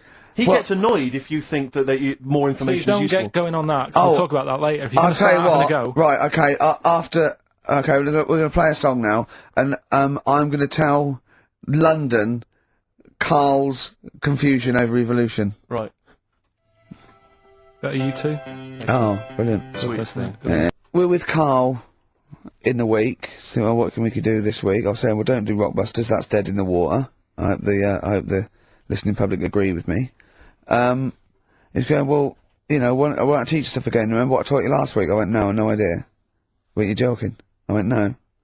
And it was, he went, Ivan the Terrible goes out a fella's eyes. Yeah. He actually said Ivan the Terrible at the time. Yeah. So I can't remember. This was a man who had built something for Ivan the Terrible, and then but his idea of education is telling someone something that knows more about the subject than him, so they can correct him when he's telling them it. And so I said, well, I don't know. And he gets annoyed that me and you are dubious against monkeys who perform bank robberies. And he goes, but you believe in Newton. He doesn't know the difference. I was trying to explain the laws of the universe, right? He was going, what do you do? And so all I come up with, I thought somewhat interesting. You know when you tell a child maths, you say you've got 3 potatoes and you've got 4 potatoes. Yeah. I have to do that with science to Karl. Yeah. So I ended up saying, imagine you're in a shopping trolley with loads of house bricks. If you throw the house bricks out, you'll go the other way. He loved that. Right. Didn't you?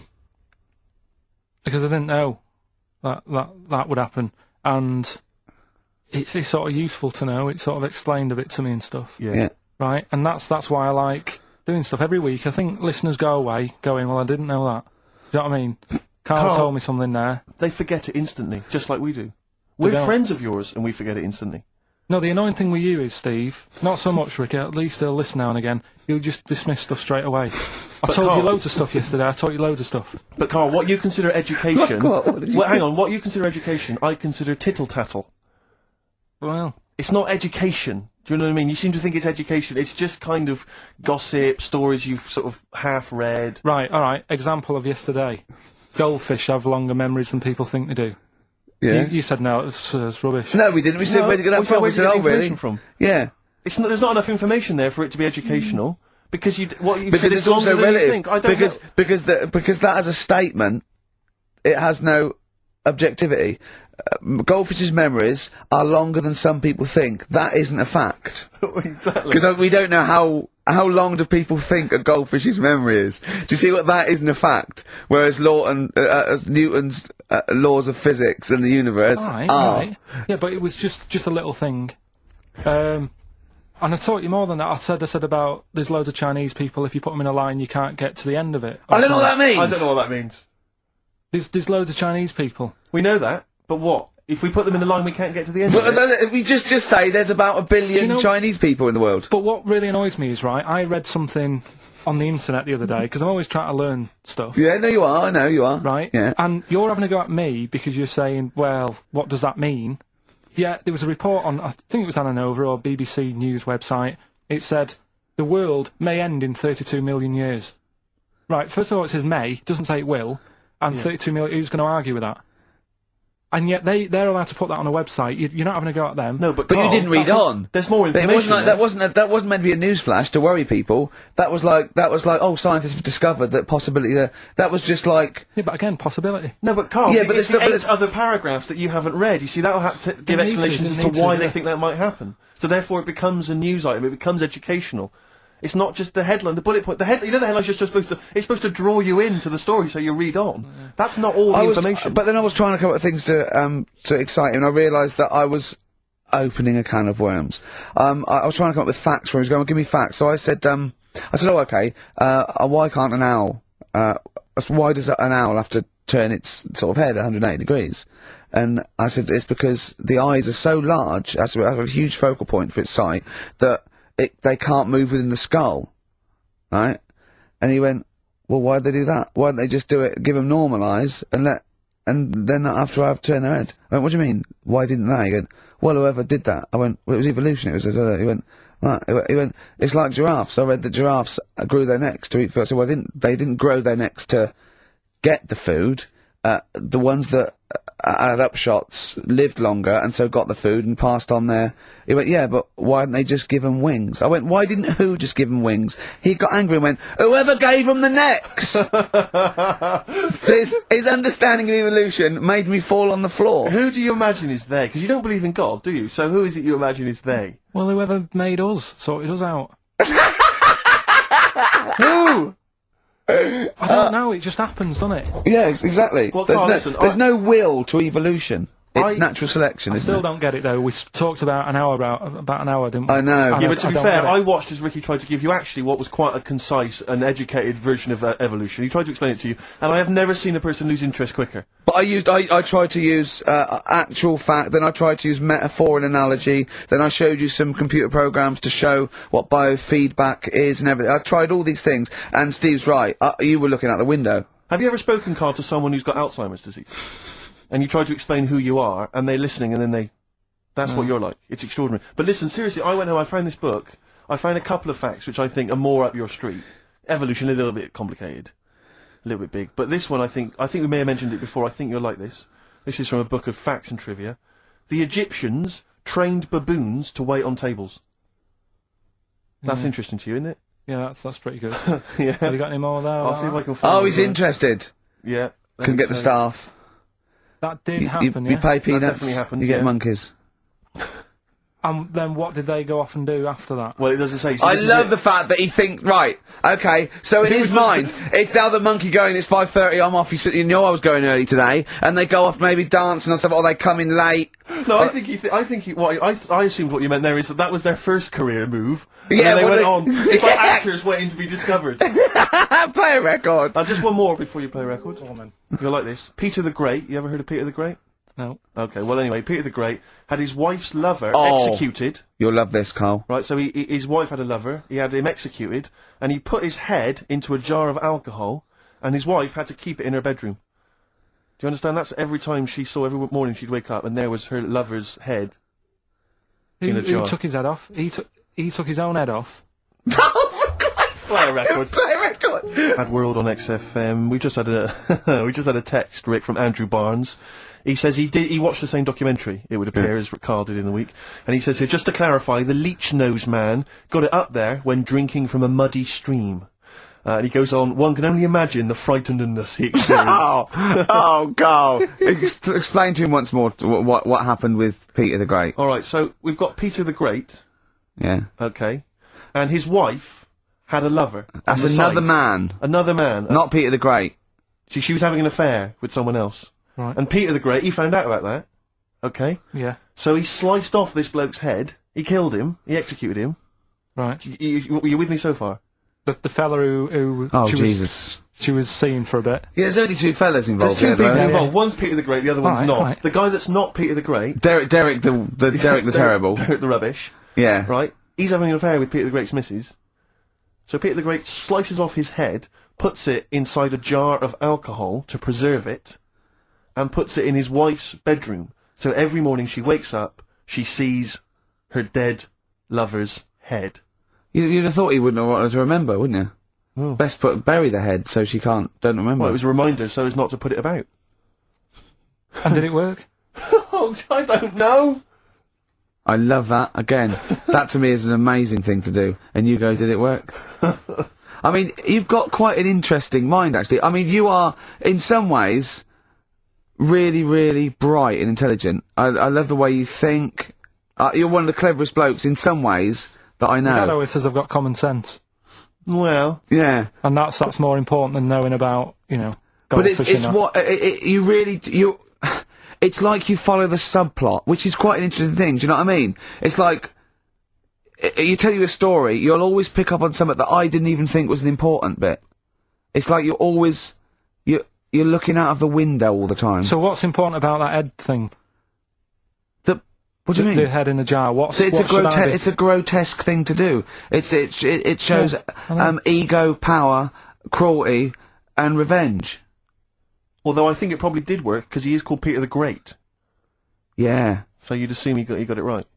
Yeah. I don't see how you can query that. That's the sort of facts you give us. You see now, you're on the other side of the fence, and you've got questions just like we've always got questions. No, but in Karl's thing, it would have been, turns out, some weird happened, right, and he was still alive.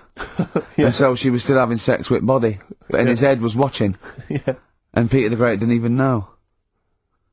See how he's perked up? I understand what you're saying. Now, I've learned some other stuff, so I'll see if I can, you know, educate you a bit before 3. But I want to know, I'll tell you what education I want. I want to know what sort of things I can buy this weekend. Butt plugs? No. Have you got any adverts? Oh, yeah. Yeah. Version of the Talk Love it. song. Love it. You've enjoyed that, Rick? On XFM 104.9. Right, Karl. This is where he shines. This is what Karl gets Mondays off for. Yeah. Okay, Karl, what is it? You want to explain this? It's the bit when, I'm in a film, and, sort of edit me into it so I'm like an actor in a major film. Yeah. We've done Kes, we've done One Flew Over the Cuckoo's Nest, Shining, stuff like that. Mm-hmm. This week, it's A Few Good Men. Brilliant film. Brilliant film. With Jack Nicholson and that. Yeah. So you listen to this, and we'll give the question later on. Probably. Let's give it after this. All right. Yeah, we'll give it after we've heard the clip. I haven't really got one sorted, but I'll think of one whilst it's on. So, have a listen to this, take everything in, and then the question at the end. So it's a scene where it's a court case. Yeah. Alright? Alright. All rise! Call your witness. Yeah, he's just coming now. Alright, Jack? Colonel. What? I'd appreciate if he would address me as Colonel or Sir. I believe I've earned it. Defense counsel will address the witness as Colonel or Sir. Alright. Alright, Colonel. Bit smart today with all the army stuff on. You ever served in an infantry unit, son? Nah. Brother did. He was in the army. Got kicked out though, cause he went for a packet of fags in a tank. Weird that, innit? No, it's not. It's tragic. I wouldn't say it's tragic. I'll show you something tragic. I always carry this book around with me. I always show it to people. It's got like the top 50 weird people in the world in it, right? It's all sorts of weird stuff in it. Look at this one here. It's a fella, right? He's got 2 heads.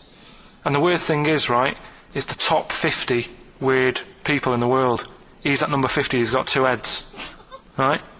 Makes you wonder what's going to be at number 1, doesn't it? Are these really the questions that I was called here to answer? No, but look at it. Imagine if you were his mate. You wouldn't get a word in edgeways, would you? If you Maybe he didn't have any friends.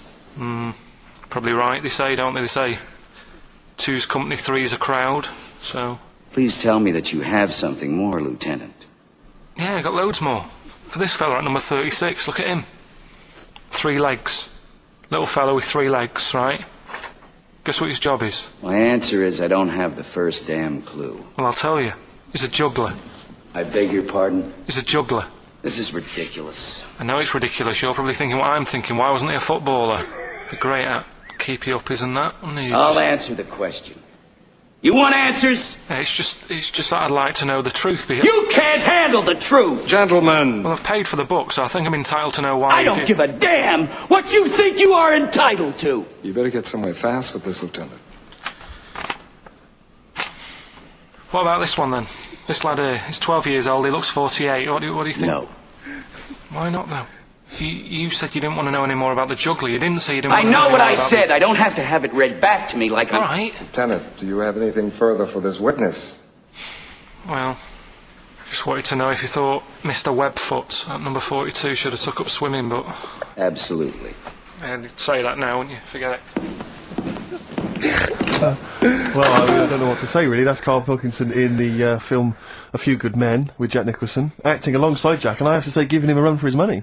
I think Karl is a really good actor. I genuinely think that. Should we put him in something? Yeah, definitely. Okay. Right, what's the question? What's his forte, do you think? Just sort of, playing that sort of stuff. Okay. Deep stuff. Yeah, okay.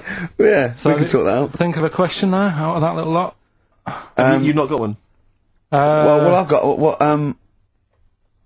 who was at number 36, whatever it was. What was it?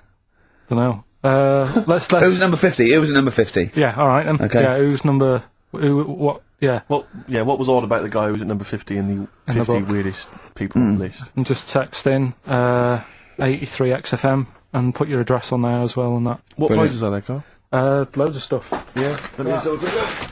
Oh, that's actually not bad. There's Lord of the Rings on there, Michael Palin's Around the World in 80 Days. If you've not had a chance to see that yet, it's been repeated about 80 times. Look Around You, which is an excellent show. That's yeah, funny if you've not seen that.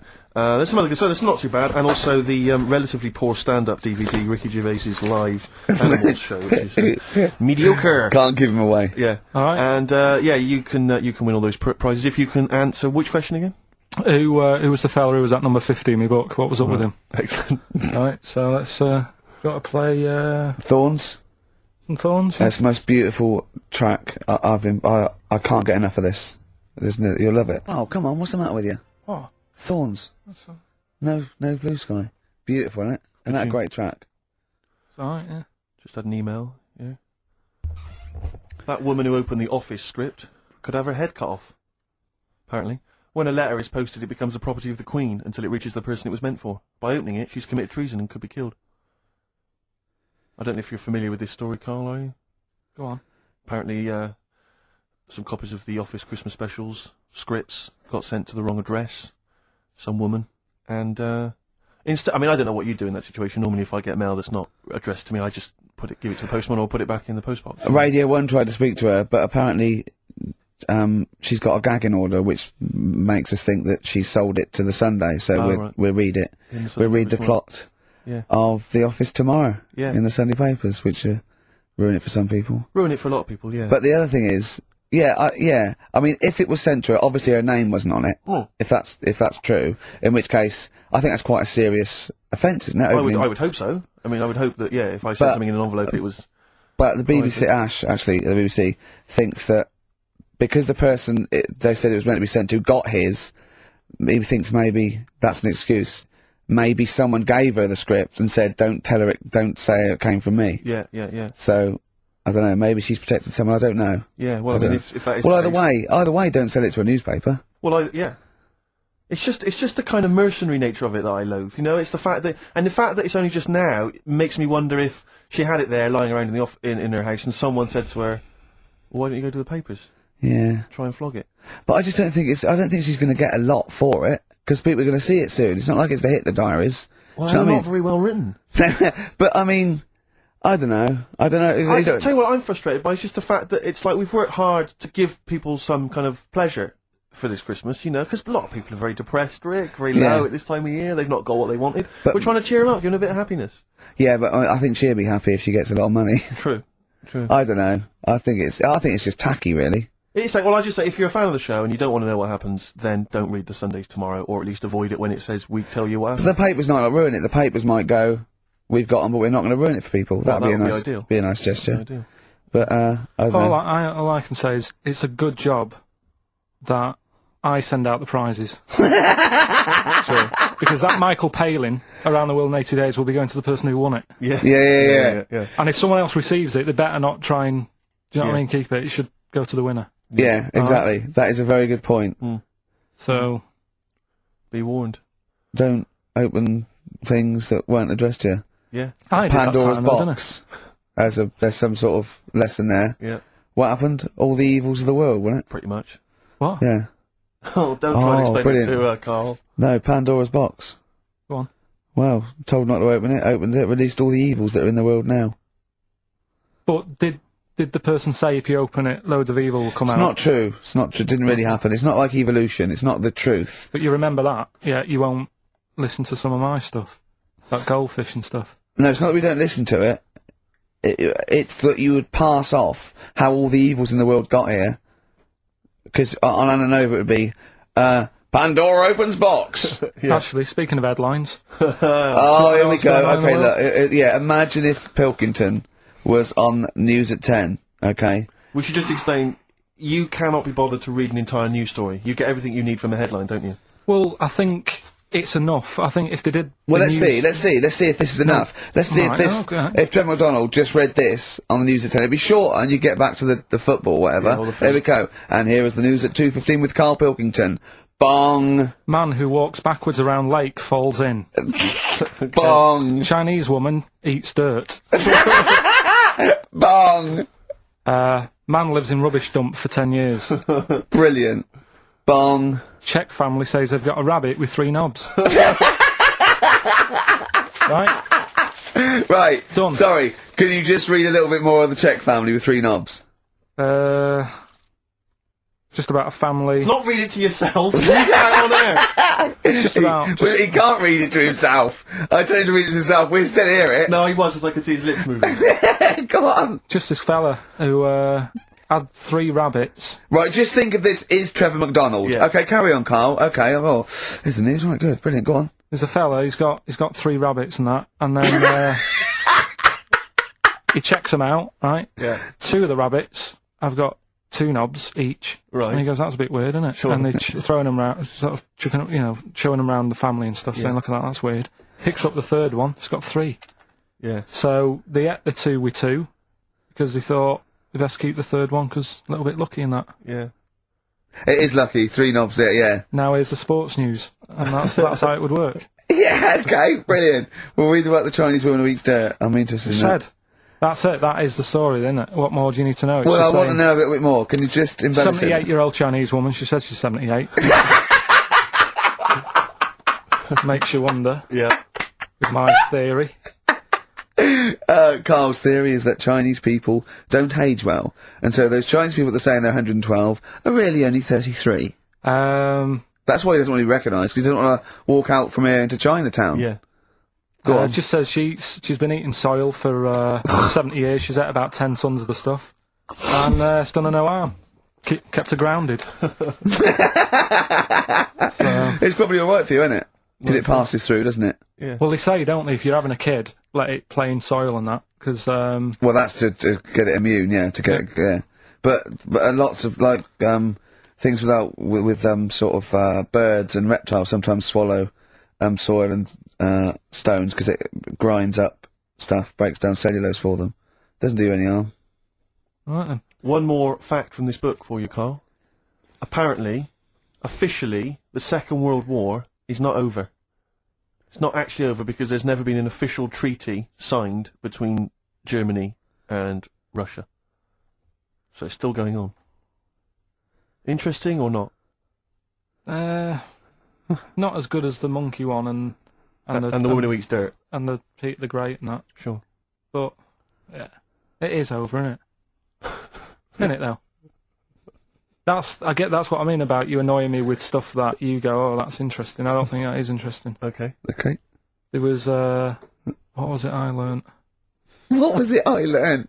Think of that as a question. Well, we're all trying to figure that out. Yeah, go on. Leonardo, DiCaprio? The painter. Da Vinci. He could write with one hand, draw with the other at the same time. Right. Yeah, that's good. It's alright. That's interesting, isn't it? Yeah, it's alright. Well, if you have an interesting fact for Karl Pilkington that you think he might be intrigued by, email ricky.gervais@xfm.co.uk. What have we got coming up? What have we got coming up? More education stuff. Some good tunes and that. Yeah. And bit of Outcast. Yeah. Past. Hey Ya on XFM 104.9. I'm Ricky Gervais. With me, Steve Merchant. And over there, Karl Pilkington. Now we've got a new feature. Well, I don't know if it should become a feature every week, Rick. I'm not sure it's got legs for that. No. But maybe in the absence of Rockbusters. Basically, I was looking through the pigeonhole, and we got a lot of stuff sent to us. A lot of junk. Stuff we don't really want. Yeah. And a lot of people, for some reason, they send us... Begging letters, a lot of that. We get sent a lot of CDs by people, bands, artists, who have not yet been signed. Maybe they've knocked something together in their bedroom. They got a band. And they just, for some reason, they want our feedback. They want us to sort of give them some thoughts on what they think, where they're going wrong, stuff like that. And I just thought, I was having a clear out, and I thought, why not just give them a little chance, Yeah. Just throw them a bone, Rick. Honest critique? Honest critique of some of the artists that sent us stuff. Okay, go on. These are bands that have not been, they've not got a record contract. This is exciting. Okay, name the 3 bands first. Well, we'll go through them individually, and I'll hear a little snatch, and then I'll get your opinions, both from you, Rick. I know you've been in the music business, you've got a good general knowledge of music, you've got good taste. Big time, and also big time. Karl Pilkington's views as well. Yeah. We know what to think of them. So this first band is called Kellerton Road. I'm sure they're very excited. As I said their name then, they probably can't believe it. They're phoning each other now. They're getting so excited. All friends are phoning them now. Yeah, Turn your phone off. They can't people in this band. You don't want to... Yeah. Well, okay, then Kellerton Road. Kellerton Road. Play a track from them. And looking on the back here, there's 6 of them in the band. They all pretty much look the same. They've got the long hair, the usual sort of look. What do you make of them, Rick? All right. Yeah? Quite like that? Good, yeah.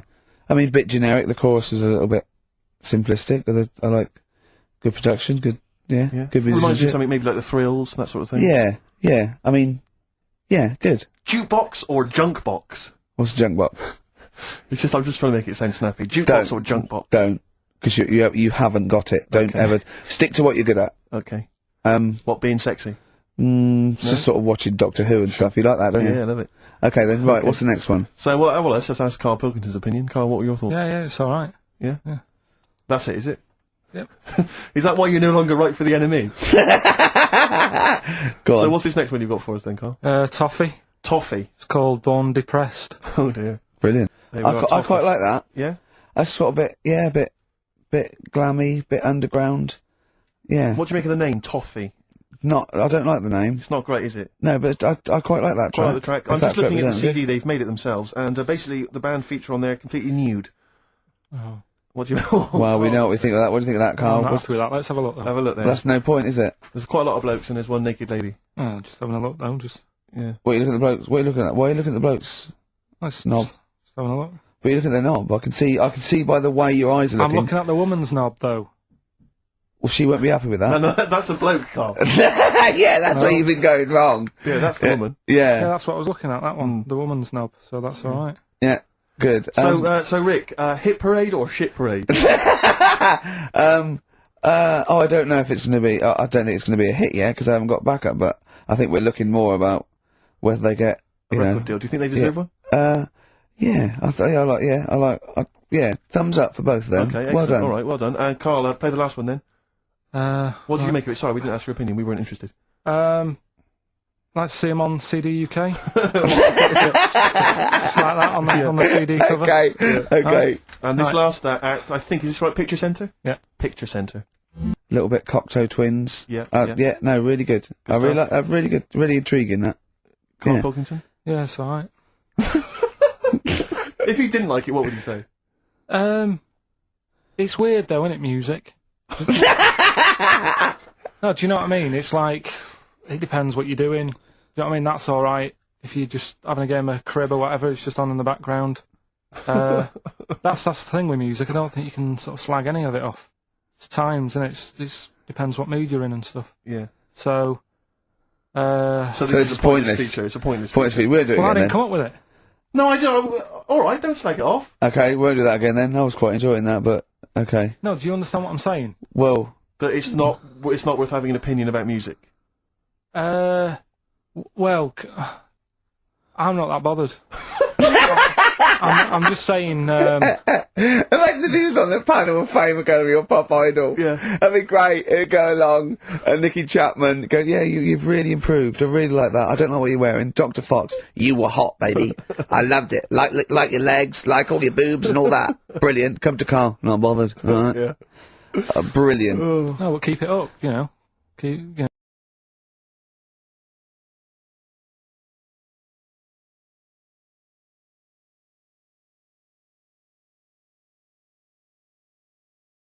Roll over DJ on XFM 104.9. Alright? Karl, just an email. A question for you. Can you please let me know which school Karl went to? What school do you go to? Cessav. What? Cessav. Cessav? Yeah. What does that mean? It was on Cecil Avenue. Cecil Avenue, in Manchester? Yeah. It's just he says, I'd like to know so that I don't send my kids to the same place. He also says, he says, P.S., does Karl look like Gollum in Lord of the Rings? Yes. He does, doesn't he? Yeah. Yeah, that's very good. Yeah, in fact, I was just putting a little bald wig on you, wasn't I? Like he needs one. Yeah. So, if you Just want some a of the fun and games we have when the songs are on. Yeah, did it hurt? Just a little bit. The bit that worried me is when you said, let me just staple it. Yeah, well, I was trying to get it under your chin because it looked funnier. And he was scared. Oh, I remember it. Do you remember I did that thing with the tea towel? Have you told Steve about that? I don't think I have. It's not something I'd shout about, to be honest. Go on. Went round his place. And he said, oh, before you go, I must try something. Because I couldn't get squeezing hard enough. I can't, because I'm not strong enough to hurt him anymore now, or am I? I think I can take it a bit more than I could at the start. Yeah, so I wanted to squeeze his head more, so what did I do? So he said, just hang on, I've got a tea towel. He brought a tea towel in now. I need something sort of long and thin. What can I get? He's asking his girlfriend, where's that there? Comes in with a spatula, right? He puts the tea towel on my head, and manages to sort of put the spatula in and turn it round so that the tea towel is tightening on my head. Yeah. Using little pressure, would you say, from you? Yeah, just little, it's brilliant, it was like a tourniquet, and I just turned it a little bit, and he screamed almost straight away, didn't you? It hurts. But I don't, but why did you think that was good? When would you need to use that tool? I knew, I did it on my other bald mate, Rob, who was over, and he screamed as well. Because he just put a tea towel round, like a little bandana, just stick the wooden spoon down the back, just turn it, and it's even half a turn, isn't it? And it really... Hopefully children listening will be trying that on their friends. No, they won't. Don't try that at home. I've got another fact for you, Karl. Might be of interest to you, just the final one. The ancient Babylonians had few... What? Can I just stop you there? What's a Babylonian? My head's gonna burst! What do you mean, what's a Babylonian? I've never heard of one. No, but we'll work out, what's an Evertonian? Someone who supports Everton? Well, or from? From Liverpool. Yeah, so what's a Babylonian? He's from Baba. Yeah, well anyway, some people from Baba, ancient Baba, they didn't have very many doctors in those days, alright? Because they felt that illnesses should be left to the wisdom of the public, right? So if you were sick, okay, you were placed in the city centre, right? And then a passerby... Outside Baba. Outside Baba. And, a passerby who had suffered from the same ailment, or who had seen it treated in the past, they would pass by, they would give them advice on how to be cured. Do you understand? So there'd be no doctors, just people passing by would see, they'd say, what's wrong with you? And they'd say, well, blah, blah, blah, I've had the same thing, here's some advice. And pedestrians were forbidden to pass such an individual without inquiring about the complaint and prescribing for it if they knew how to. So hang on, so there's someone ill. Yeah. It's outside the town hall. Yeah. People walk past, go, what's up with you? They go, oh, my foot hurts. And they go, oh, you've got to do this to get rid of that. Yeah. And were they ever right? Well, what do you mean? Were they ever right? Well, how do we know? What are you telling me? What? What have you just told me? What am I meant to take from that? You just said strangers sort of say, you've got that wrong with you. I think he's sulking. I don't think he's ever going to take anything we tell him again because we don't. No, but I don't like the fact understand that goes, monkeys can do armed robberies, and we go, no, they can't. I don't understand what the problem is. But how is that different from telling me that a Chinese woman ate dirt? How is that not the same sort of thing? Because that's weird. Someone sat in Trafalgar Square going, I've got a headache and I go take some Nurofen, isn't shocking. I'm not a doctor. I've given him a bit of advice. But neither is the dirt lady. She's not particularly interesting. Neither of them are particularly interesting. I'm just trying to give you an example of the same sort of drivel you feed us every week. Would you sort of have tea round at her house? It's weird. The Chinese woman. Right, so it's weird. Okay, now we're getting somewhere. It's weirdness that you're interested in. See, I thought that you were actually interested in sort of learning interesting sort of stuff. But if it's weird, it helps. If it's weird, it helps. Yeah, I mean, it doesn't have to be major news. The other day there was something about this fella who I think he wanted to be an actor, right? And he was trying all his life to be an actor. Couldn't get a gig anywhere, right? So when he died, he said, right, I'm going to leave all my money to the theatre as long as that theatre uses my skull in that play they do with the head. Hamlet. In Hamlet. So that's that sort of news, and it's weird. Right. What money did he have if he'd been a struggling actor? He had some money in that. What did he do? I don't know. Oh, that's what I'm interested in, what he did. Yeah, No, that's what me and Steve. Yeah, that's what me and Steve are interested in, what he did, how he earned his money.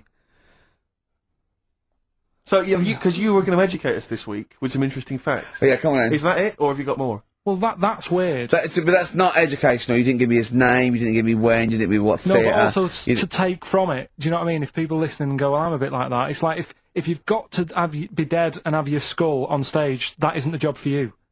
That's what I'm saying. If it takes that much, give it up, do something else. Right? What else have I taught you? I don't know. You haven't taught us, you've never taught me anything. See, we'll just have to sort of... What, agree to disagree? Right.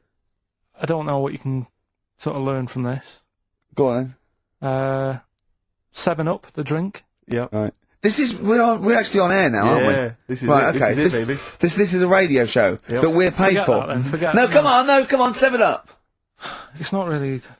Not important. It's not interesting or important. Go on, no, come on then. The little red dot, that's above the 7 on the can. Do you know, it says 7 up and there's a little red dot. Yeah. That red dot's there because the creator of it was an albino and he had red eyes. And he had that little thing there as his little trademark. Is that true? It's true. That's quite interesting. Right then. So that's what I'm saying. It's not that important, but it's interesting. If it's true, that's interesting. It isn't. It's true and it's interesting. Okay, that's good. Any more? You know, Coke used to contain real cocaine. So well, they used to be medicines, didn't they? Tonics, yeah. No, they were medicines. I read that tomato ketchup and Coca-Cola started off as medicines. Probably not a medicine, probably more of a tonic, because it probably a pick-me-up, wasn't it? If I had Coke in it and caffeine and sugar, and same as ketchup, probably lots of vitamin C and lots of sugar, it was probably more of a tonic. It wasn't really a medicine. They didn't say, cancer, have this on your chips. It's some HP. Wasn't a medicine, it was... Well, it was, kind of. Alright, okay, let's agree to disagree on that particular one. Okay, alright, yeah. Is that it, Karl? What else? Because you've educated us this week. You've given us the 7-Up thing, okay. I've told you about the goldfish. Not really, but yeah. You didn't say anything about goldfish. This is your fact, right? You know what? Goldfish might have longer memories than some people think. That's not a fact. That under no circumstances would imagine Magnus Magnuson saying, what animals might have longer memories than most people think? This is goldfish, correct? Imagine that as a question. How is that a fact? If you ever have children, are you going to educate them with this kind of drivel? Is this how you're going to raise your kids? So their minds just pump full of this That'd be my rubbish? job. I'd keep them interested with stuff like that. Right. Yeah. Suzanne does the proper stuff. Yeah. So you agree there is some proper stuff? Yeah, but I wouldn't make him do it. I'd just sort of leave the book there, and then if he read it, I'd go, that's good. That is. What book would you think? What, the 50th freakiest people ever to be born? Give him that to start with. What would you tell me your favourite was? The little fellow who was playing the keyboard? That or the three-legged fella. Yeah, okay. So he's learnt that. That's the first day at school. What would you teach him the second day at school? I don't know, because Why do owls have to turn 180 degrees to look the other way? Because they've got big eyes. Yeah, and what's that mean? What do you mean? What's it mean? Can I just... I don't think you should have children. Well, Suzanne's always saying, she'd like to hear tiny feet running around the flat.